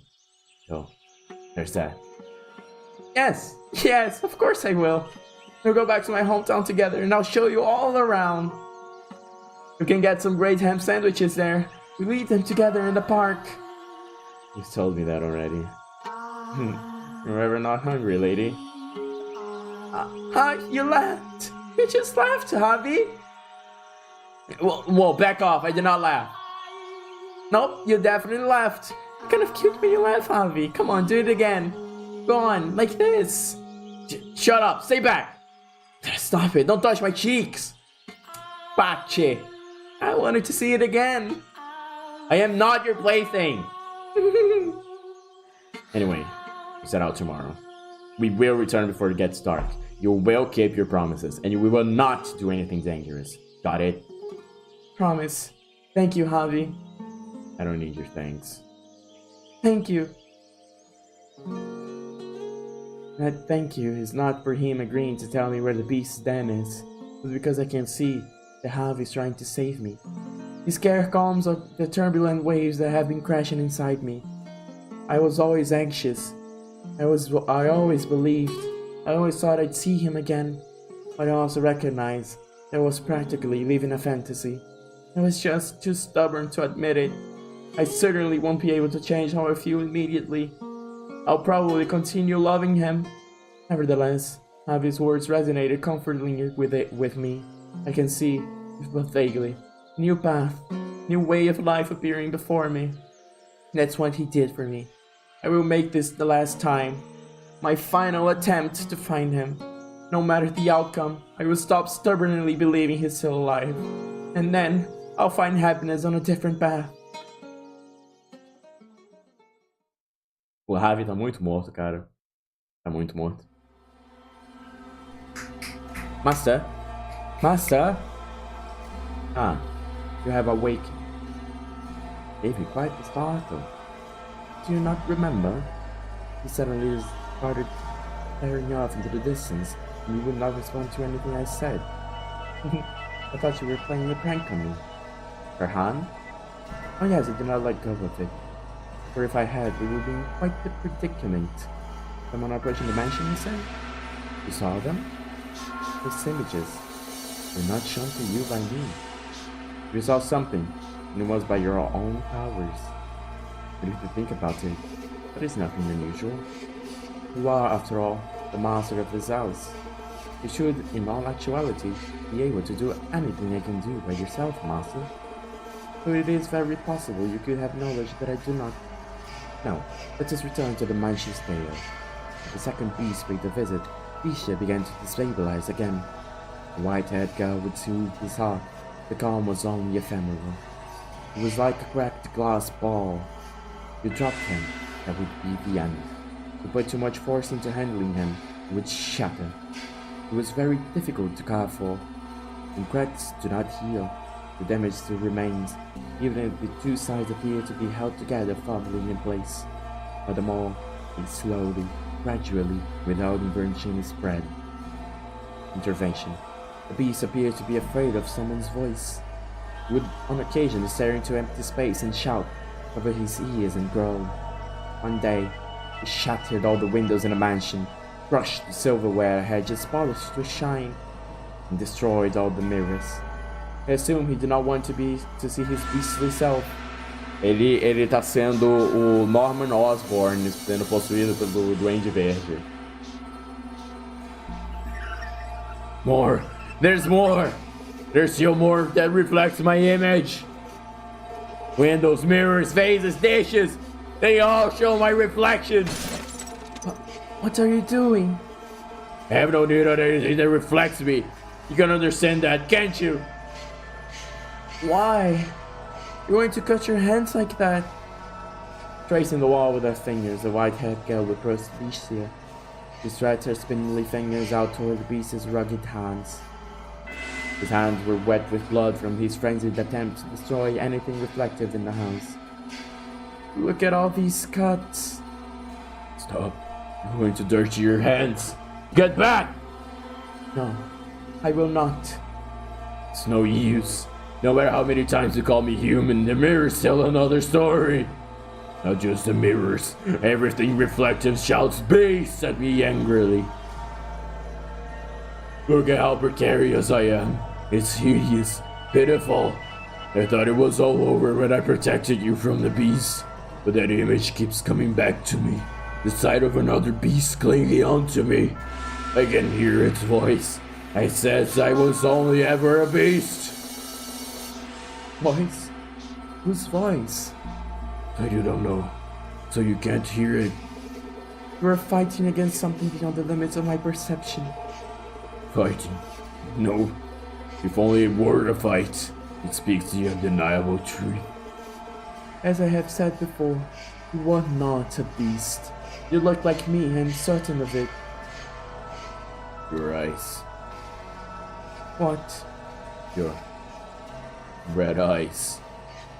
They show you nothing, but they show me what I am. They show me the difference between us.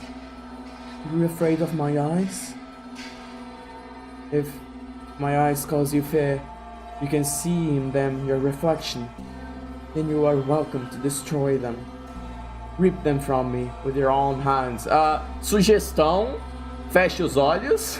Uma pequena sugestão assim, mais simples. I have no need for them after all. Why would you go so far for me? You... The voice says that you're laughing at me, that deep down you ridicule me. Do you believe that? After all the time we spent together? I don't know. I'm starting to lose confidence. I believe you. I think I believe you. But I find myself wavering. I'm losing sight of myself and of you, of everything. In all my memories, I am a beast. The voice says I was always this way, which I suppose means I am a beast. I can't be anything but. Do not trust the voice. Trust me instead. I do not want to make another mistake. To do something like run away, because I am so weak-willed. I do not understand this woman.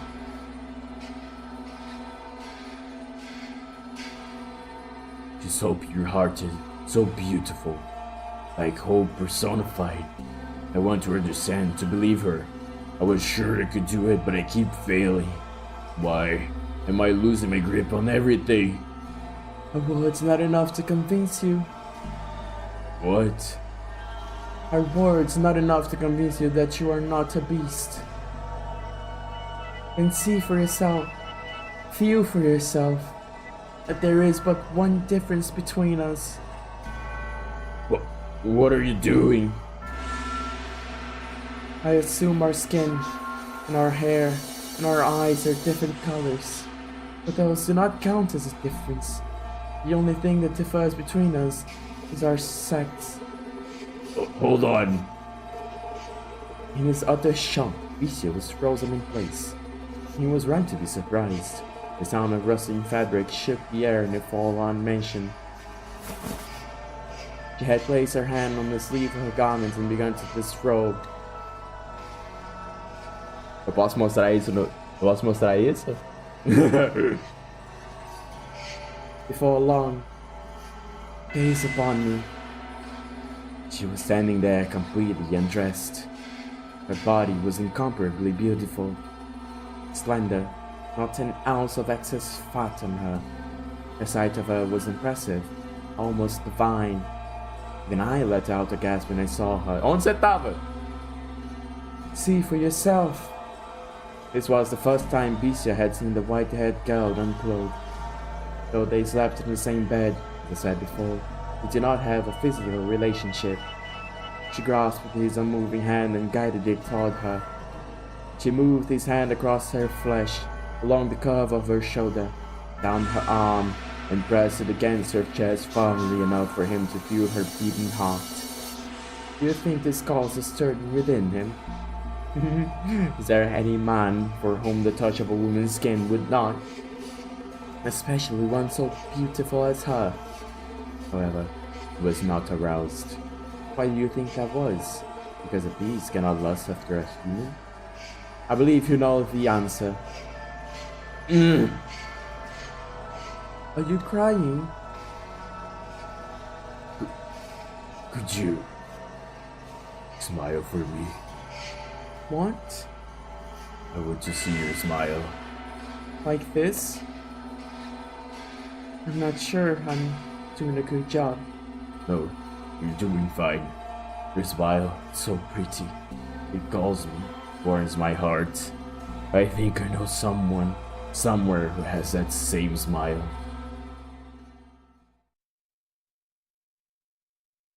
Suspeito. Suspeito.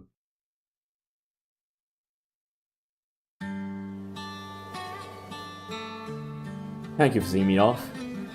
Don't mention it. I learned so much about the sound thanks to you. You made my stay here quite enjoyable. What's the matter? You're looking rather glum. I wonder... Huh?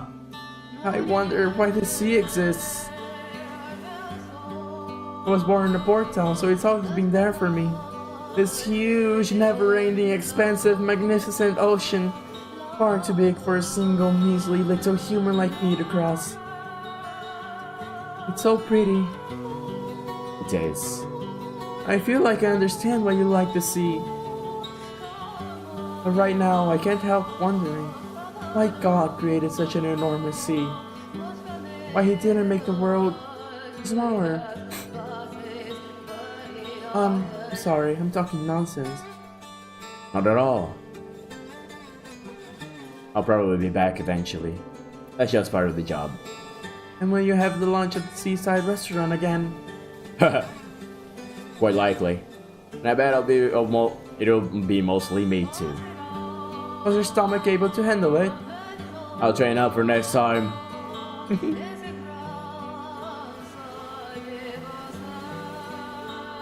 Your ship is going to embark soon. Yeah. Will people get mad you're not helping them prepare?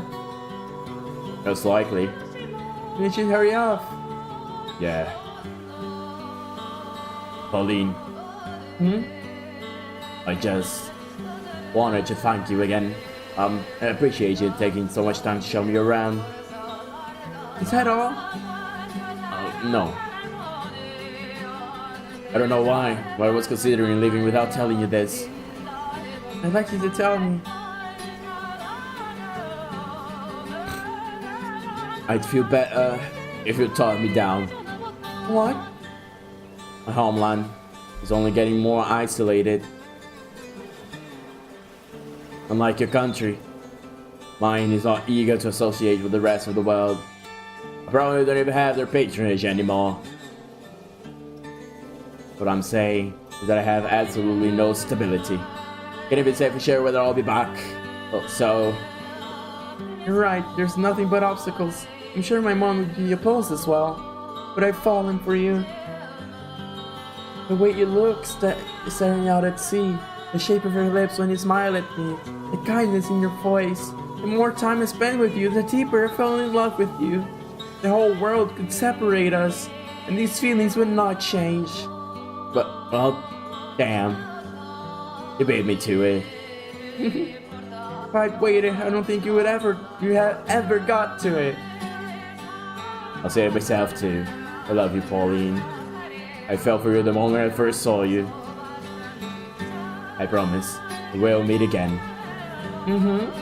I promise, I'll be waiting. Thank you. It's visible in both of our eyes. This love, strong enough to wash away all our tribulations.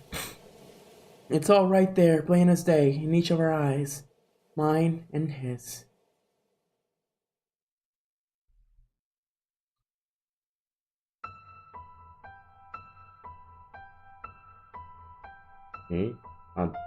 Pianinho.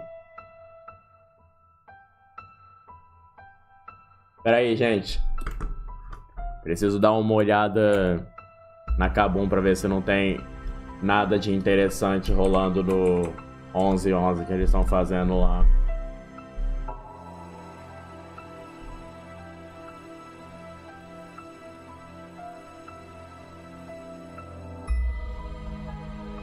Uau, gente, uma 30-50.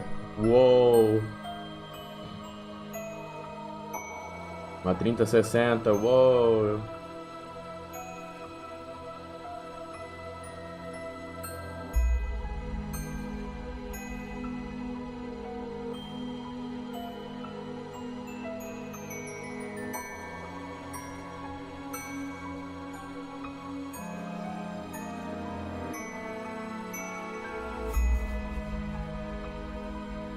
Uma 40-60 normal. Uou.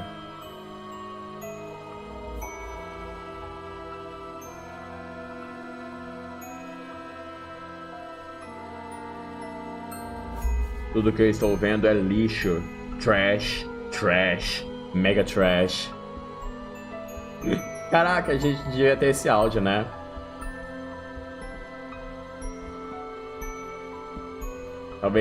Talvez já tenha sido sugerido em algum ponto, só que eu esqueci de adicionar.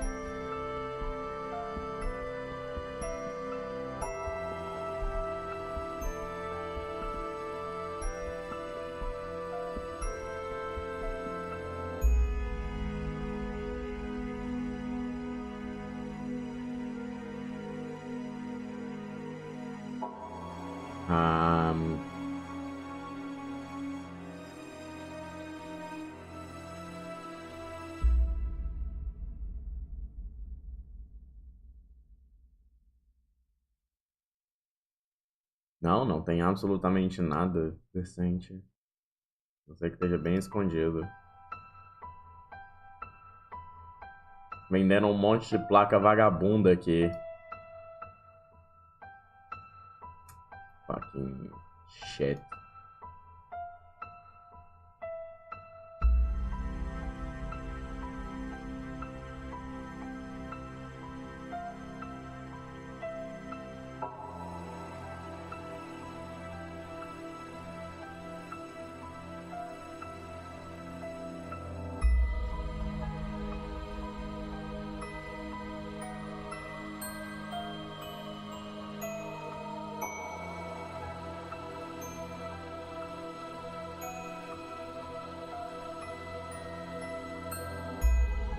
Yeah, nada.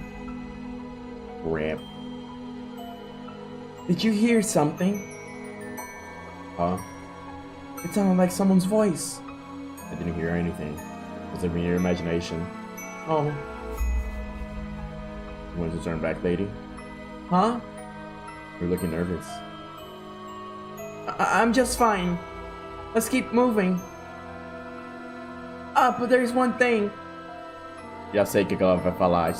Call me Pauline. It's Pauline. Eu sabia! Eu sabia! My name isn't Lady. It's Pauline. This again.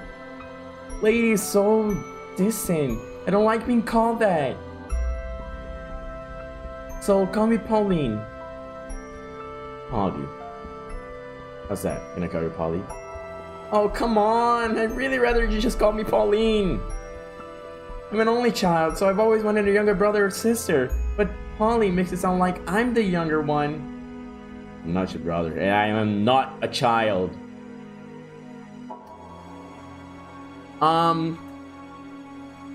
Ravi, eu tenho um backlog aqui que diria o contrário. Onde está? Será que vai Não vai tão longe assim. Mas você mesmo falou que é uma criança, então assim... Ai, ela falou também, ó, apontando a mentira, pegando a mentira. You called yourself a kid yesterday, though. That's not what I meant. Fine. You can call me Polly. It's not my full name, but I'm glad you're calling me something other than Lady, Javi. And that's what I'll do. You left. Be quiet. You're no fun. There's a mansion up ahead, standing at the top of the cliff. Can't say why exactly, but I feel like it's something that shouldn't be there. What do you mean?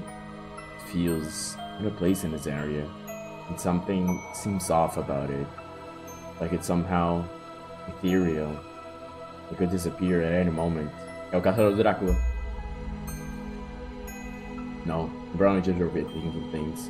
Sorry, it was stupid of me to say. It's okay. We still can't see the mansion Javi's talking about from here. Just dense, overgrown forest. But for some reason I can sense that we're approaching it. It's a strange sensation. Anxiety is bubbling up from deep inside me, and at the same time, I feel like I could burst into tears. Not out of fear, but familiarity. Familiarity? I've never been around this country before. Everything I'm seeing is new to me. There's nothing at all for me to find familiar. O design ser parecido não é coincidência. Eu estou percebendo isso. Why then? I'm going to ask you one more time. Are you sure you want to do this? I am. You agree not to go inside. Don't break that promise. It's okay, don't worry. I'm sorry for putting you through this, making you relive unpleasant memories. But thank you for accompanying me when you have nothing to gain from it. Don't worry, I'll just look around. I'm only searching for a sign he will sit there. When I'm done, we'll return to the village together. Alright. Okay, now let's go. We push our way through the dark, dense woods, and then, like the world fading into the view after a dream, a mansion appears before us. We rest quietly upon a cliff against a backdrop of emerald ocean. This is the beast's den? It should, by all rights, be a magnificent scene with the blue sky and jade sea clash with the building. It appears alone, isolated precariously from the rest of the world. Yes, this is it. This is the mansion where the beast dwells. Careful not to make any noise, we draw nearer to the house. This inexplicable structure sitting in between the forest and the cliff. The fluttering I feel in my heart does not seem to be caused only by fear of the beast. The weeds and plants grown unchecked around the house are tall enough for Javi to hide in. I imagine that's how we approached the mansion the first time, lurking in the overgrowth. Say, have the people of the village thought about leaving this area? Moving somewhere else away from the beast's den? Only those with enough savings can do that. Leave without money, you'll just die in a ditch somewhere. Everyone's made their lives here in the village. We have farmland, cattle, ships. It's not easy to let all that go. Not everyone can just hop on a boat to another country like you, Polly. You're not wealthy. Sorry, I didn't mean to offend you. I know, we're just being too harsh. Just ignorant. So naive you believe the whole world is this perfect, magical place. I'm not saying that's a bad thing. You're capable of seeing the world like that. There's no reason you should look at it any other way. For as mature as you can be, Javi, you're also rather cynical. Well, excuse me. Eu tive que fazer isso, foi mal. When you said you would take me to your town, it kind of made my day. There's nothing left for me in this village. You'll find plenty of new things, I'm sure. You can even make some friends in my town. After all, you've still got a long life ahead of you, Javi. Segunda death flag. So you should make it a fun one. You make it sound like I'm about to throw myself off a cliff. Assim. I didn't mean it like that. You should try to keep quiet from here on out. Okay, got it. As we drew closer to the mansion, I can see the ivy twisted across its stone walls. Press my back against the wall and take a few deep breaths. There's a window next to me. If there really is a beast, if there really is a terrible man-eating monster inside, I'm in danger if it catches me. Javi's eyes intrigue me not to get any closer, but I have to see. I have to see if there is a mountain of corpses inside these walls. If there's even the slightest trace of him. Just going to have a look, peeking from the outside without being noticed. That's all I'm going to do. And when it's done, I'll go home. Through the window, I see a dimly illuminated hallway. Like the garden, the inside is desolate. But there's still the sense that someone lives here. It's not completely abandoned. Polly. Ah! I see something moving inside the mansion. I hold my breath so whatever it is in there does not sense my presence, does not sense my gaze. And then... What? A shadow whisks past. No. Polly? Hey, Polly! Open up! Please open the door! Stop it, you idiot! What do you think you're doing? Please open the door! Polly, you promised me. Have you lost your mind? The only thing in here is a... It's not a beast! Huh? It's not a beast! A beast isn't living in this mansion! You're wrong, it is! There's a beast in there, a beastia! Get away from the door, the beast! It's not a beast! Open the door, open the... I knew it! I knew it! I was right! You're alive! You're alive! You're alive! I never stopped believing! I knew you wouldn't die! Would you? Yukimasa? I have faith you are still alive. I wanted to prove it, and I was right. I'm so glad I had faith. I'm so glad I didn't give up. I missed you so. All this time, I never stopped thinking about you. I never stopped imagining our reunion. Yukimasa, I'm so glad you're alive. Stop it, Polly. Get away from him. That's the beast.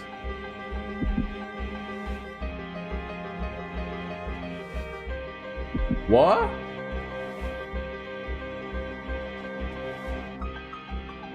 What? What?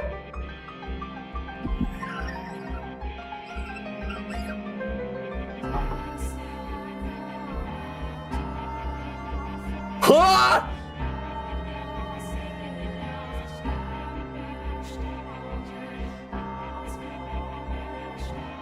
Peraí, what? What the fuck? What the fuck? E o primeiro cara que veio?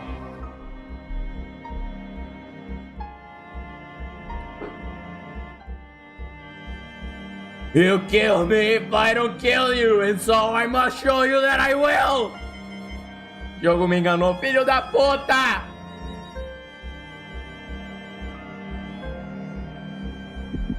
I must show you that I'm serious! I must kill you! Or you just won't understand! You just won't understand! If I don't show you firsthand, you just won't understand! I'll make you understand! I'll make your flesh and bones understand! Kill! I'll kill you! I'll kill you! Que isso, Aníbal?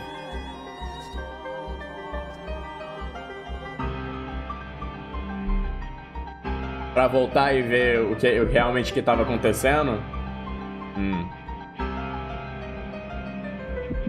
That's it. Cry for me. Beg for your life. Pray for my mercy. Weep and struggle and suffer and die. Look at this. No one can stand up to me. Humans have no chance against beasts.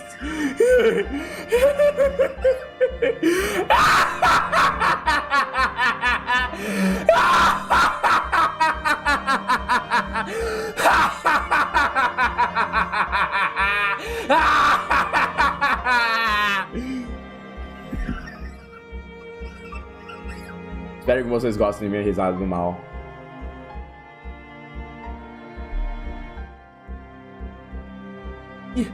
Yukimasa, what's wrong? What? What's the matter? It's me. It's Pauline. I came to find you. I've missed you so much. Yukimasa? Sorry, I still don't understand your language.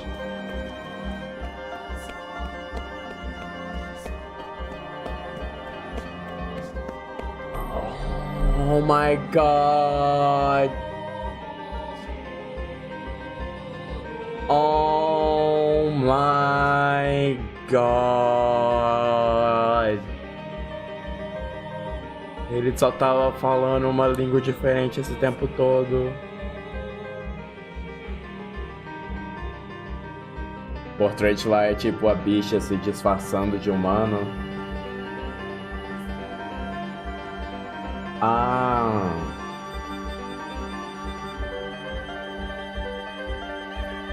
Será? Eu vou dar uma olhada. Wait! Where are you going? Stop it, Polly! Don't go after him! Polly!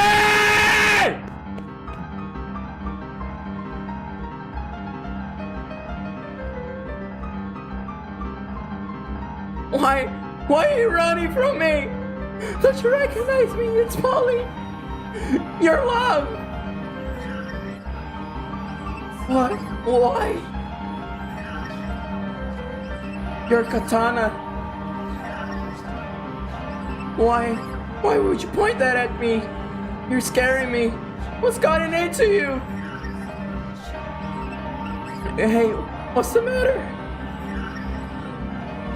Yukimasa, do you know who I am? Quando o Lucas veio aqui e falou que ele era o Asahi, ele de alguma forma tava certo. What happened? You used to be able to speak my language so fluently. Let's talk. What do you say? Put the thing away, please. It's dangerous. What?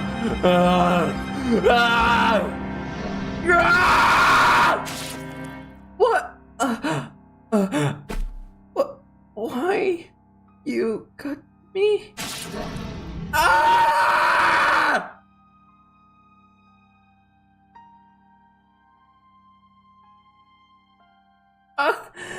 So hard. Why? Yukimasa, it's me. It's Pauline. Open your eyes.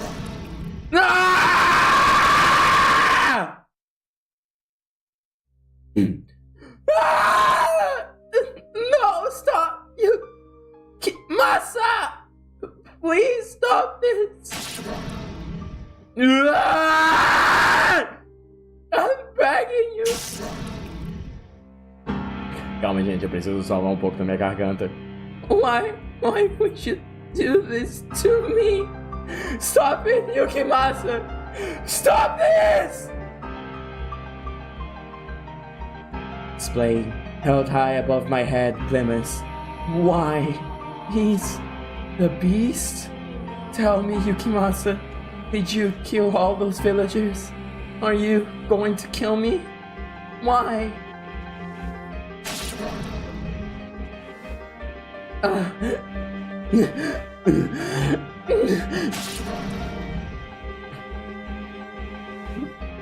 Please stop.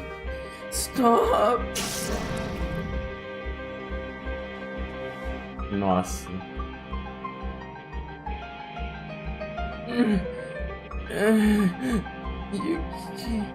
It's me. It's Pauline. Please open your eyes. Let's go back to my town. I never got the chance to ask if you wanted to move to my country. Then we wouldn't have to wait so long to see each other. Quando você tava falando crítica social foda,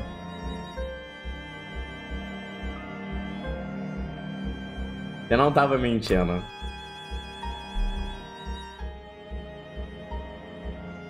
Entendi. What do you think, Yukimasa? Burn it now! Why?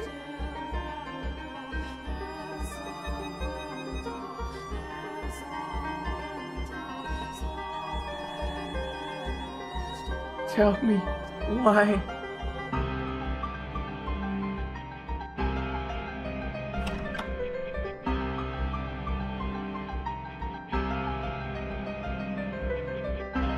What happened here? I am grateful that you cannot see, because you would certainly think me a beast. You were able to see this.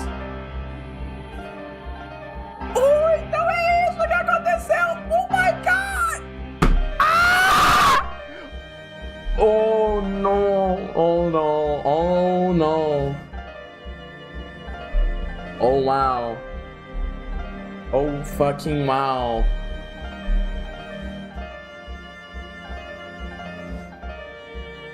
Because you cannot see, you do not know what I look like. But I do know. Another beast like me broke into the mansion. Was it? I protected you. Did I not? I protected you! Say that I protected you! That I did this for you! actually a beast.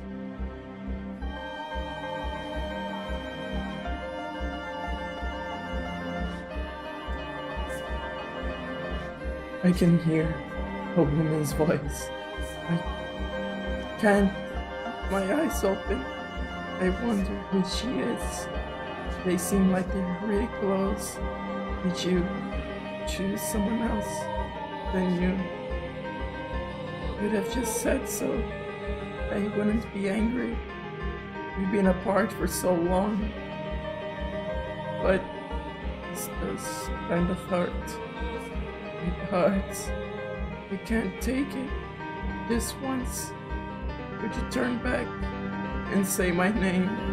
I proved it. That you're still alive. We were lovers, weren't we? So why? You said you wanted a peaceful life.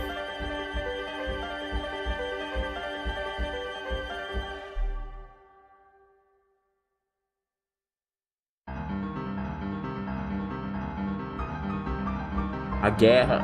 Ele fez parte da guerra, não fez? Eles estavam indo e vindo por causa da guerra, não era? Ah, não. Não, nem fudendo, cara. Puta que pariu. Oh my god. Oh, fucking cinema. Cinema, Kino. Kino. Kino.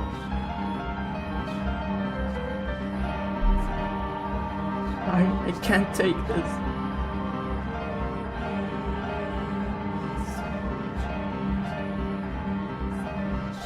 It hurts so bad. Yuki-man-san. I can't take this.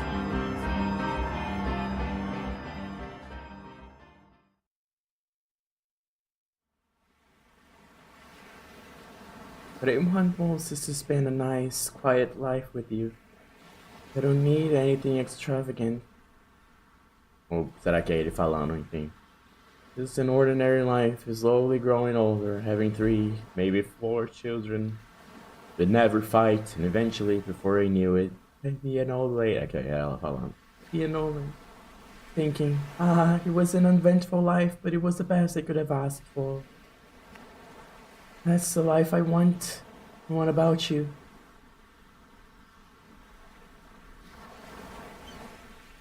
Yeah, yes, I too wish for a peaceful life with you.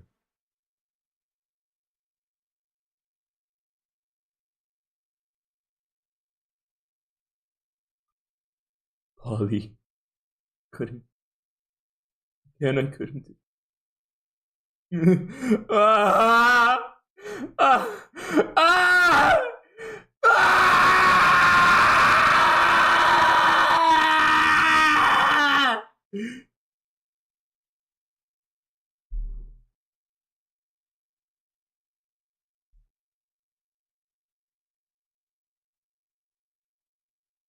Master? Master? Master? Já vi que vai dar merda. Ei, eu que fiz essa piada. What's the matter? You look pale as a ghost. What? I lied to you? I have not told you a single falsehood, Master. Ah, about the beast. That means you were seeing her memories then. Is that so? It must have been quite difficult to witness. But I assure you, I have told you no lies. Ishio was convinced he was a beast. And as a servant of this house, it is my responsibility to present my former master to you as he saw himself. This would have been a very different story had you not discovered the truth.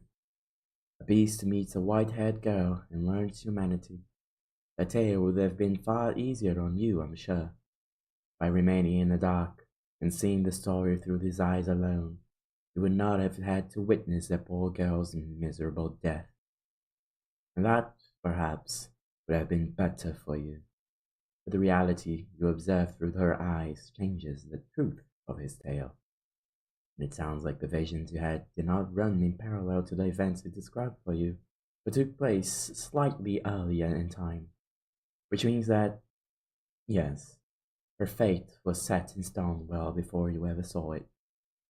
I do have to wonder, though, why did Bissia believe the woman to be a beast like him? Perhaps it was because her hair, eye, and skin color were similar to his own.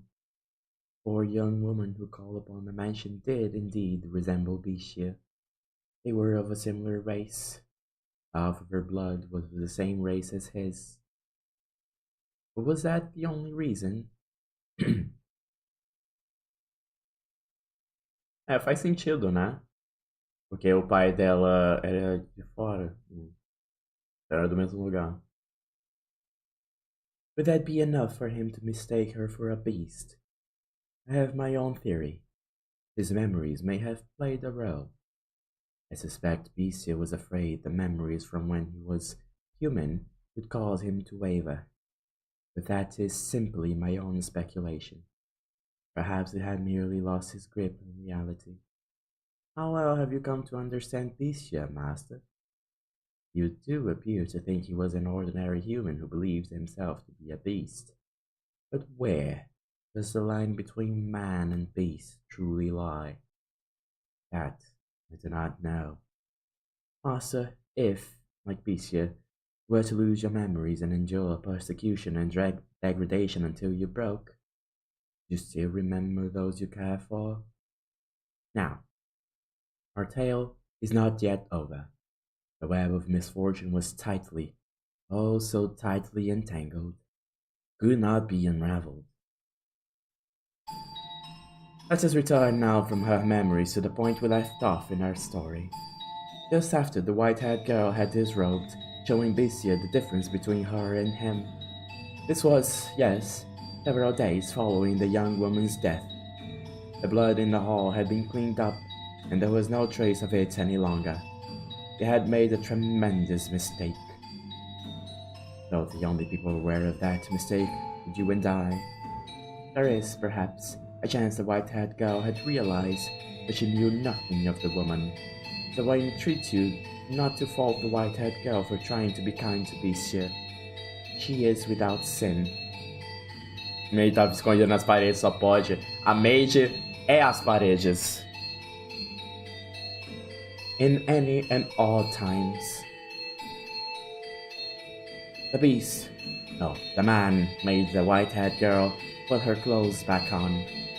He seemed to have calmed down a bit. After examining her body and comparing it with his own, he was once again coming to think he might not be a beast. In the past, he would have rejoiced to have proof of his own humanity. However, it was for him then the seed of several new doubts. You said I'm not, I am human. Agora eu não sei que voz eu uso pra ele. Ah. Yes. Do you still believe this? I certainly do. You are simply mistaken. You believe yourself to be a beast because of what the villagers said. Why did they call me a beast? If I were able to see, you'd surely answer all your questions. But I cannot. All I can offer you is my conjecture. Go on, tell me. I suspect that you not come from this country. No, you not come from this continent. You came to this continent from far, far away, perhaps even across the seas. This land has been cast into turmoil by the war. Fortunately, no fighting reached the village, but it has blocked trade routes, stripped them of their independence, and cast a dark shadow over their hope. They are quite devastated, I imagine. And then you showed up. From what I have heard, this area is not particularly friendly to people from other countries, even less so those from another continent. Como você sabe tanta coisa? I doubt they know much about distant lands, so they had probably never seen someone like you before. But in addition, you have been wearied and worn. I guess you were emaciated, wasting away. Enough so that you do not even look like yourself. You remember how you arrived at the village? When I woke up, I was on a beach. I don't remember anything before that. My joints all ached, and I was incredibly thirsty. I was in so much pain, I sought help. but nothing I said got through to the villagers. I did not understand what they said either. But the one thing you did understand was that they were calling you Bisha. Right. I also understood that the word was used to describe beasts. The way they looked at me. It wasn't normal, so I imagined at first they simply didn't want the trouble. Crítica social foda, xenofobia é isso, gente. They didn't actually think you were a beast. Simply that this wretched man, unfamiliar in appearance, had washed ashore resembled a beast. Washed ashore? You were in an accident, were you not? While crossing the sea. I do not remember. I can't remember. No, I mustn't remember. If I am not a beast, that means the other beast wasn't one either. What did the beast look like? Looked somehow similar to me. Its hair color, skin color, eye color. The way it spoke seemed vaguely familiar, which means it was... I cannot accept that. I do, and that means I have done something terrible. No! What? They did call me a beast. I was, in fact, a beast. As I've been saying, that's because... Tell me I'm a beast, please! Let me remain a beast! How do you imagine he saw the world? I cannot even begin to fathom. But you can never know what someone else sees. There is nothing to say they see the same thing as you. As you and I have seen different things, so too did a man and his lover see different things. Or perchance the true shape of the world is visible only through the white-haired girl's sightless eyes.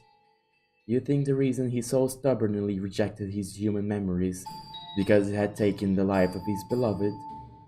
I personally believe that there was more to it than that.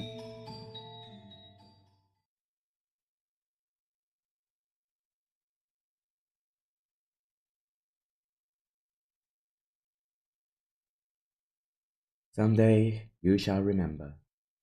You shall remember everything. I will not allow you to avert your eyes.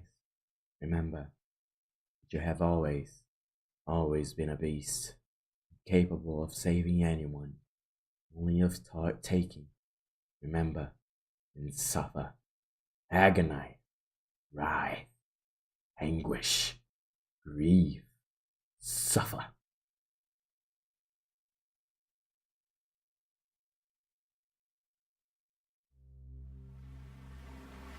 Such a damn shame.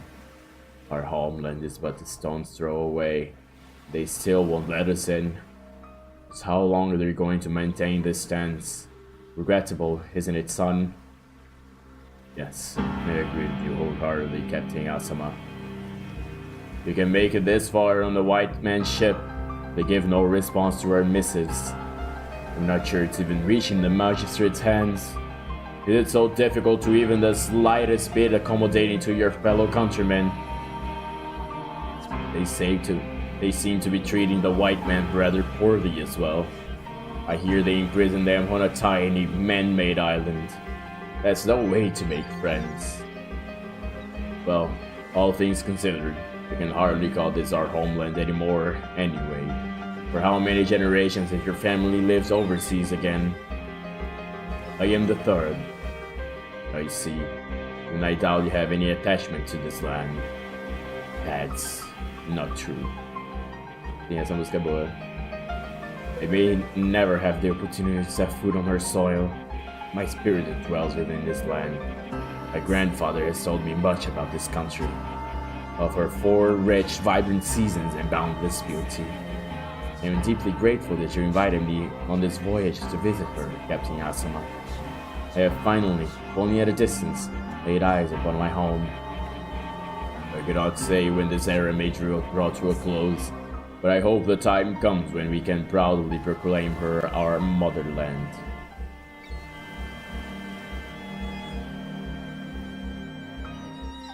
You can find food this good back home. I eagerly await the day that becomes true.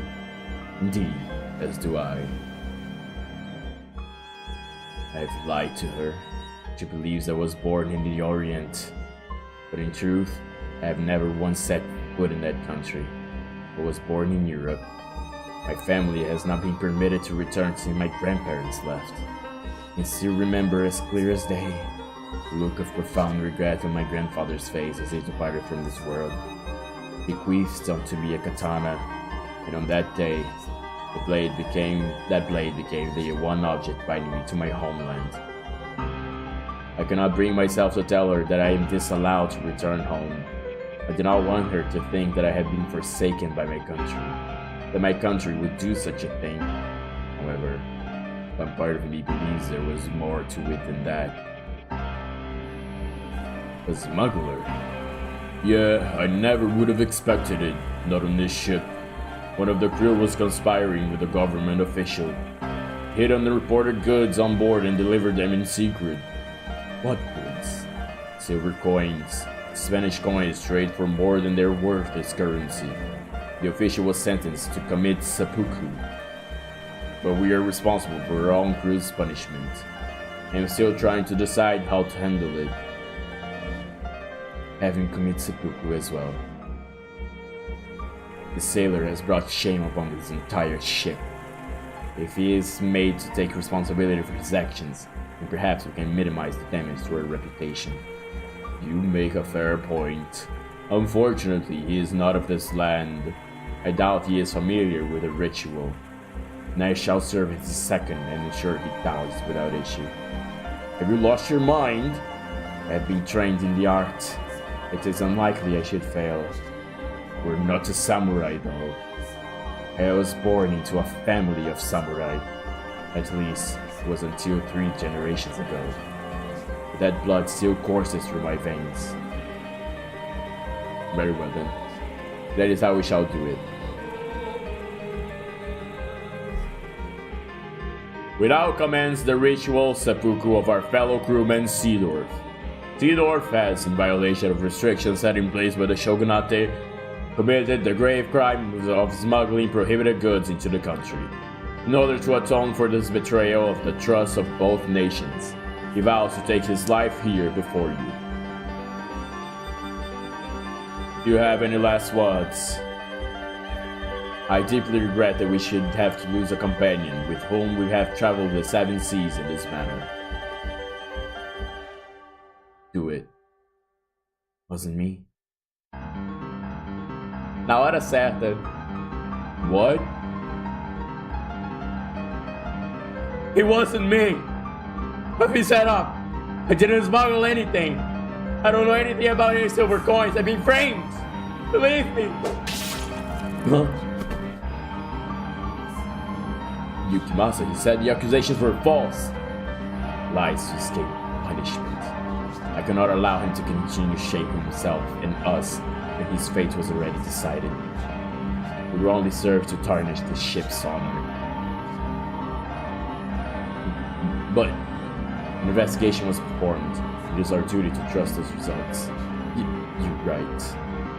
I was framed! I was fatal framed! Yes, you're right. Good word. Now, this needs to be cleaned up. Yes, sir.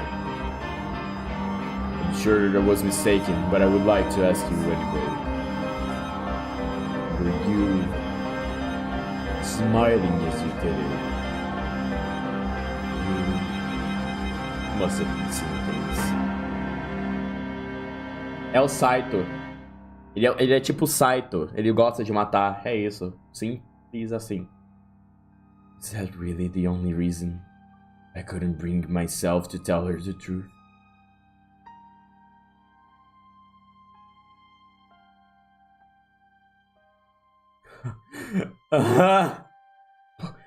What was that dream? What was that? Was that from my memories? No!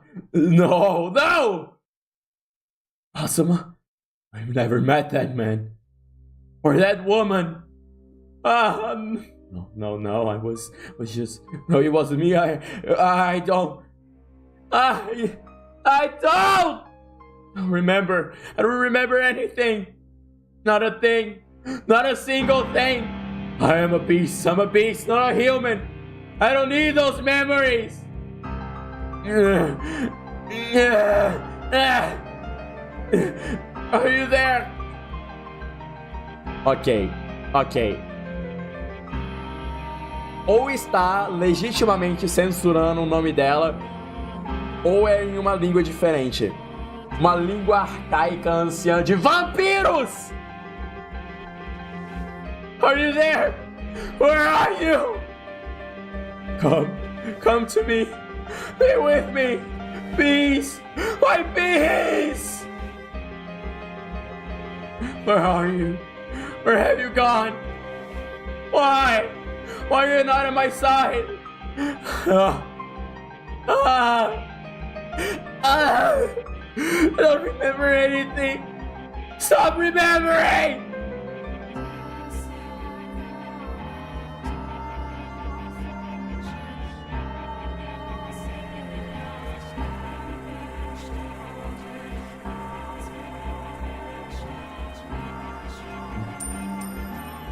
Is that a silver coin? Spanish silver. Some weeks after we set off back west, I found the silver coin the ship sold. I don't know if it got overlooked or dropped when transporting the rest. There's just one. First thing I think when I find it is that I should report it to Captain Asama. But instead, I slip the coin into my pocket and take my leave of the hold as if nothing ever happened. Not for the purpose of smuggling it for some extra cash. It only has extra value in the east. Back west, worth nothing more than its time value as currency. So again, not for want of money.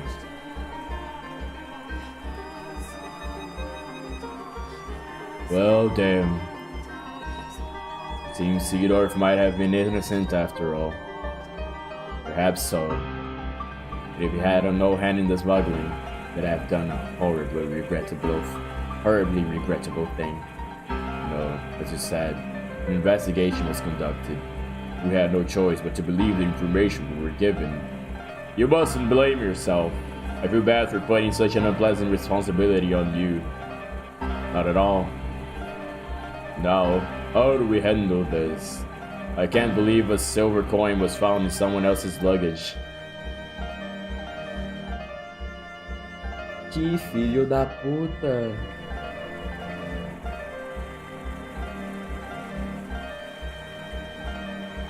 It would be best to handle this internally. Publicly, we have already made our demands with Seedorf's death. That's true. Though it would be prudent to try and discover from where he is acquiring the coins, so as to prevent another such incident.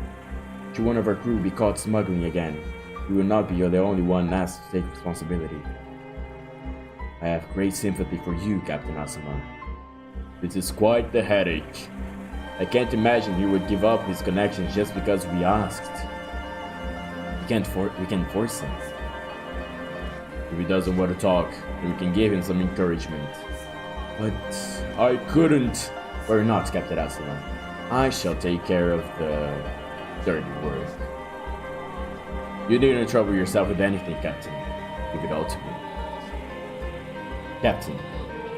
Very well. I leave this in your hands, Yukimasa. Yes, sir.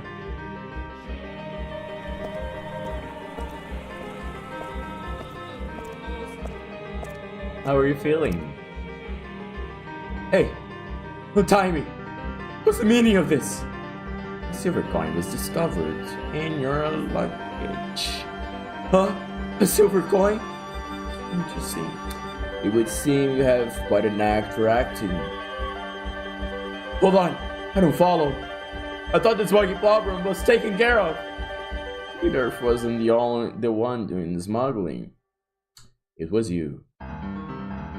Like hell! I've never seen any damn silver coins. This is some kind of mistake. Check my bags again.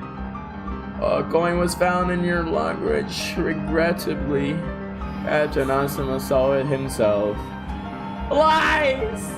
I swear I never touched one. Is that so? I swear, never once. Oops. I swear, never once. Please believe me, I'm no smuggler.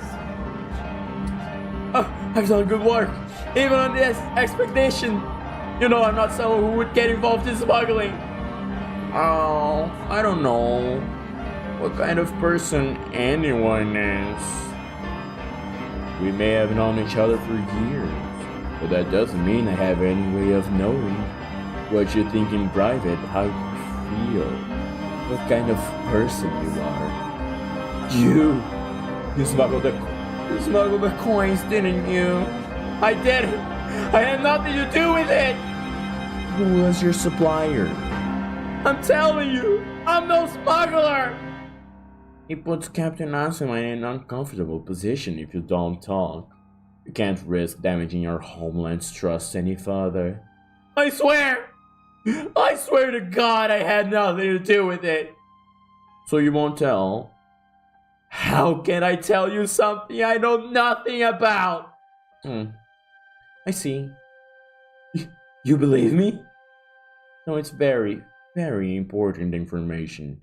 Enough so that you can't give it up so easily. In which case, I'll just do what I have to do until you talk. What are you? Como é que é? Como é que é?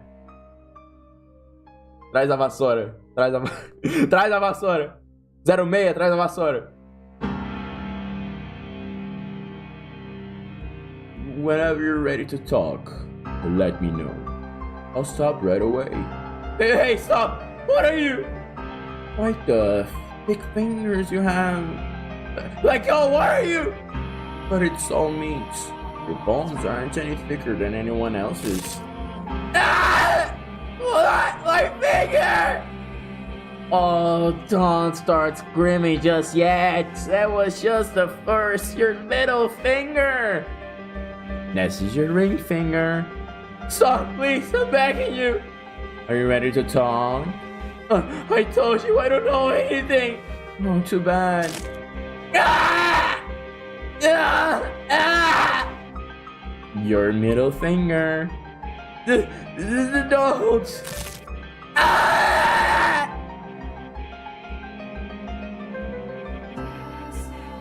Nesse ponto, os meus cachorros já devem ter acostumado.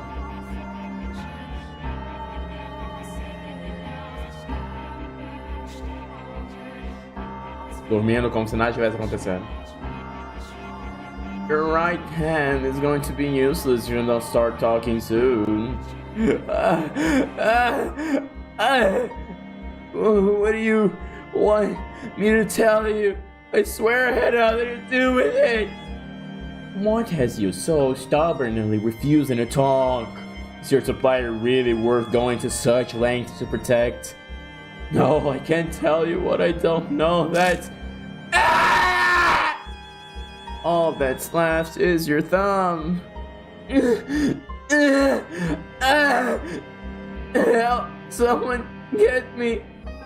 Just so we're perfectly clear, everyone on board knows what you did. No one's going to come to a smuggler's aid. God, I can't take any more of this.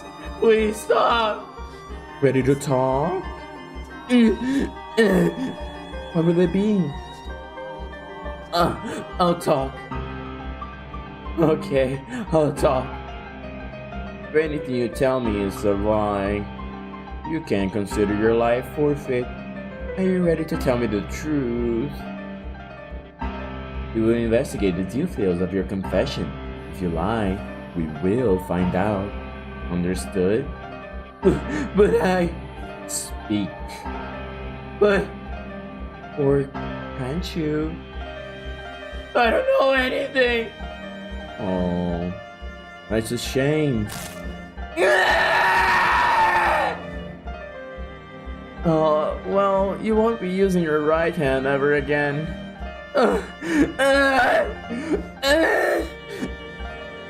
Although, there are still 5 fingers on your left. Are you in pain? Do you want me to stop? Yes, please. Alright. 4 left.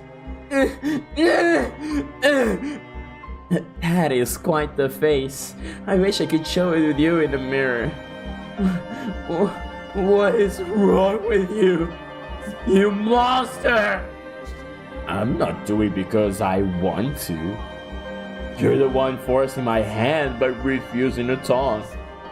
Now go on, spit it out. You wouldn't believe anything I said anyway. How long have you been doing this? You're the first. Liar!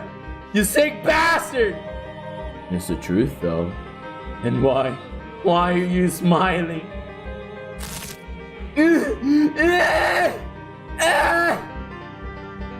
3 left. What will it be? Will you tell me everything? No lies and no omissions? It wasn't me! It wasn't me! I didn't do anything! 2 left. It's surprising how easily they break. No! Stop! This is the last one. It burns. It burns my fingers. They're on fire. Tecnicamente. Não estão. Now, what next? It burns. It burns. It burns. Are you listening? Hello? This? Over a few broken fingers?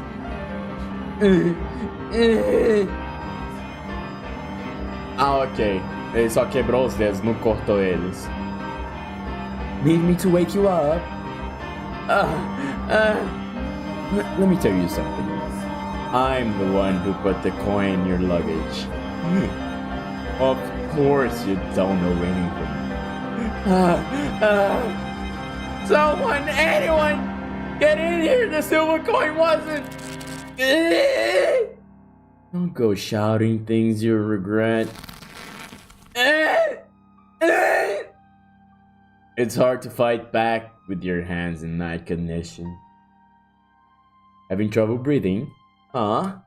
Well, are you? You need air? I guess it's hard to talk with my hands around your throat, huh? Do you want air? Alright, then you can have some air.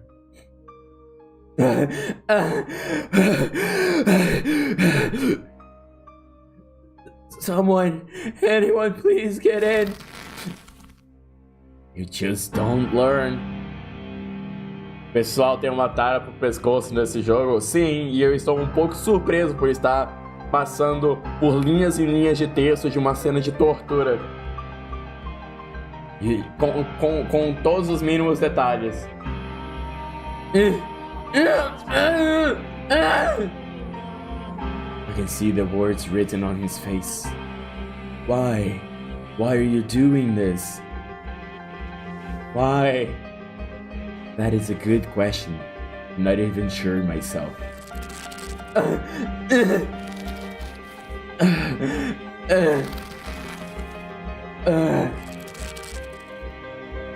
Hey. Answer me. Todo mundo te come nela Remaster for Switch. É jogo mais de 18 esse aí, né? Well, damn. Missed the opportunity to use my katana.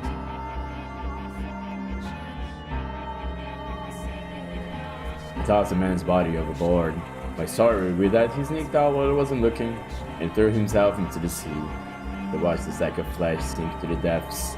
I'm thoroughly shocked to realize I don't feel the slightest bit bad about what I've done. No regret, no remorse, nothing.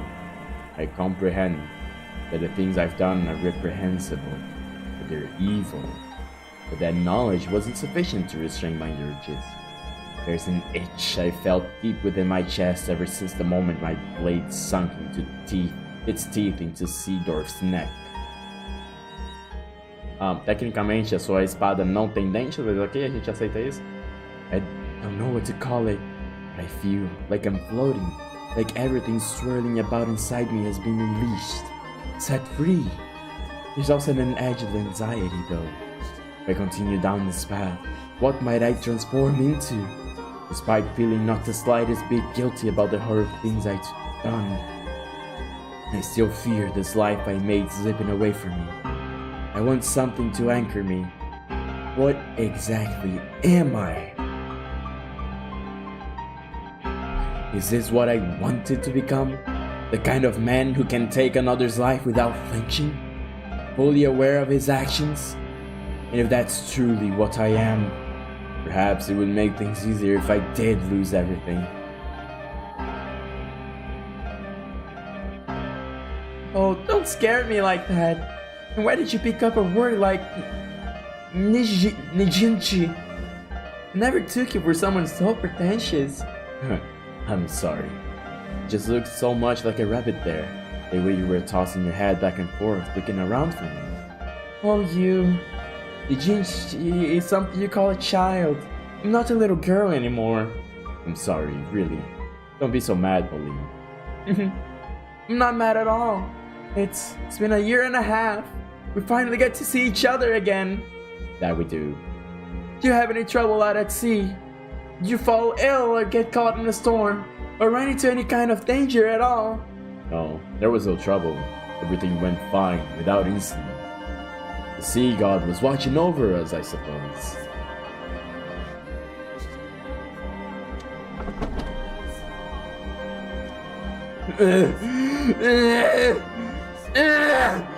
I don't know.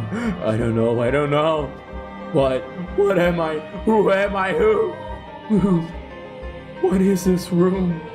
What are those colored windows? Were those here before? In the mansion? I know what that is.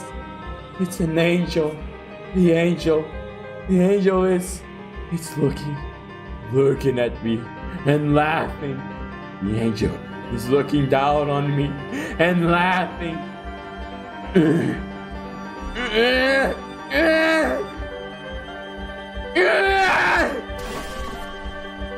Ele se jogou? Caralho.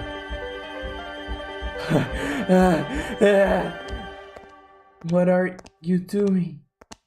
The angel is laughing at me. The angel. So the angel. You. Where were you? I went to the kitchen to get a drink of water. You have nothing to worry about. We will not run away from you. I am not human. Am I? I am not a human. You are. Not a human! You are. You. It's alright. I imagine it's quite disconcerting having lost your memories. But no matter what happens, you will always be you. Don't be afraid. Were those the words of encouragement I truly wanted to hear? Am I afraid of being myself? I don't know. Don't think about it. I am a beast with no memories.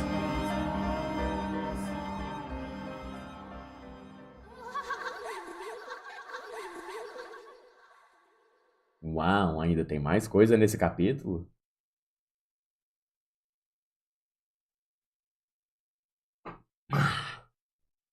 His psyche drifted erratically between human and beast. He accepted himself as human. Michael's memories better left buried to return to him. He accepted himself as a beast. In exchange for his memories, he would no longer be able to rejoin human society. The white-haired girl fervently supported him in these precarious times. I was quite amazed. I had never imagined she would grow to be such a strong woman. Nevertheless, God is a cruel master. What strength he gave her spiritually, he took in equal part from her physically. Though she persisted day in and day out to stay by the man's side, one day she suddenly fell ill. With her in the throes of a high fever and not knowing the cause, he fell into a perpetual panic. There was no medicine in the mansion. They could hardly manage to put together sufficiently nutritious meals. Though there was no medicine, maybe there was something else that could make her feel better. However, Everything he could think of required him to leave the house. Hey. Hey. Is there anything you would like? Anything I would like. I'm considering visiting the village. I see. You're going to the village. I thought I might be able to get some medicine. I would prefer to bring a doctor here, but no one would come if they learned you were in this mansion. So, he was planning to put on a disguise, to enter the village as a person. The white-haired girl smiled when she heard his idea. She had, after all, always wanted him to think of himself as human. However, because she was so pure-hearted, she did not comprehend the full extent of the slaughter he had confessed to committing. The revenge he had taken on those who had chased him around. How sinister his cackling and furious his reaping. She did not grasp just how serious it was. She had faith that Becia had kindness in his heart. If you cannot get any medication, then buy me some oranges, please. Oranges? This is a land blessed by the sun. You should be able to find some wonderful fresh oranges. Will that make you feel better? Yes, it should. Okay. Bicia's mind was made up. He would don the skin of a human for her, to protect the peace he had. He would return to the place that had left him with many painful memories. It was to him the source of his fear. Whenever he let his guard down, the shouts would play back in his mind. Bicia! Bicia! Bicia! Hideous beast! Though he had physically conquered the people who lived there, Bicia's memories of the village still haunted him. But her health meant more to him than any of that. He was willing to cast aside his fear if it meant the white-haired girl would recover. The girl was still in her bed. He made his way out of the mansion.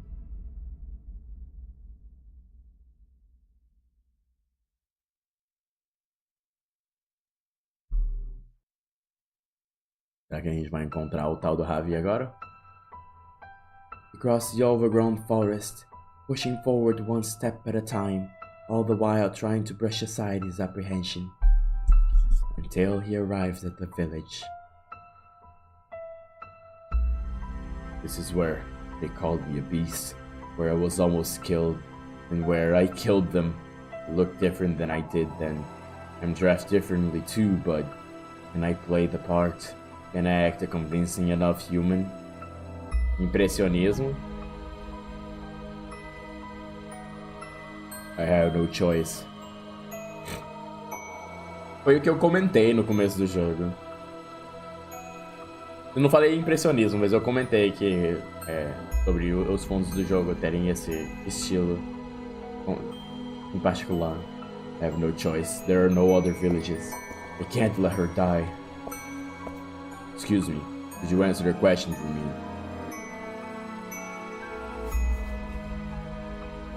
Village man is looking at me, only for a moment. For me, the moment is torturously long. A faint look of panic crosses his face, perhaps in fear of my appearance. He's staring at me. Will he point his finger and call me a beast? Will the other villagers come to kill me? However, I haven't seen you around here before. I didn't recognize me. Yes, I come from a faraway land, and I am unfamiliar with this area, so... Haha, you're dressed like a nobleman. On a secret trip or something? Something like that. You look really pale though, searching for a doctor? Yes, but not for me. My companion has come down with a fever. Sorry to hear it. Well, I'd love to introduce you, but he's out right now. He won't be back for a few days. I see. Where might I be able to buy fruit? There's a shop just around that corner. Thank you very much. Don't mention it. You take care, traveler. It's dangerous out there. I'm starting to attract attention, but not the same kind as before. They don't look at me with revulsion, hatred, or furious indignation. They're simply curious. The village feels different than last time. Would it have changed this drastically? Or is it because I really did look like a beast then? And now I look like a human? É, cara, é tipo isso. I don't know. Excuse me. Me? Yes? I would like to buy some fruit. Some oranges. Oranges? Alright, just a heck. The fruit vendor doesn't recognize me as a beast either. Exato, vestido que nem rico, viu? É fácil assim. Any other year and they'd be a lot longer than this. For the years here, we had the end of the war and this whole mess with the beast. It's just been crazy. If you'd like, how about you come back in a few years and try our oranges again? They'll be several times better, I assure you. I'll keep that in mind. You bet, that'll be... Sorry, I don't have any local currency. Will they suffice? What? Is... Oh, good, I take it? No, on the contrary. It's hardly fair for you to trade a jewel for a few oranges. That's all I have to offer. I hope we can exchange it for money. Sure. You're noble or something else. Noble. Aren't you? But if you wander around dressed too well, you put yourself in danger. You might find yourself stripped bare by a bandit, or perhaps even catch the attention of the beast. The beast. Everyone mentions the beast. They speak of him. Have you heard the tales? I have not. There's a beast stand not too far from this village. It's attacked before, and we've been living in fear, never knowing when it might attack again. That all ends today. The men have finally found their spines. They all got together and went out to exterminate it.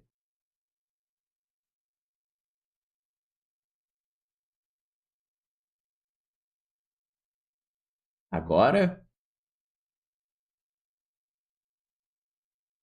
Ei, deixa minha menina em paz. What? Did you never guess who's responsible? A kid. A little boy spearheading the attack. Never would have expected a little kid to whip all our lazy, cowardly men into shape. The boy is the only one who knows where this beast stands. Hold on. What about your oranges? The men have banded together. They're going to kill the beast? Why now? Why when I'm not there? I'm the beast, I'm right here. I'm what you're trying to hunt. The only person to mention right now is her. He regretted not asking the fruit vendor how long ago the party set off. Though what good would that knowledge have done to him? I had to hurry back regardless. The sun was beginning to set, draping the surroundings in a deep blackness. As if to keep him from returning home, the night wrapped its hand around his head, covering both eyes. In what direction did he have to head to return to the mansion?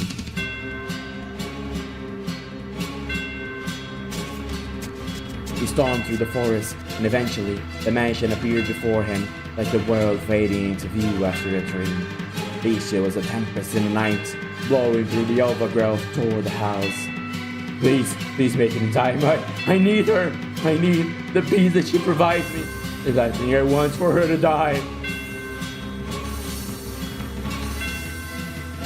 In a blink of an eye, he was through the door, charging down the mansion halls. He could not sense anyone else inside, though. All he could hear was the whoosh of the wind blowing into the house from somewhere. It seemed the window was open. Where are you? Where have you gone? Answer me! Please answer me! Nome. He cried out the girl's name again and again until his throat was sore and his voice was hoarse. But she did not respond.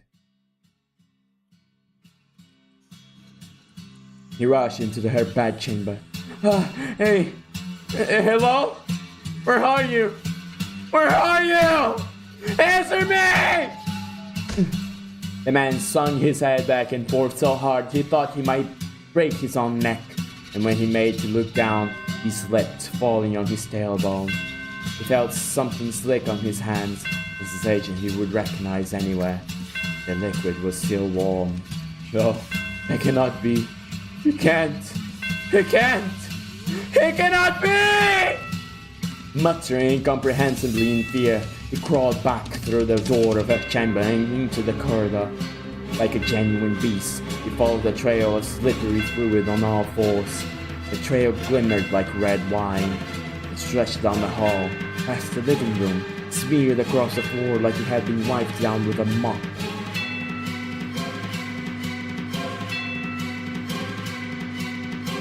The man crawled and crawled and crawled until at last he reached the stairs leading down to the cellar. The ruby trail continued. From beyond the door, you could hear men's voices.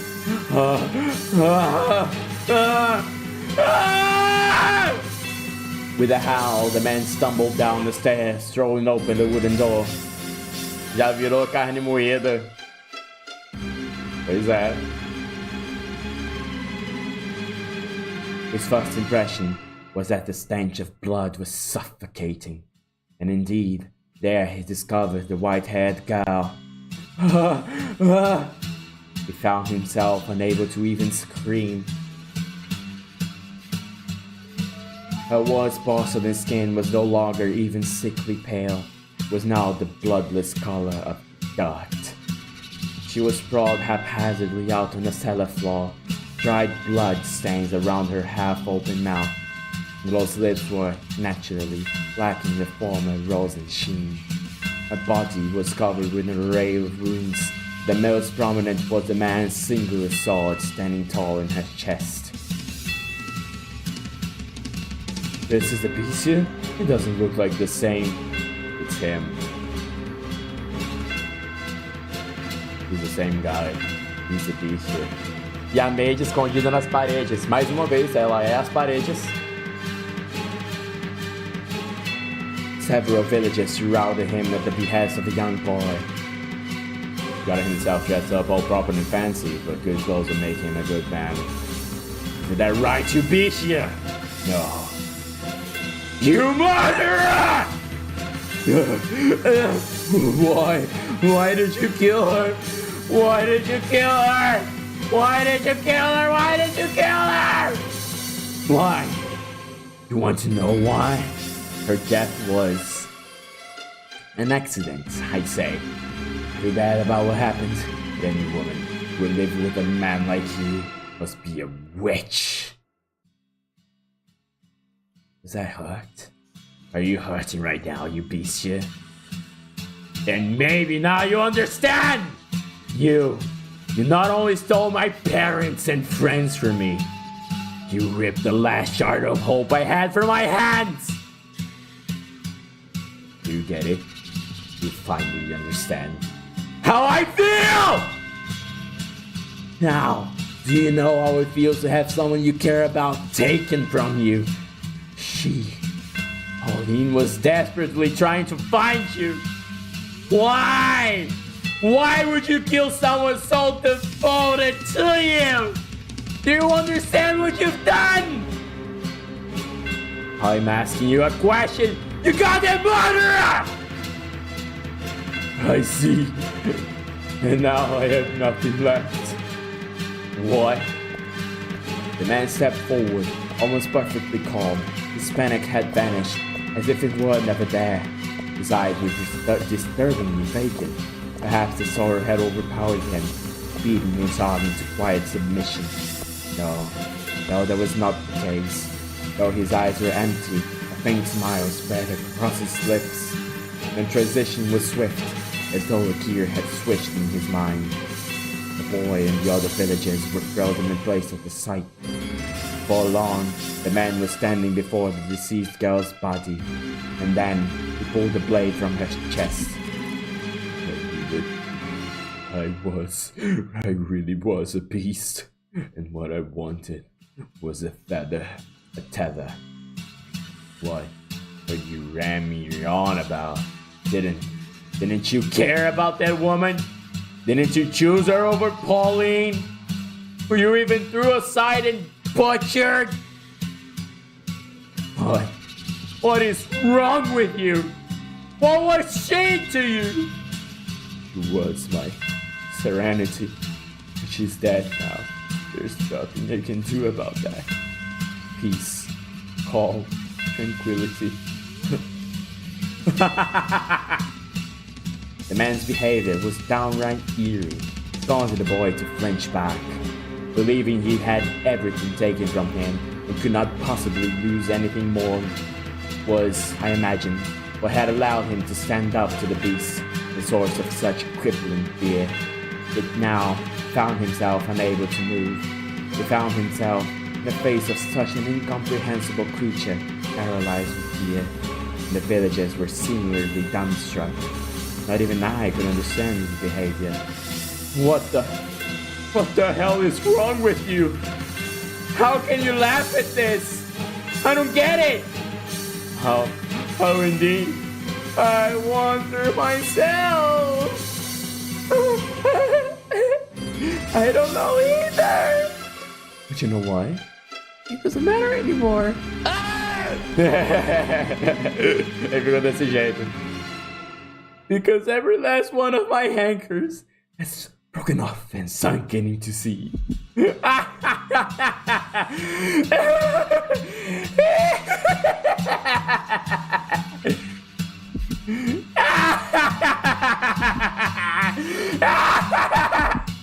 Soluçando de novo. É difícil, gente.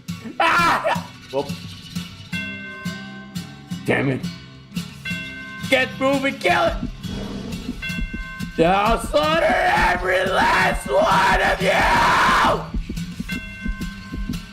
Yes. My whole life, I've always wanted to get... Oh.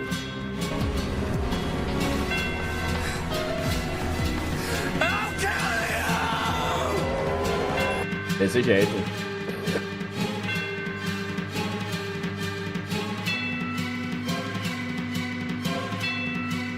What was it that afflicted you with such madness? Was it your memory in the shipwreck? The abuse and insult you suffered the villagers' hands? Or was it your grief at not being able to return to your homeland? No, none of us were the root. You were always like this. You always bore those twisted desires. You held these deep, constant urges to cause others harm.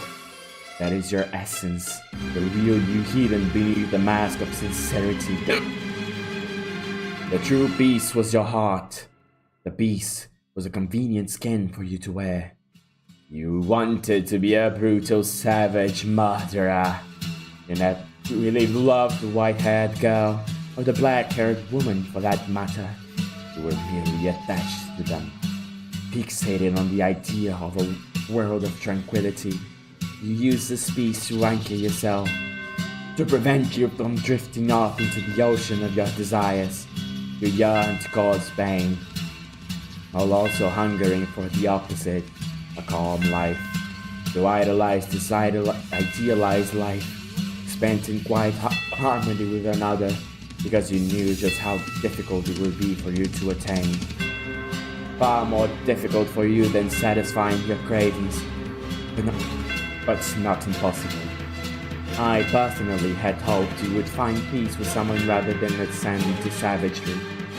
It may have only been superficial, but it would have been very human. But ultimately, peace slipped through your fingers, and no one was left to suppress your desires. You cannot, after all, hold them back yourself. What a tragic man. What a hopeless man you are.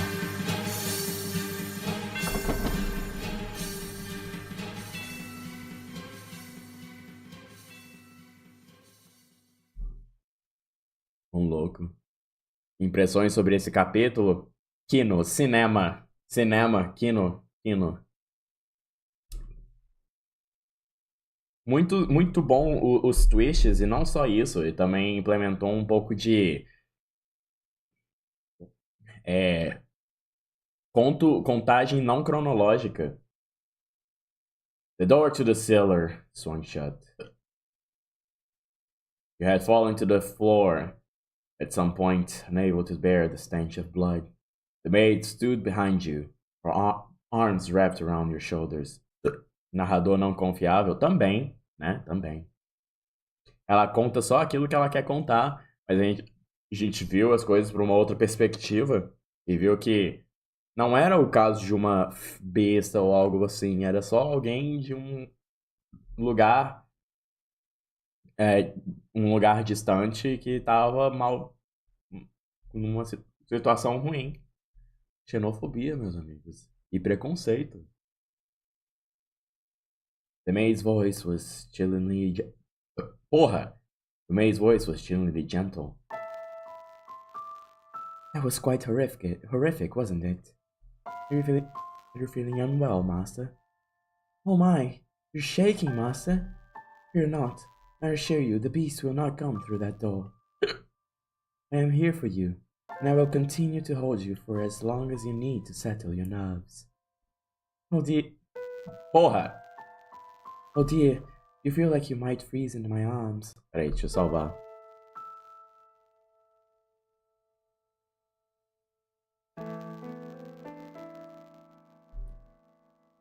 Am I really that cold? Vampira! I cannot tell my own temperature. You wish to know what happened to Bisha after that? I could open the door once more and show you. But I have no intention of knowingly tossing you back into that den of horrors.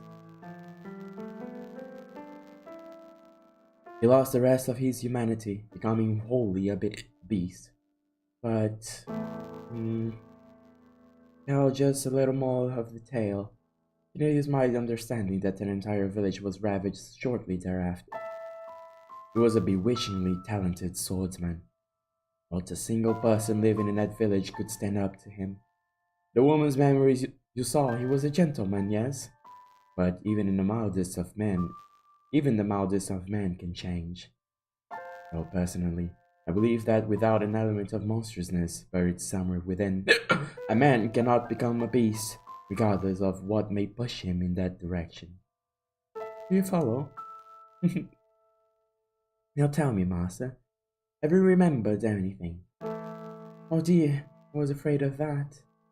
I am a remarkably patient maid. I shall accompany you for as long as you require. So do please find your memories. Now, let us head to the next door. The mansion is quite large, so hold on to my hand. We would not want to get separated. É, como se você não fosse onipresente, né, fia? You and the maid travel down the dimly lit hall, passing by the mirror once again. The light from the candle in the maid's hand was the only thing that reflected in it. The maid herself did not appear. However, just as you were about to avert your eyes, you thought you caught a glimpse of white hair. You heard a voice echo in the darkness. When you turned to face the mirror again, the glass was the color of obsidian, as if it had been painted over. The voice seemed to be coming from beyond the mirror. The maid did not turn back, evidently having not heard anything. You? Extended your hand, averted your eyes. Oh, shit. Eu posso escolher. Tem como eu salvar? Peraí. Escolha importante. Ainda bem que eu posso salvar.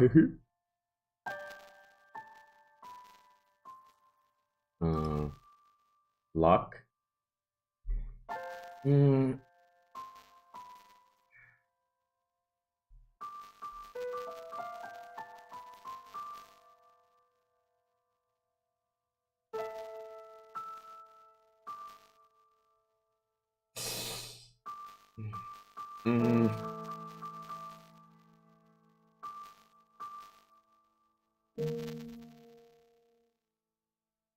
You extended your hand toward the darkness overrunning the mirror. The second your hand brushed against the surface, the tips of your fingers sunk into it. And the next thing you realized, your whole world was sinking into darkness. You hear a voice.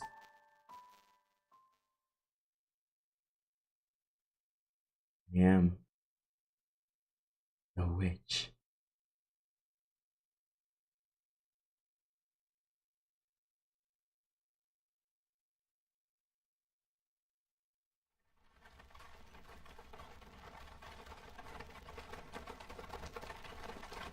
Getting foggy. Looks like it might rain. Maybe we should take a little break. Let's keep going. Oh, alright then.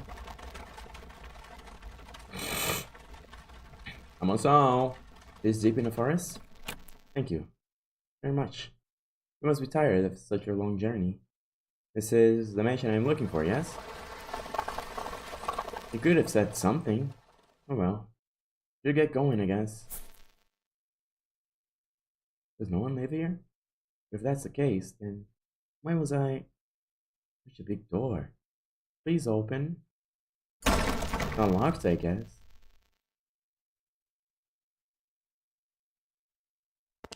I wonder if the window's open. Ah, not a hint of light. Hello? Is anyone there? Please don't tell me it's actually abandoned. I suppose I can't know without looking around a bit more. What do we even have here? Grapes? See a little light beyond. So pretty. Looks like an angel? Why would someone cover this up? It's beautiful. With a little more light, it'd be... Please do not touch the drapes. Or the window. Bela cabeleira. I'm sorry for coming in uninvited, but I did announce myself. Michelle. Sou eu! Is this, your mansion? It is. Thank goodness. I was afraid it was deserted. This actually would have preferred if the house were abandoned. Note, cabelo branco, Oh, not at all. I would be scared to death staying in this dark mansion all by myself. I'm sorry. No ill will intended. But I do think it could be some light. That way you could see where you were walking. And I'm sure this room would look splendid illuminated. Not necessary. I make do perfectly well, as things are. How can you see when it's so dark? I have an abundance of candles and oil for lamps. I am not in want of means of creating light. It is not your place to criticize my lifestyle. If you need light, you are free to leave. If you are in need of money, help yourself to some other furniture. There is a village not far from here. A mesma coisa que a Maid falou. Aham, lembro.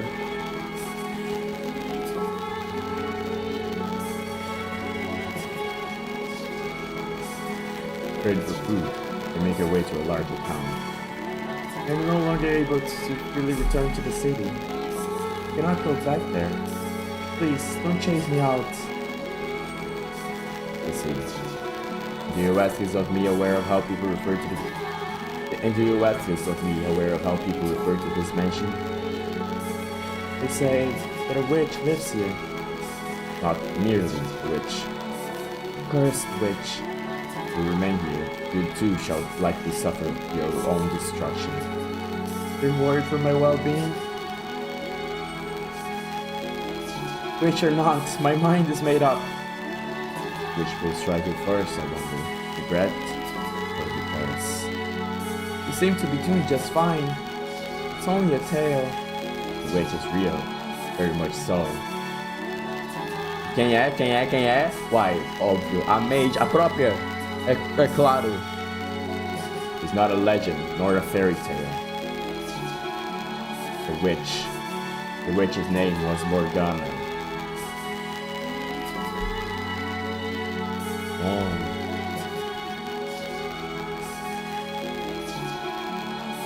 E quem é a Fata? It's me.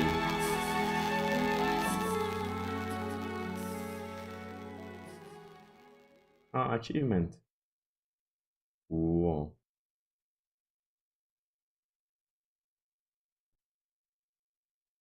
What was that? Giselle? Oh my! What is the matter, master? Why are you just standing in place?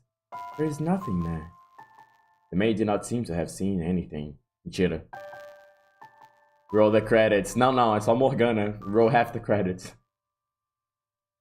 You wait to ask her about the scene you had just witnessed. What the fuck? Master, you look like you just seen a ghost. What is the matter? How about a little rest before we move on? You do not wish to remain here? Still not fond of mirrors? Peraí, o que você quer dizer com isso? Yes, now let us be off. I too dearly wish for you to return to your old self as soon as possible, Master. If your desire is to push onward, then I could hardly be happier. Now, follow me. You follow the maid's lead, returning to the living room. From there, you climbed a set of stairs, your hands sliding through the dust that had settled on the ebony railing. When you stepped out of sight of the mirror, the maid returned to normal. You had been on the verge of remembering something, but you were no longer in a position to be concerned about such things. For the chill in the air within the mansion seemed to have intensified. Standing at the one end of a long corridor, you asked the maid, When was the mansion built? I would imagine you know more about that than me, Master.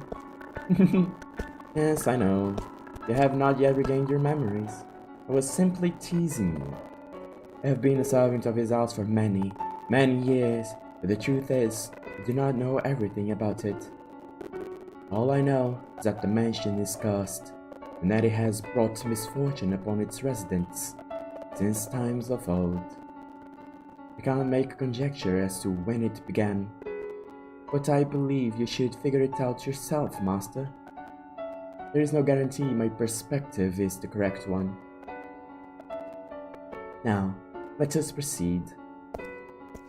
You and the maid traveled down the dimly lit corridor. While the layout of the house was the same as in the eras of the flaxen-haired boy and the beast, the bleak, colorless gloom felt incredibly dreary. On the wall partway down the hall hung a painting. The painting, which depicted a beautiful landscape, was oddly entrancing, but you did not have time to appreciate the artwork. Your hand in the maid's, you passed by the painting. Before long, a door came into sight at the end of a hall. This door is what I would like to show you next, Master. Listen closely. Do you hear the voices? Lively but rough, energetic, coarse. What lies beyond this door is neither a period of elegance and abundance like the first, nor one of ruin and savagery like the second. Technology and culture had become quite developed. Cameras and photography had been invented. It was a time of great progress and many breakthroughs. And for that reason, those who lived in it were constantly seeking to try new things. The tale I am about to tell you is one of a man who wagered everything on his ambitions. I hope that what you see, Master, will stir something in your heart. Now, through the door we go. Please, do not let go of my hand. The maid pushed open the door. Colorful balls bounced around the top of a long, dark green table. One man dressed in black. Sinuca. One man dressed in black and standing by the billiards table turned toward the door. The room was inundated with eye-watering cigar smoke, causing you to squeeze your eyes shut.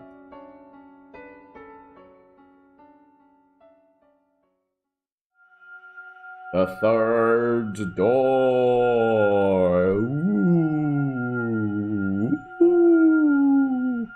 1869. 1800 nice.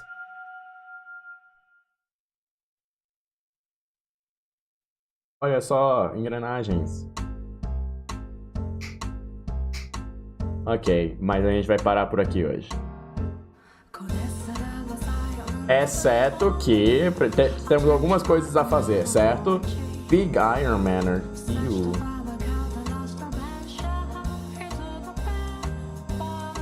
Vamos lá. Load. Se eu fizer isso aqui.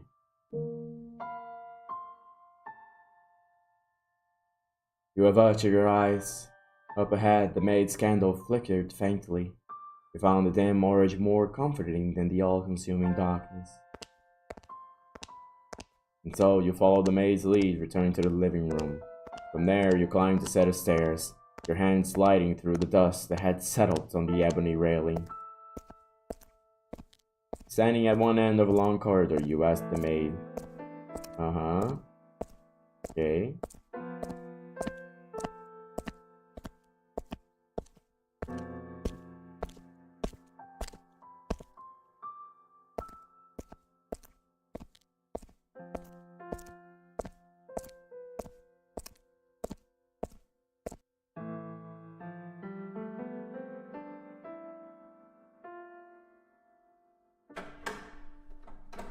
Real oficial? Eu só não vejo o negócio lá. Por que eu tenho a sensação de que o caminho se separa? E eu deveria fazer um outro save.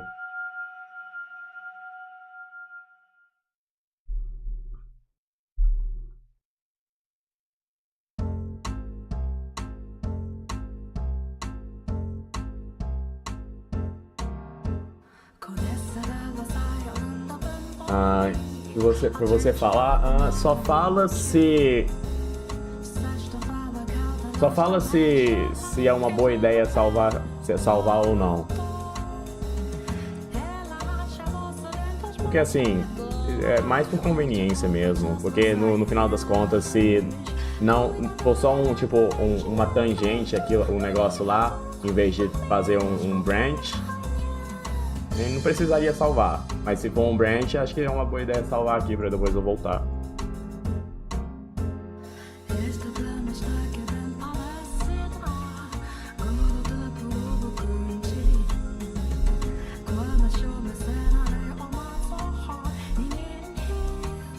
É um branch pra um dos finais?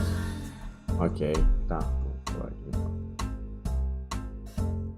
Thank you. Dá lock. Dá lock nos dois.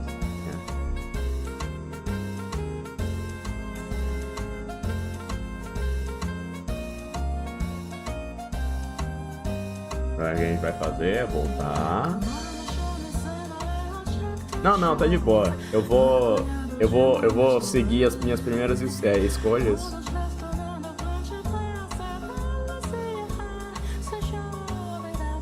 As primeiras escolhas que eu fizer, eu vou seguir com elas até o final. Mas eu só quero pegar esses lugares que faz um branch pra poder não perder tanto tempo assim depois. E que deve ter botão de skip that de qualquer forma. Tá, vamos ver aqui. Manor. Eu começo, né?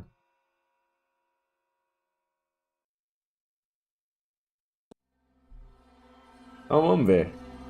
Primeiro eu tenho que descobrir qual é o botão de skip.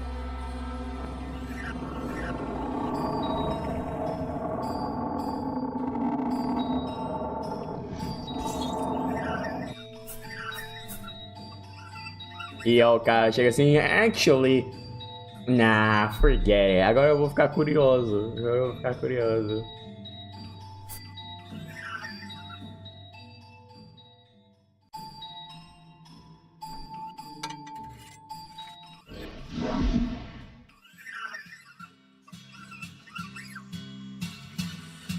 Pera, eu longe demais.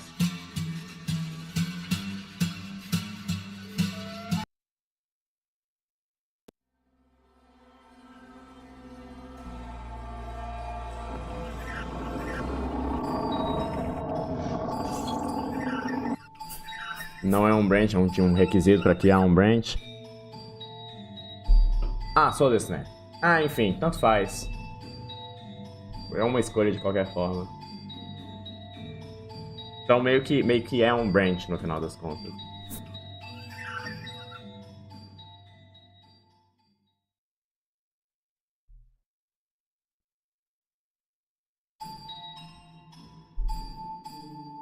Aham.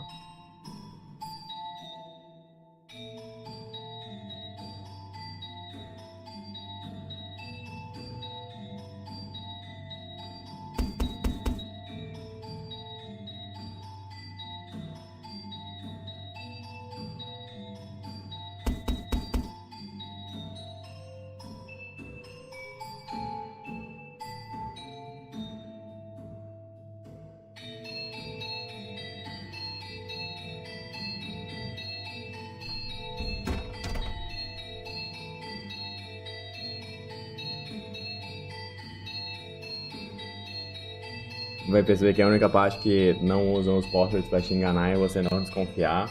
Usaram o portrait dele por um momento, né? Aí sumiu, agora o merchant falando.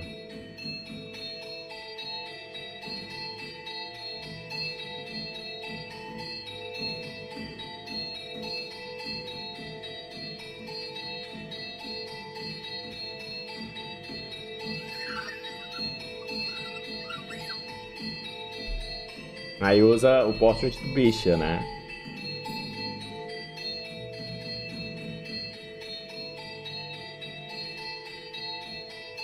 É, tanto que eles estão no mesmo lado, né? Porque assim, o vamos chamar ele de Asahi, Yukimasa, né? O Yukimasa, ele aparece na direita e some.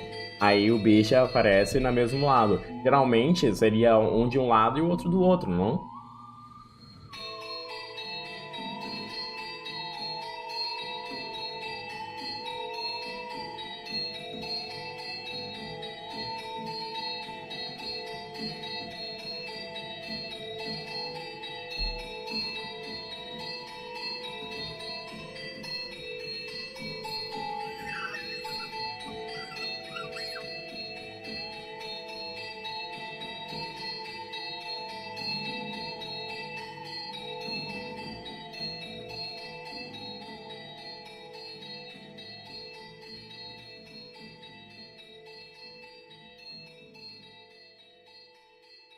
Ah.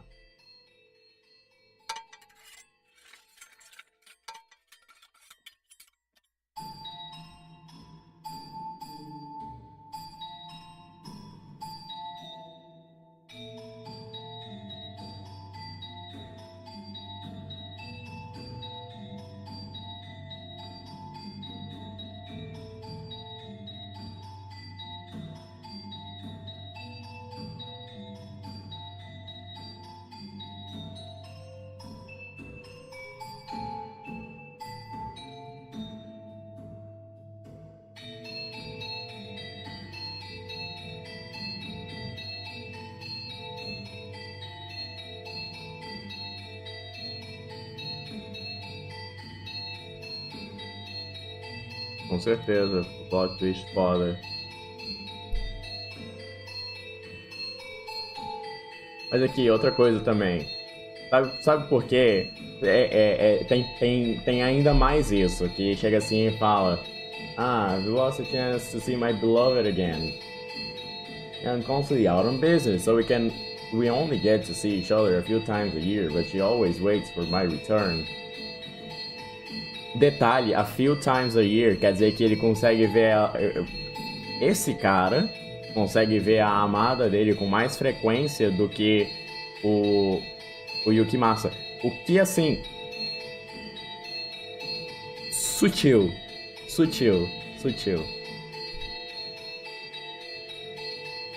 Porque ela fala que o cara ficou tipo 18 meses longe, né? 18 meses. Aí com eles construindo isso aqui, e depois na próxima cena aparecendo a Pauline e o Yukimasa, você pensa, ah tá, deve ser esse o mercador. E aí morreu, foi o cara que morreu. Mas não. Oh shit, what?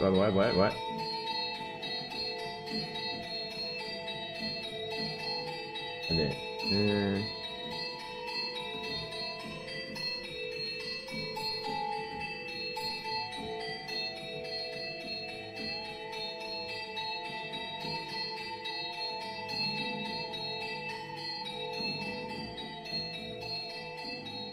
Ok.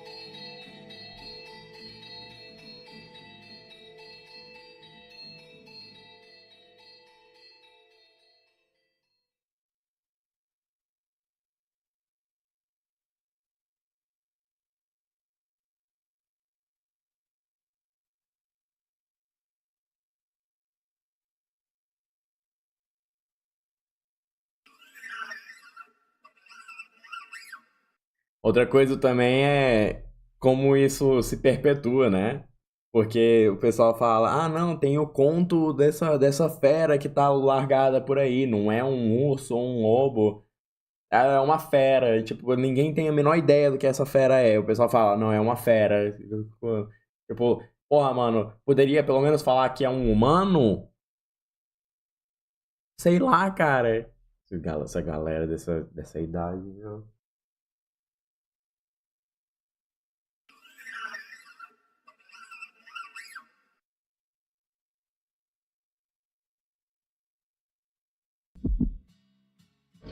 Um humanoide, no caso.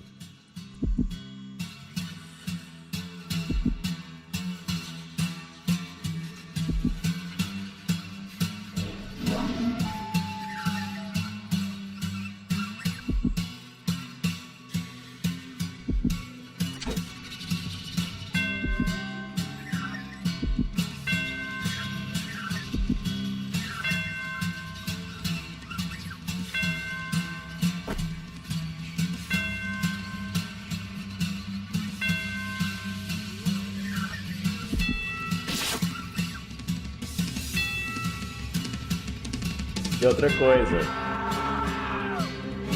Aqui deveria ser o mais óbvio, né? Não é a mesma roupa.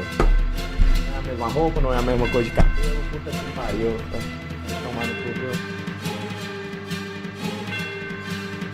Mas eles mostram eles mostram só um pouquinho. Não dá pra, sabe, perceber.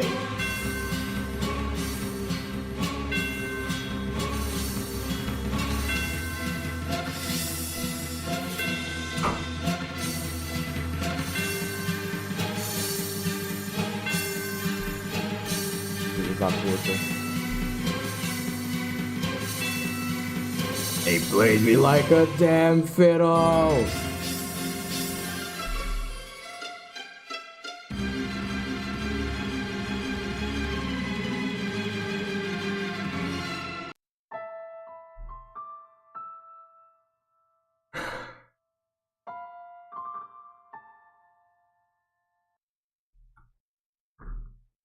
Ok. Ok.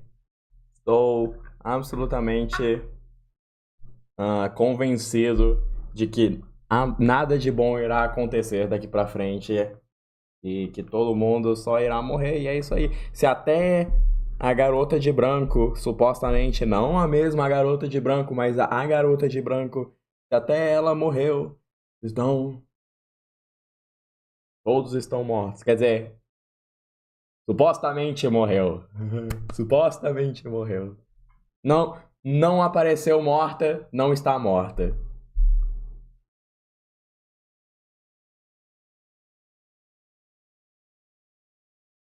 É a regra, não é? É a regra. A gente pode assumir que todo mundo da vila também tá super bem e feliz e rindo, porque ninguém morreu na câmera. Então, obviamente, sabe? Tô tranquilo, tranquilaço.